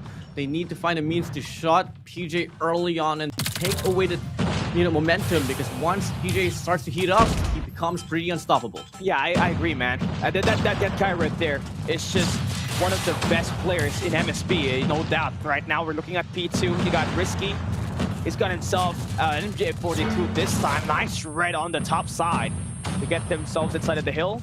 Now we'll flip the spawns, as Elevate will not have greens. Nice stun connecting there. AG will be stun. He is about to get this shred going in here.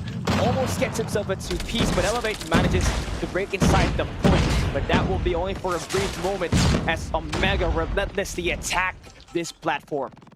Yeah, 10 on the freight train run off that R9 will be able to pick up a triple, but Elevate, they have the good spawn, so it's not going to be a problem for them to hop inside a hill. But the problem now remains here is that Smart Omega Esports, they get 2F control, they hop right in, wow. The break comes in here for them, but the flow just so much better from Smart Omega Esports, all because they had 2F control on the hill. Now moving over to cables, Smart Omega Esports, they have the better rotation. A 38 to 41 will be the scoreline here. I mean, 10 MG42 King that was crowned earlier, already on 10 kills as we head into P3. That will be the early rotation in favor for Omega.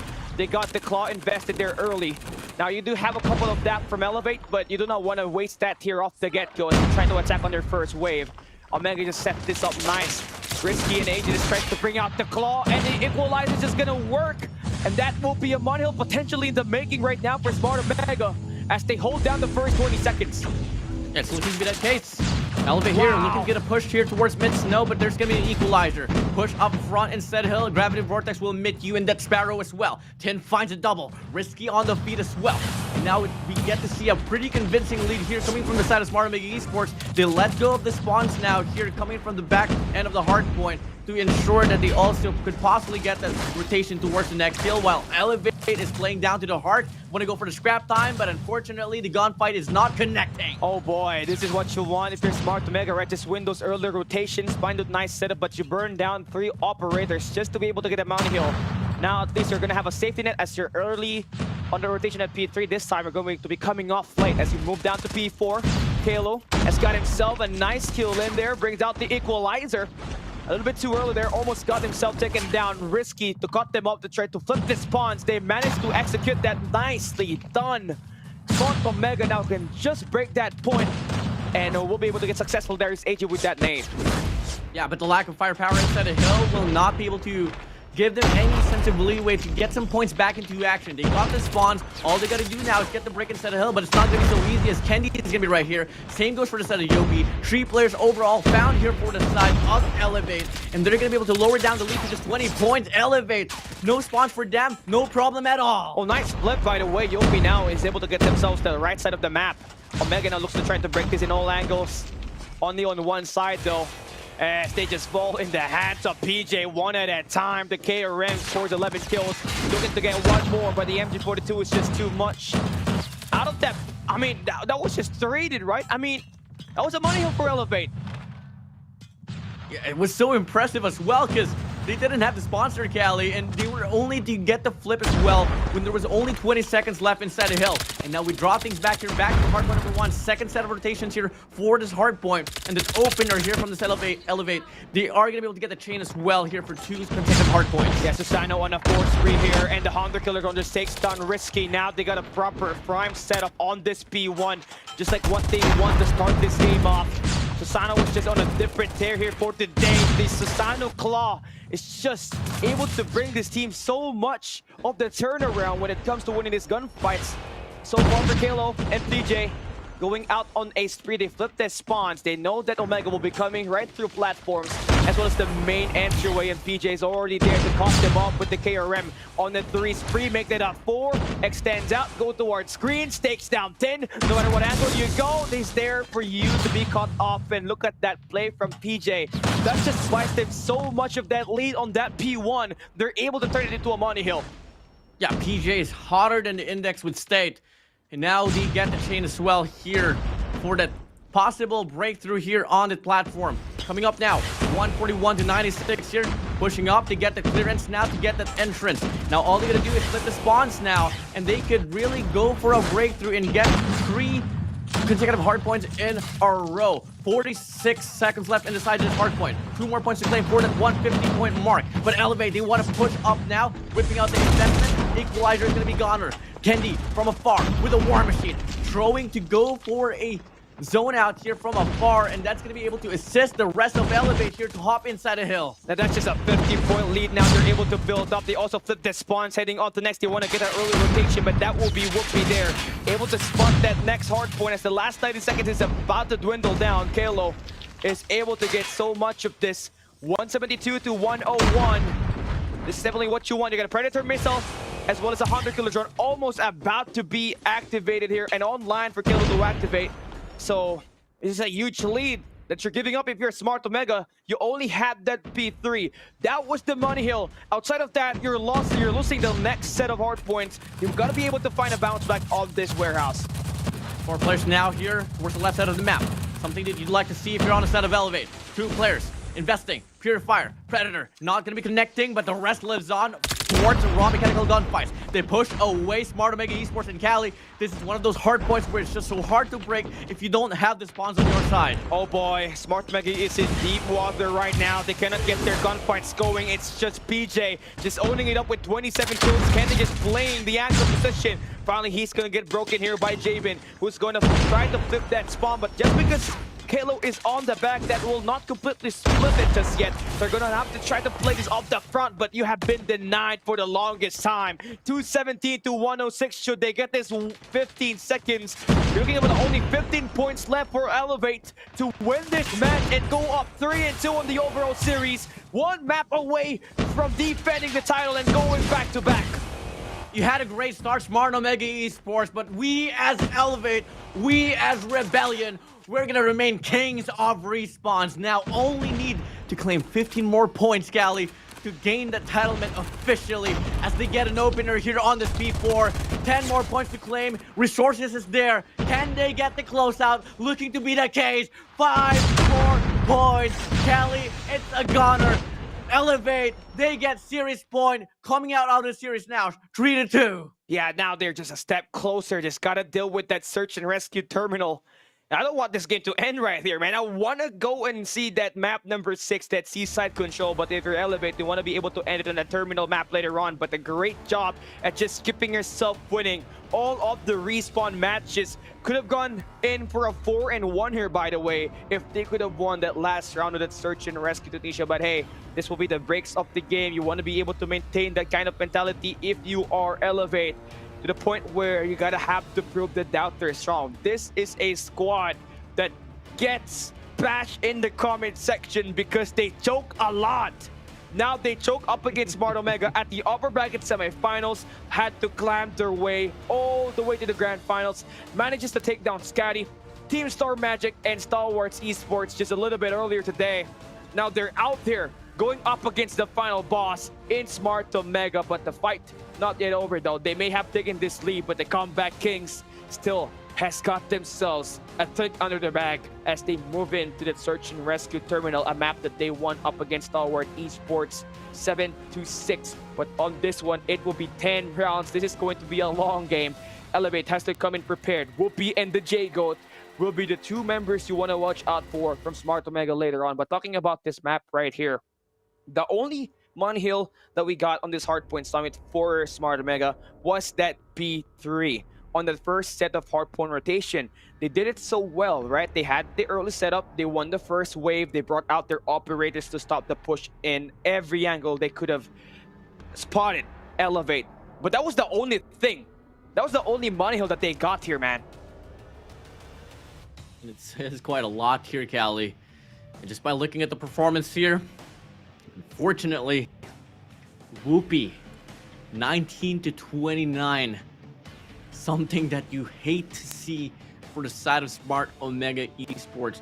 Though, fortunately for him, next game mode is going to be search and rescue, so it might be redemption time for him later on. But for now, savor the moment here. Elevate every single bit of player. Every single player here, Callie, is going to be on the positive end for that kill-death ratio. Gunfight is not going to be a problem here for them. And look at the time accumulated as well. Each and every single one of them will have a minute under their belt. This is a battle of concept here, Warden, that we just saw, right? But just by tracking back what happened on this map, Elevate had no MG42. They had so much mobility on this map right here.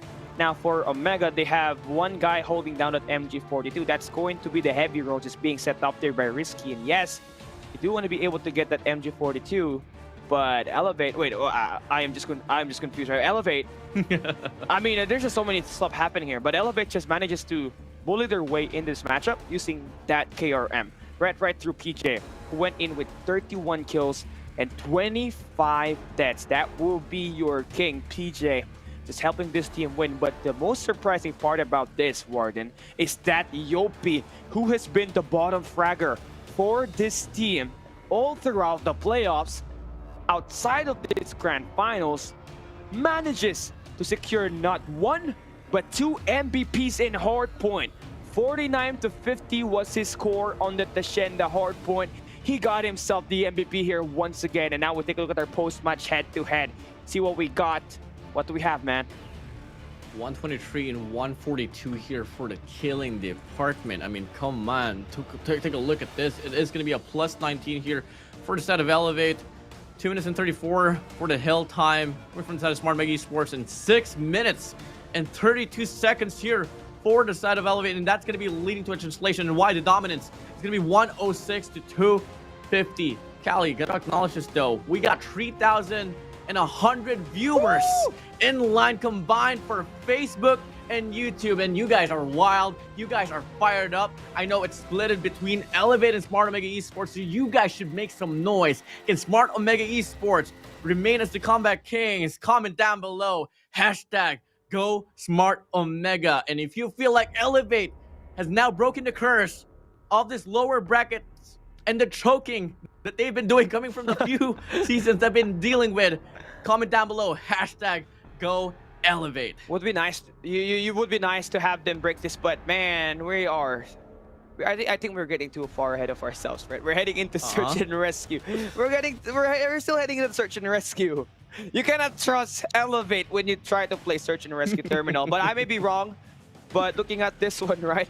looking at the comment section, Candy Revenge just being spam. And yeah, the Pakat community here for Candy just really working. But let's see though, he's going to be able to shine here because he's the only sniper we saw that was able to pop in the search and rescue to Ninja, because he's the only sniper that the team had around that match right there. He ended up, I believe, with 17 kills, but the opposing end had Whoopi with 21, J-Goat with 22. And how are you feeling about this, right? How about we toss up some predictions? Search and rescue, how many rounds do you think are we gonna play? Bro, come on, this is the grand finals. Give us 19 rounds here, Callie. I want to see a round number 19, same reflection and how it went down to search and rescue Tunisia. All right, I mean, I'm all for it, but I do want this one to be quick so that we can watch Control Seaside. So we're going to have a couple of different predictions Callie, right here. If you want this to be quick and want to see a game number 5, you want to see Smart Omega Esports win this quick to force a game 5. I want to see a 10-0. 10-0. 10-0. Let's make it happen, Smart Omega. That's crazy. Okay, I mean, yeah. Okay. I admire that. I feel like that's just kind of too ahead of me, right? I feel like I just kind of underestimated Elevated too much, but not a 10-0, but rather a faster search and rescue duration compared to what we had on the search and rescue Tunisia, so that we just get along the way, right? I want to see Control Seaside here. I want to see game 7. Control Seaside as our decider, whoever wins this matchup right here, because do get it, man.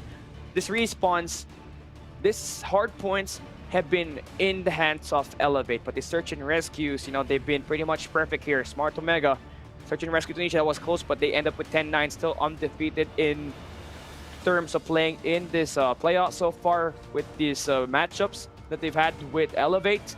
But here, search and rescue Terminal, man, I am lost for words. I don't know what to look forward to. I just know that J-Goat as well as Whoopi will be the game changer. On the other side, that will be PJ. But what's PJ going to do here? Because this is a long-range map, right? Do you see him actually playing a Fennec, or do you think he'd switch to an MG42 and just try to rival Risky in the MG42 department? I mean, the first time we got to see search and rescue here for the set of PJ in this very series, he was able to drop, how much kills was it? 24 kills. Ooh. But obviously this is such a different map compared to what we saw for Tunisia. It does include a lot more longer range, so I don't exactly know what's gonna be the readjustment here for PJ.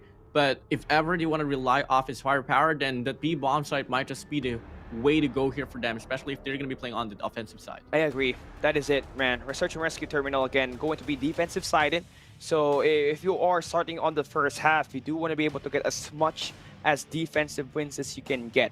I wasn't able to get a full run through of the maps and modes earlier on who's got the sides here, but one thing for sure, if you're going to start on the second half on the defense, you're going to have it easy, man. You're going to have it through. You just have to be able to convert with your snipers, because now by the time that you're on the defense in the second half, your gunfights are going to be warm at that point in time. So just coming in ready for these two teams that want to be able to get this championship in their bag. Control Raid, Hardpoint Summit, this last two maps has been won by Elevate, the defending champs. Wants to be able to fully lock down this championship and put it in their bag and become the first team to overcome a best of 7 coming in from the lower bracket. That's no easy feat, Warden. Callie, the comment section is going wild. It's split between Omega and Elevate officially. Hashtags is going left and right here. May it be red, may it be green, that will get bled out here for this grand finals. We don't exactly know. I know for a fact you guys are just waiting for the games to pan out, and we are as well. But, you know, gonna give it some slack here. Bit of a reset for now, but as soon as the battle heads straight towards Terminal in the airport we go, Callie.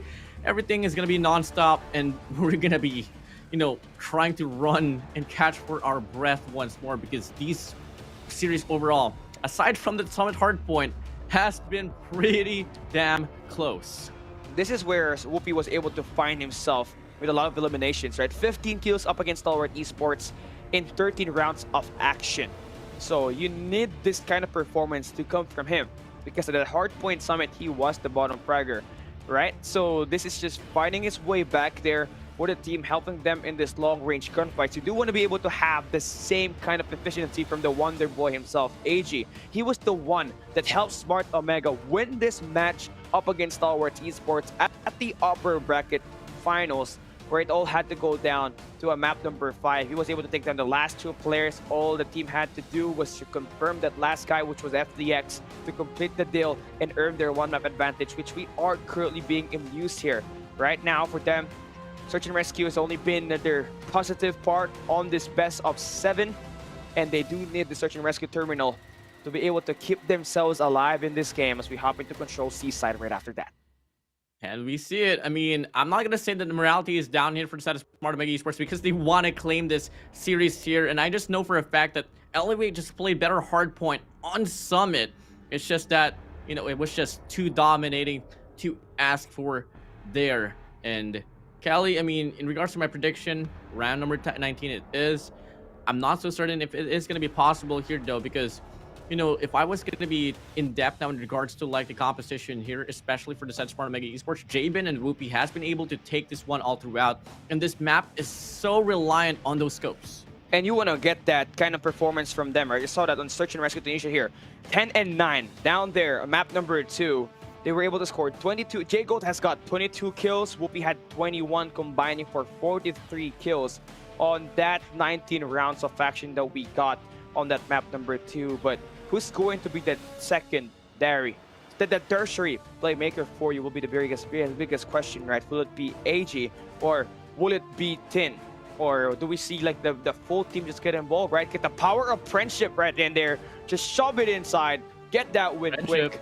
And yeah, for the power of friendship, right, it has gone into one of the most legendary runs back in 2022, right? The legendary Smart Omega lower bracket run that they did to qualify to the World Championship back when they still got Candy in there. But man, I am lost for words, right? Yes, right now, bro. Elevate. I did not expect that Search and Rescue Tunisia, so I'm just kind of torn in between 2 teams right now, right? It's just all about probabilities here, and I'm overloading. I'm overloaded. There's just a lot of things that is so possible here. There's something about Elevate. I don't want to leech off them too much here, Callie, because I've been doing that pretty much here because they've been able to prove themselves. They were able to break the lower bracket first. They were able to, you know, break the first level control raid. Nearly for Search and Rescue Tunisia specifically, but it is going to be a different one here, Callie, because it is a map that each goes. This time around, it is Smart Omega Esports using this map as well. All right, now we're heading into that one in a bit, guys. Make sure you guys already make sure you grab a little bit of a snack in there because this is going to be long, right? 10 rounds of Search and Rescue. We are about to play Terminal, but let's go way back. Like, let's give the players a quick recap here. But before we even start that, we're already starting. Come on, let's get it started. Let's get it on. Yeah, round number 1 for Terminal. In a position here to win the grand finals is Elevate. Can they go back-to-back, or will Omega get themselves a round number 6, map number 6 in Seaside? Let's come and find out. Look at Yopi pushed up already, just behind Risky. But player 1 and 3, this could be Jabin and Tin, just holding the flank as well. Yopi peeks out. Not the best of trades that you'd want to see, but they are just holding it still. Look at the defensive format here for the A bomb side. There is going to be 3 trophies as well. Lack of utilities on the B side. If ever we get to see the commitment here for Smart Omega on Bravo, they should be able to get the break. Oh, nice shot there for Kendi. Trying to get this revenge for his former teammates. He's got himself the first blood. He's been the first blood collector. Almost gets that kill on Tin. Oh, he decides to go in for a reach out. Yopi manages to take on the one guy. And Tin just trying to go in for the search, but he's going to get traded there by Susano. Nice shot from him. Jabin is going to feel the pain of that MG42 currently set up on the water tanks. AJ just completely gone just because of that. And Kendi with the shot. Where was the angle he took on that one? Went for a flank. Not hesitating.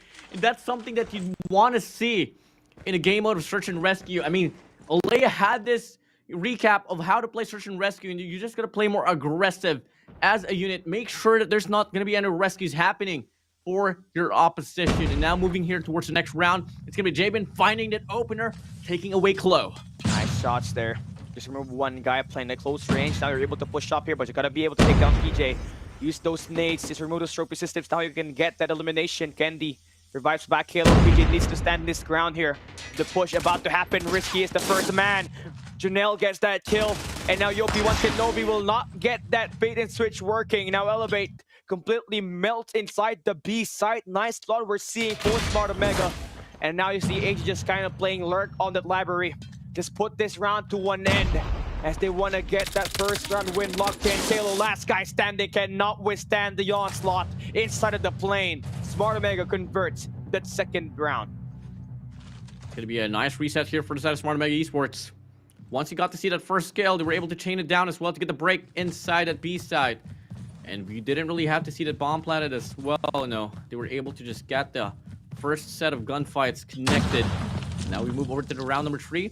Get to see a bit of a different formation now. Leaving 2 players here, just watching the flank. 2 players extended here towards Bravo. But Yopi is going to be playing pretty aggressively down below. And if ever the timing is right, they might just be able to offer a crossfire. All right, man. This is what you want. This kind of slow-paced game. Play this like rank. Elevate Susano just kind of playing around bottom. I mean, this is just kind of too open, right? Great part about this is there's no one really picking the angle there because you got Kendi just kind of holding that spot at that mid-map. And he's not going to get himself picked up there by Whoopi. He's still got that rivalry challenge there, right? That's 1-0 for him. He took down Whoopi at round number 1.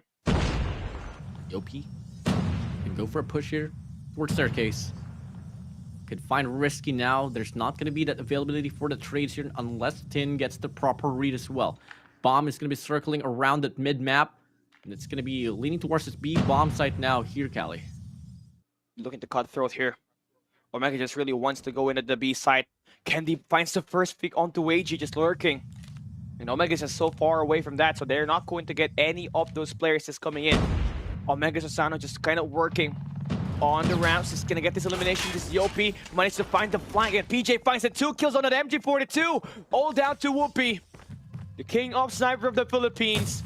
Finds the first pick onto Kendi. Woo! Needs to revive back AG. Make this a 2v4 situation. Not gonna be enough numbers here if you're on the side of Smart Omega Esports. 17 seconds left on the clock. Elevate can just play for time here, and they could win this round and take the lead back. Whoopi spots clear for Susano here on blue, but it's gonna be close, shutting him down. AG all alone. Wonder Boy it is, but with only 4 seconds left on the clock, this should be a round for the Red Rebellion. Nice shots. Nice adjustment that we see there for Elevator. The moment that you saw Smart Omega just kind of stacked in at the B site, immediately Yopi was able to get the flank. Then you see them turn their heads over towards the flank, and PJ manages to take those 2 kills with the MG42 to convert that round 3 win. Now we got the blitz attack on the A side. Kendi finds a double with the sniper, and he takes down Risky through the smoke. Whoopi's the last guy standing. He wants to take him down right through pillars. He gets knocked in by Susano with the 2 Ps. That round ended in just 18 seconds. Might just be the best sniper in the Philippines here for Whoopi, but the best sniper here so far, at least, in this map is going to be Kendi. Collateral, a triple, a quad, connected right there, and now he is able to rack up the kills here for the squad, leading the squad of Elevate now. Moving over to the 5th round, Smart Omega Esports here, looking to make a push towards the B bomb site, or probably calling for another default. Let's see what's happening here. If you're Susano right now, just made the big play to that last round. I mean, through the smoke, also for Kendi. The Candy Man collects another gummy bear that last round. It's going to be 3-1 now on the scoreline. Whoopi, we know him to have a slow start, so you guys kind of expect that for him to get warm on this first half. I mean, after all, you're starting on the attack side, right? Later on, you're going to get it good defense. You're able to cash in those rounds later on, but you cannot allow Elevate to be able to get majority of this first half. So this is it, man. Let's see. Good shot. Yeah, let's see if PJ gets this. Whoopi finds Kendi out, softening the defense here towards the A bomb side. Susano does get the kill here towards Tin. Now, Smart Omega Esports, still no clarification which way do you want to go. A bit of a challenge here, not exactly the gunfight that you want to pick on up against Whoopi from afar. With a sniper in hand, you're going to go down, and now they get the call. A bomb site is clear, leaving PJ here with no opportunities, and Whoopi from mid gets the read and now lowers down the lead to just 1. Yo, this is what we're talking about, right? Whoopi, he's a slow starter, But once he gets hot, he stays hot. That's why he scored 21 kills in that search and rescue Tunisia, ending on 19 rounds. Now you have Elevate just kind of caught into a bit of a pickle here. You got number 1 in blue and PJ just trying to throw himself at the B side on the embarking station. Well, this is going to be a 2-man setup here. They're kind of expecting the guys to go down at the staircase, but that's not going to work. Jamin fights the first blood. Kalo's out, but Kendi again with the trade. Kendi fighting 10 out. All grounds, all equalized. 4v4 situation. The smoke's going to get deployed. Go for the safe cross here. Be careful what you ask for, AG. Makes the push, gets punished down. Jamin picks up 10. And that's going to be a 3v5 situation here. Zanella comes in. We're going to go for the challenge off that heady. Kendi beats Whoopi down. And now it's going to be Jamin and 10 here all alone. Clutch it up. Make it Elevate on Jamin. What can you do? Going to go for an ISO. Yopi shuts you down. And Elevate. They take down and find that double round lead. Yeah, we're through 6 rounds already here, and Kendi has got himself 9 kills in this matchup right now, averaging 1.5 kills at least. For the last 6 rounds, you're going to really want him to be able to get his shots working. Finals first blood, since this is a long-range map. Kendi really wants to get that revenge up against his former teammate, Smart Omega. 4 players now pushed up. We find one to go for the hop up. Susano's still gonna go for the challenge up against Jamin. Down below, Yopi finds 10. AG and Jamin here looking to get the trade, but Yopi has already run away here, hopping inside a plane. Back at it more. Wanna go for this wrap. Whoopi here, gonna try to go for the res. Chloe finds AG. Yopi finds Whoopi, and now Jamin all alone. He finds a double once more, and now it's gonna be a triple round lead here for the side of Elevate. Oh no. The snowball slowly starting to go there. And this is the bad part about this. It's not PJ making those plays, man. It's Yopi as well as Kendi combining for 19 kills so far on this matchup for Elevate. And they've been able to outgun all the members from Omega right now. Looking at this matchup, you can see that the dominance is just so tough. PJ finds a double on the feed. Yopi tries to chase down the members. Remaining for Smart Omega, it's all down to Whoopi, who gets knocked down. And just like that, a quick shutdown at 6-2. Elevate is 4 rounds away from taking the championship. Going back to back here, Callie. You see Kendi, you see the players of Elevate smiling here. Pretty confident now. I mean, this is the defensive side of Terminal. It is on the easier side, but it is still looking to be pretty dominating here. That's something that you don't want to have here up against Elevate. Whoopi needs to get himself active here. Kalo exposes himself. Oh, that timing! He does not get that pick, but he knows that the player is on the pillar. He's just waiting for the barrel to be spotted, and he throws in a nade, cooks it up. Made him rare. That's how I want it. But the trophy system there to cancel it. Great job. Whoopi knows he's there though. Susano in the process finds a cutoff towards Jamin. Whoopi turns his back around. Kendi finds his shot. And now it's going to be 10. AG, risky here. What kind of respondment can you do? There's no room for rescues at all. And then we go for the ISO. Yopi finds risky. Chloe finds 10. AG, the Wonder Boy, all alone here on Cubby.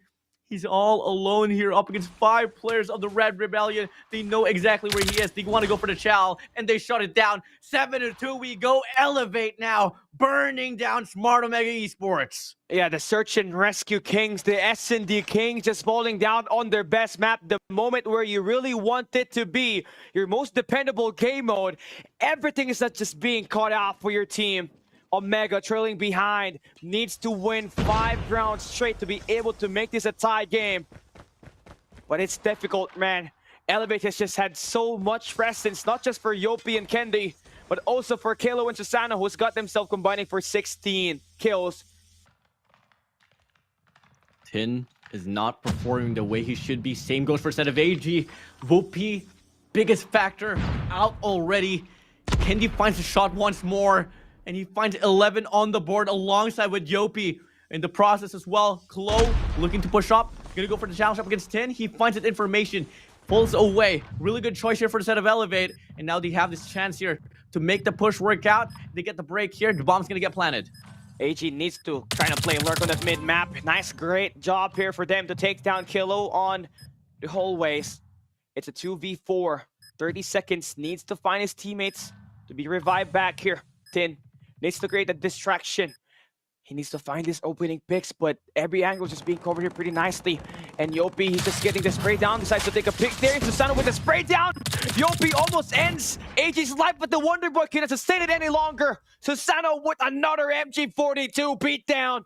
Another 2 Ps in his name. And Elevate is close to taking the Garena Masters VI title. Going back to back is what they want from the lower bracket. They rise back up to the ashes. And here they are, just trying to close it in this search and rescue terminal. Whoopi finds an opener now towards Yopi. That is going to be the shot that you'd want to connect, and that is going to be out in the open. They can't bring in Yopi, at least in this very moment. And by looking at the stack here for this squad of Smart Omega Esports, they have 4 players here on this A side. Only 1 there, and that is going to be Tin with an MG42. Inside the B side. A bit of a challenge right there, and Whoopi finds a double to start off this round. All right, that's what you want right now if you are the First Blood Reaper. Gotta win this next coming rounds. Gotta play it perfect to not allow Elevate any opportunity to score another round that will give them that game point. An opportunity for them to close this in. This map number 6. Throw that nade. Whoopi's going to be unfazed. They're still holding this angle down. Just going to be a battle of Susano and Whoopi here to get his opener. Checks to the left, checks to the right. Going to go for the rest now here. Pulls away. Whoopi finds another shot down. And only 1 more kill away to find a quad off this round. Risky in the process. Takes down Chloe. It's just going to be Justin Cecilio here all alone, a.k.a. Susano. The flank lives on. 10 here from the wrap will go down, but it's going to be risky. Finding a double off the triple as well for Whoopi. And they're going to be able to shut down Elevate just by their own side. Smart Omega just have to claw their way back here, chip by chip, round by round. Cannot get too ahead of themselves. Cannot let this any opportunity for Elevate to be able to pick up on those errors and cost you this round. You're already starting on the defensive side. This is the best side on this terminal map. And if we want to see a comeback, this is where you want to start it. You already got Whoopi able to get that last round for your side, get those first bloods, get those sniper kills. Now you want to be able to stand it down with Risky, able to get that spray down onto Kendi. That will make this an early 3v5 as Jabin with the sniper take down Yopi. 2 kills now. Found, done and dusted here. Coming from the side of Elevate. The nade flies through and a god nade from Risky finds Susano out. PJ, Chloe, all alone. Risky wants to close out the distance here, ensuring no rest will be happening here. Double chow will come in. Tin goes for the slide. MG42, double chow. Finds a double here for Chloe. Still gonna be a 1v3 situation. So far away, a flank will be happening here for the side of Whoopi. Chloe can't spot him down. Is he gonna go for the slide? Can he find a kill? Yes, he can. No. Now it's gonna be a 1v2. Yo, you can't end it here. Kalo just has to stay. Just buy the time. Now you're going to be able to stop that push. The bomb is down. Kalo has to pick it up. Smoke is there to cover their tracks. Rebounds are going to be working. Kalo trying to work this one up. Jabin will be not spotted here. Kalo finds one. One more. Cannot tell that Jabin makes the play. Avoids the errors. That was huge for J-Goats. As they avoid disaster to give away that last round. Great part about that. Jabin was proning. Kalo thought that was a dead body.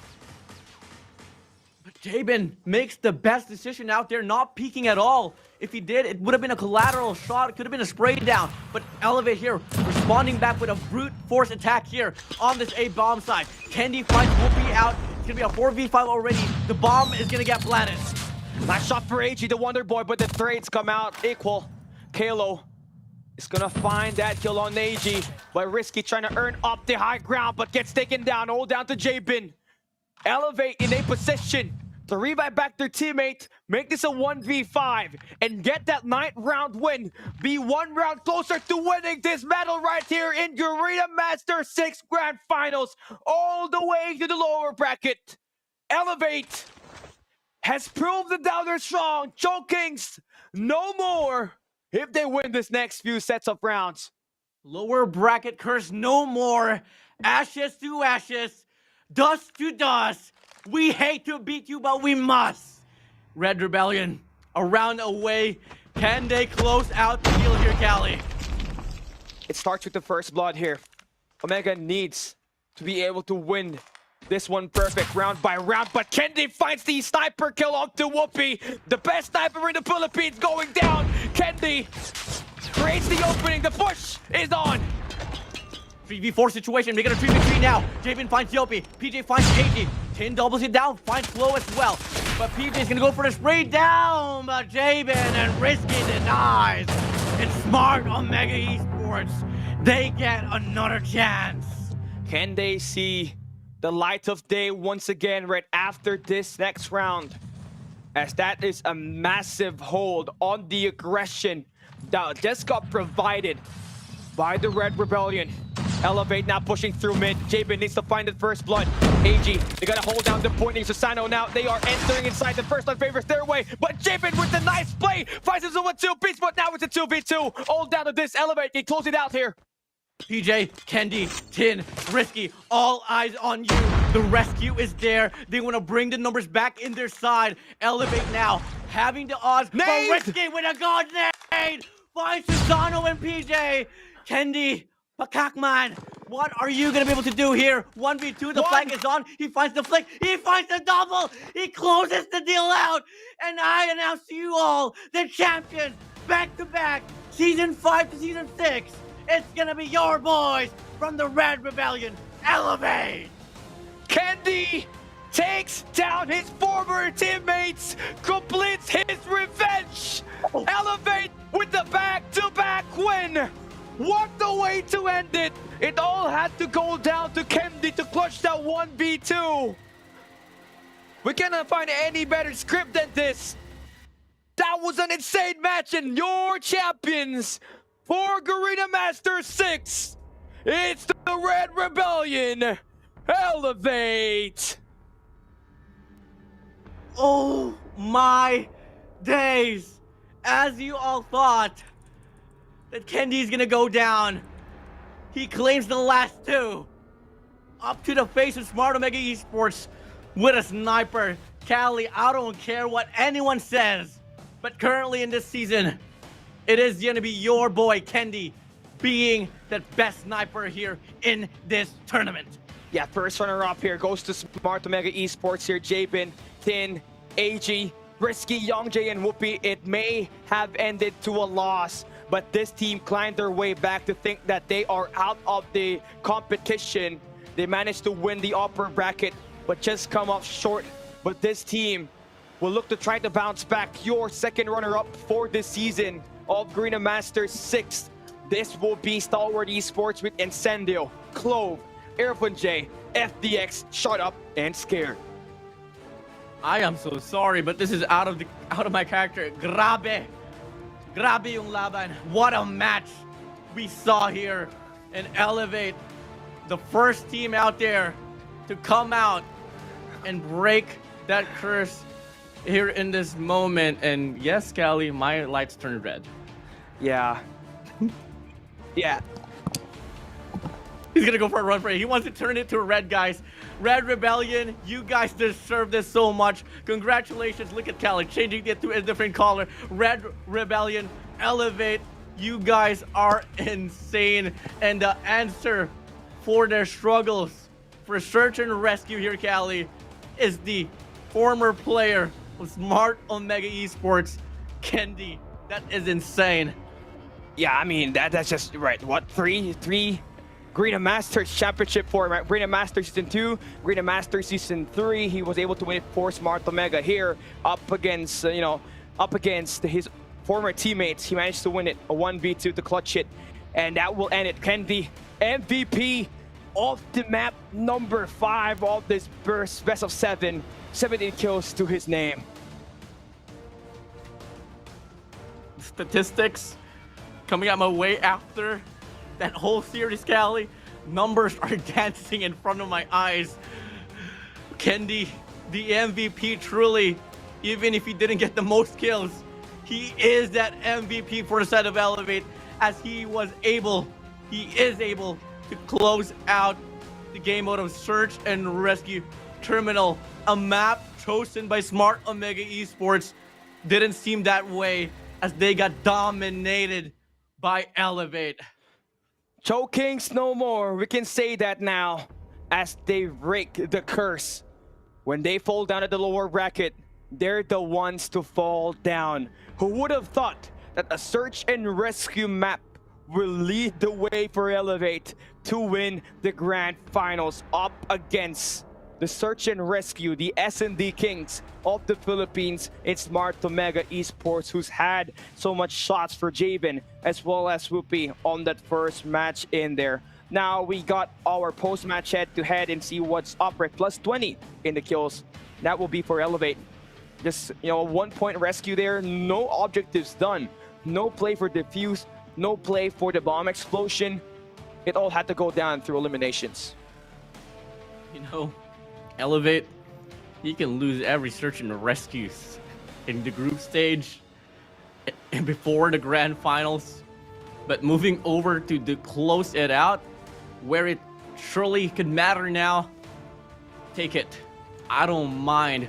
Moving over here, Callie, if you take a look at the maps and modes here, only a map claimed by the side of Smart Omega Esports. I agree, man. Maps and modes. Now we take a look at our quick recap here. It has been a journey in Garena Masters VI, and we feel, you know, the hard work by both of this team on this map that we got played in this grand finals. Hardpoint SnD, it was Elevate that won at 250 to 223. Search and rescue was close. All had to go down to a round number 19 where Elevate won that. And the next three, Control, Hardpoint, and Search and Rescue, it was Elevate that manages to secure it in dominant ways on the last two maps of the game. So we take a look at our highlights here as we start the grand finals, right? We started with this P1 on this Hardpoint SnD map 1. We saw this 250 to 223, but the Search and Rescue was the fun part about this match right here. Round number 19. I mean, it was match point already for the side of Elevate. We could have seen the series get close out pretty early on if ever they were able to get this win and just ensure that, you know, Smart Omega Esports won't be able to claim any points aside from that map advantage. Could have happened here. I mean, look at this clutch from the side of PJ, man. He was able to get a quad here. Tin and AG lined up for him. He gets the spray down. He finally gets the defuse.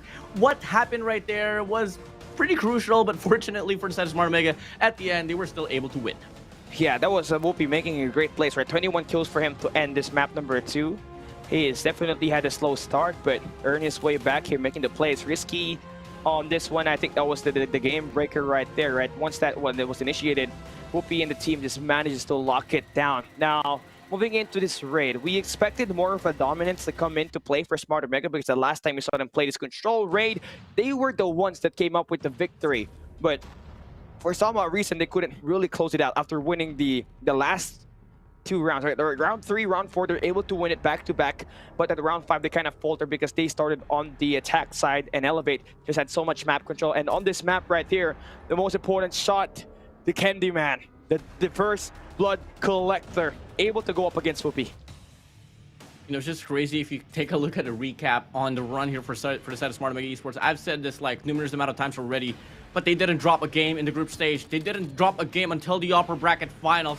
And the first L that they take is on the grand finals up against Elevate, which is a team that they were able to take on the semifinals with a 3-1 standing.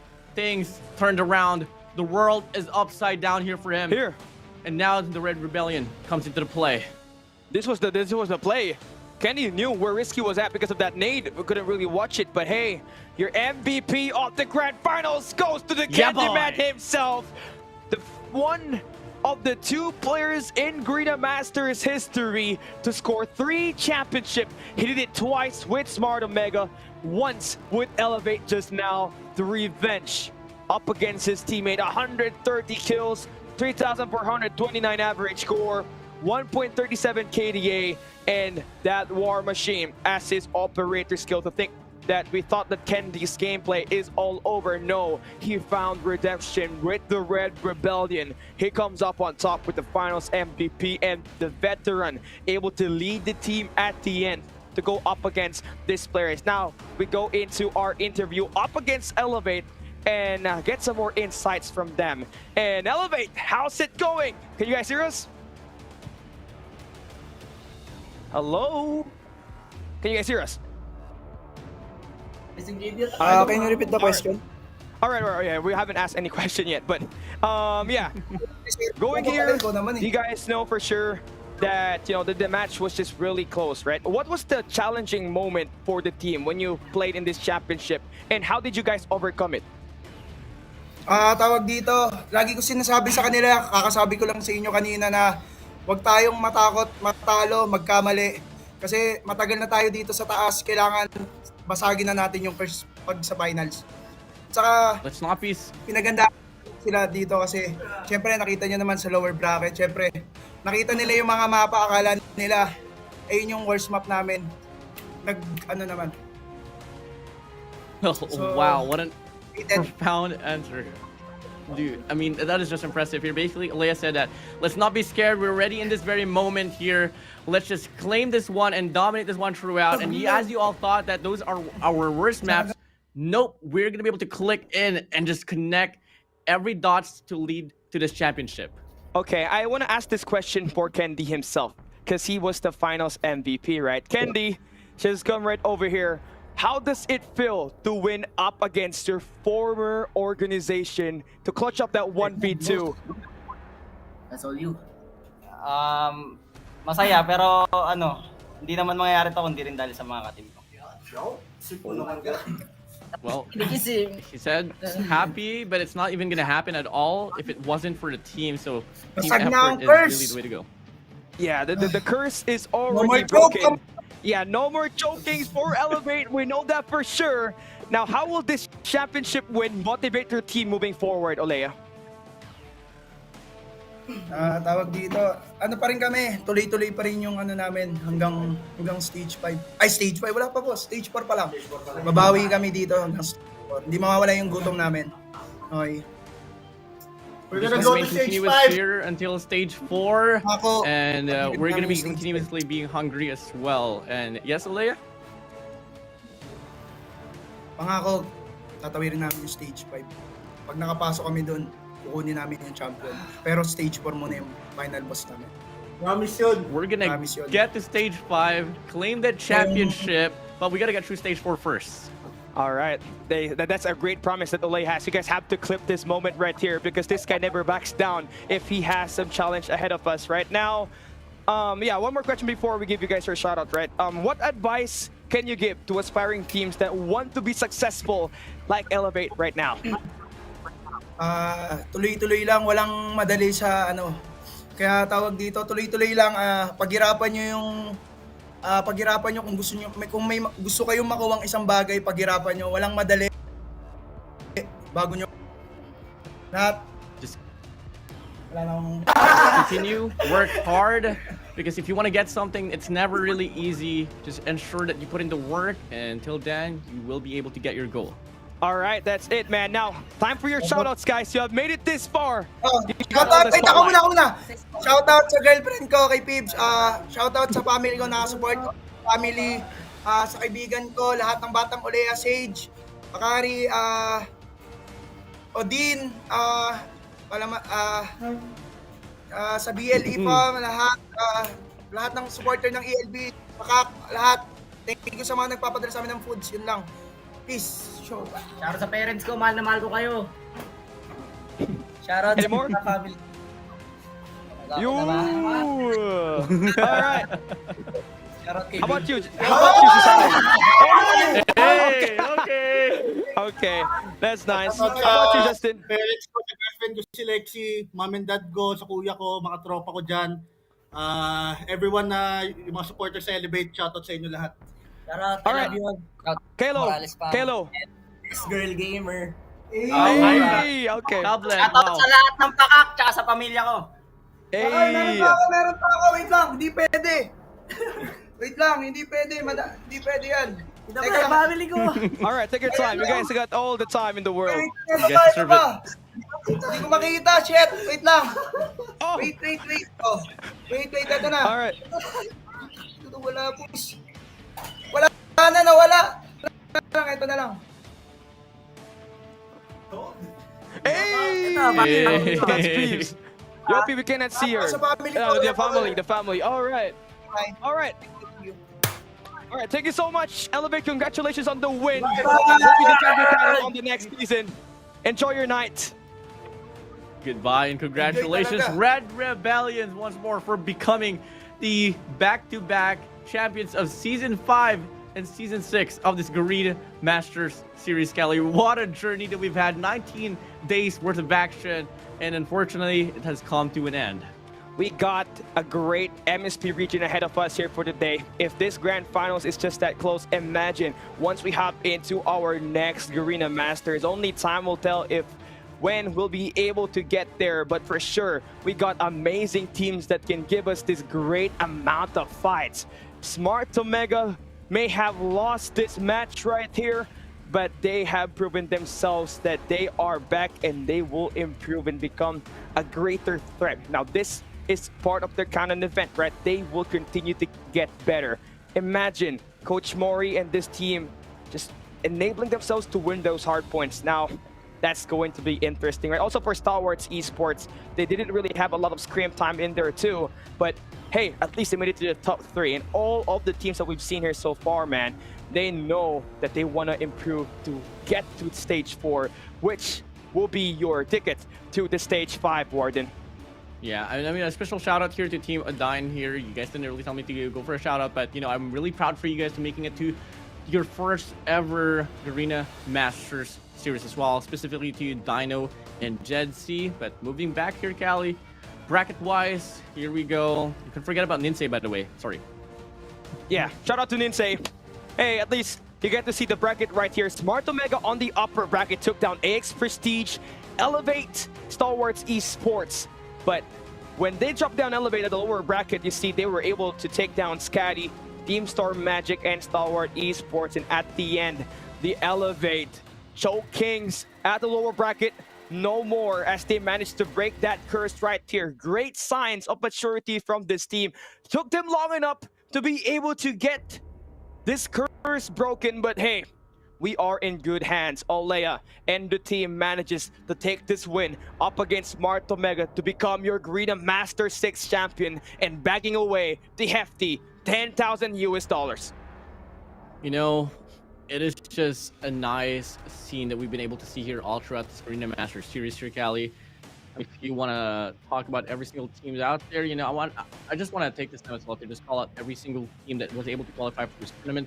To Stalwart Esports, to Savage Immortal EA, Classified Pegasus, Elevate Team, Sir Magic, Dovik and Oblivion, Exclusive, Tyrant Akari, Revox Invicta, Delulus, Big Boy, Smart Omega Esports, Scatty, Sage Ultimate, X Prestige, and AAA Adine. You guys were able to provide us a good show. I do hope I get to see you guys. We get to see you guys on the next one as well. Continue for your journey here. Maybe till then, next time, you might just be the next Elevate.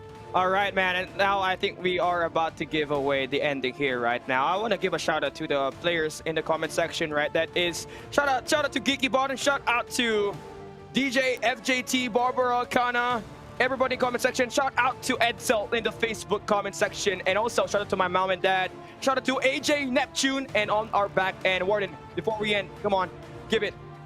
Well, shout out to Jericho as well, and on behalf of Josh to Jericho, Vince B here that was able to cast as well here on the caster deck, and huge shout out to Summer, to Bacon, to Pandorum for really helping us as well, helping me here just get on track for this broadcast. Callie, it's so fun casting with you, and that was my first Grand Finals experience. I'm so happy. It didn't have been anyone except for you that I was hoping for.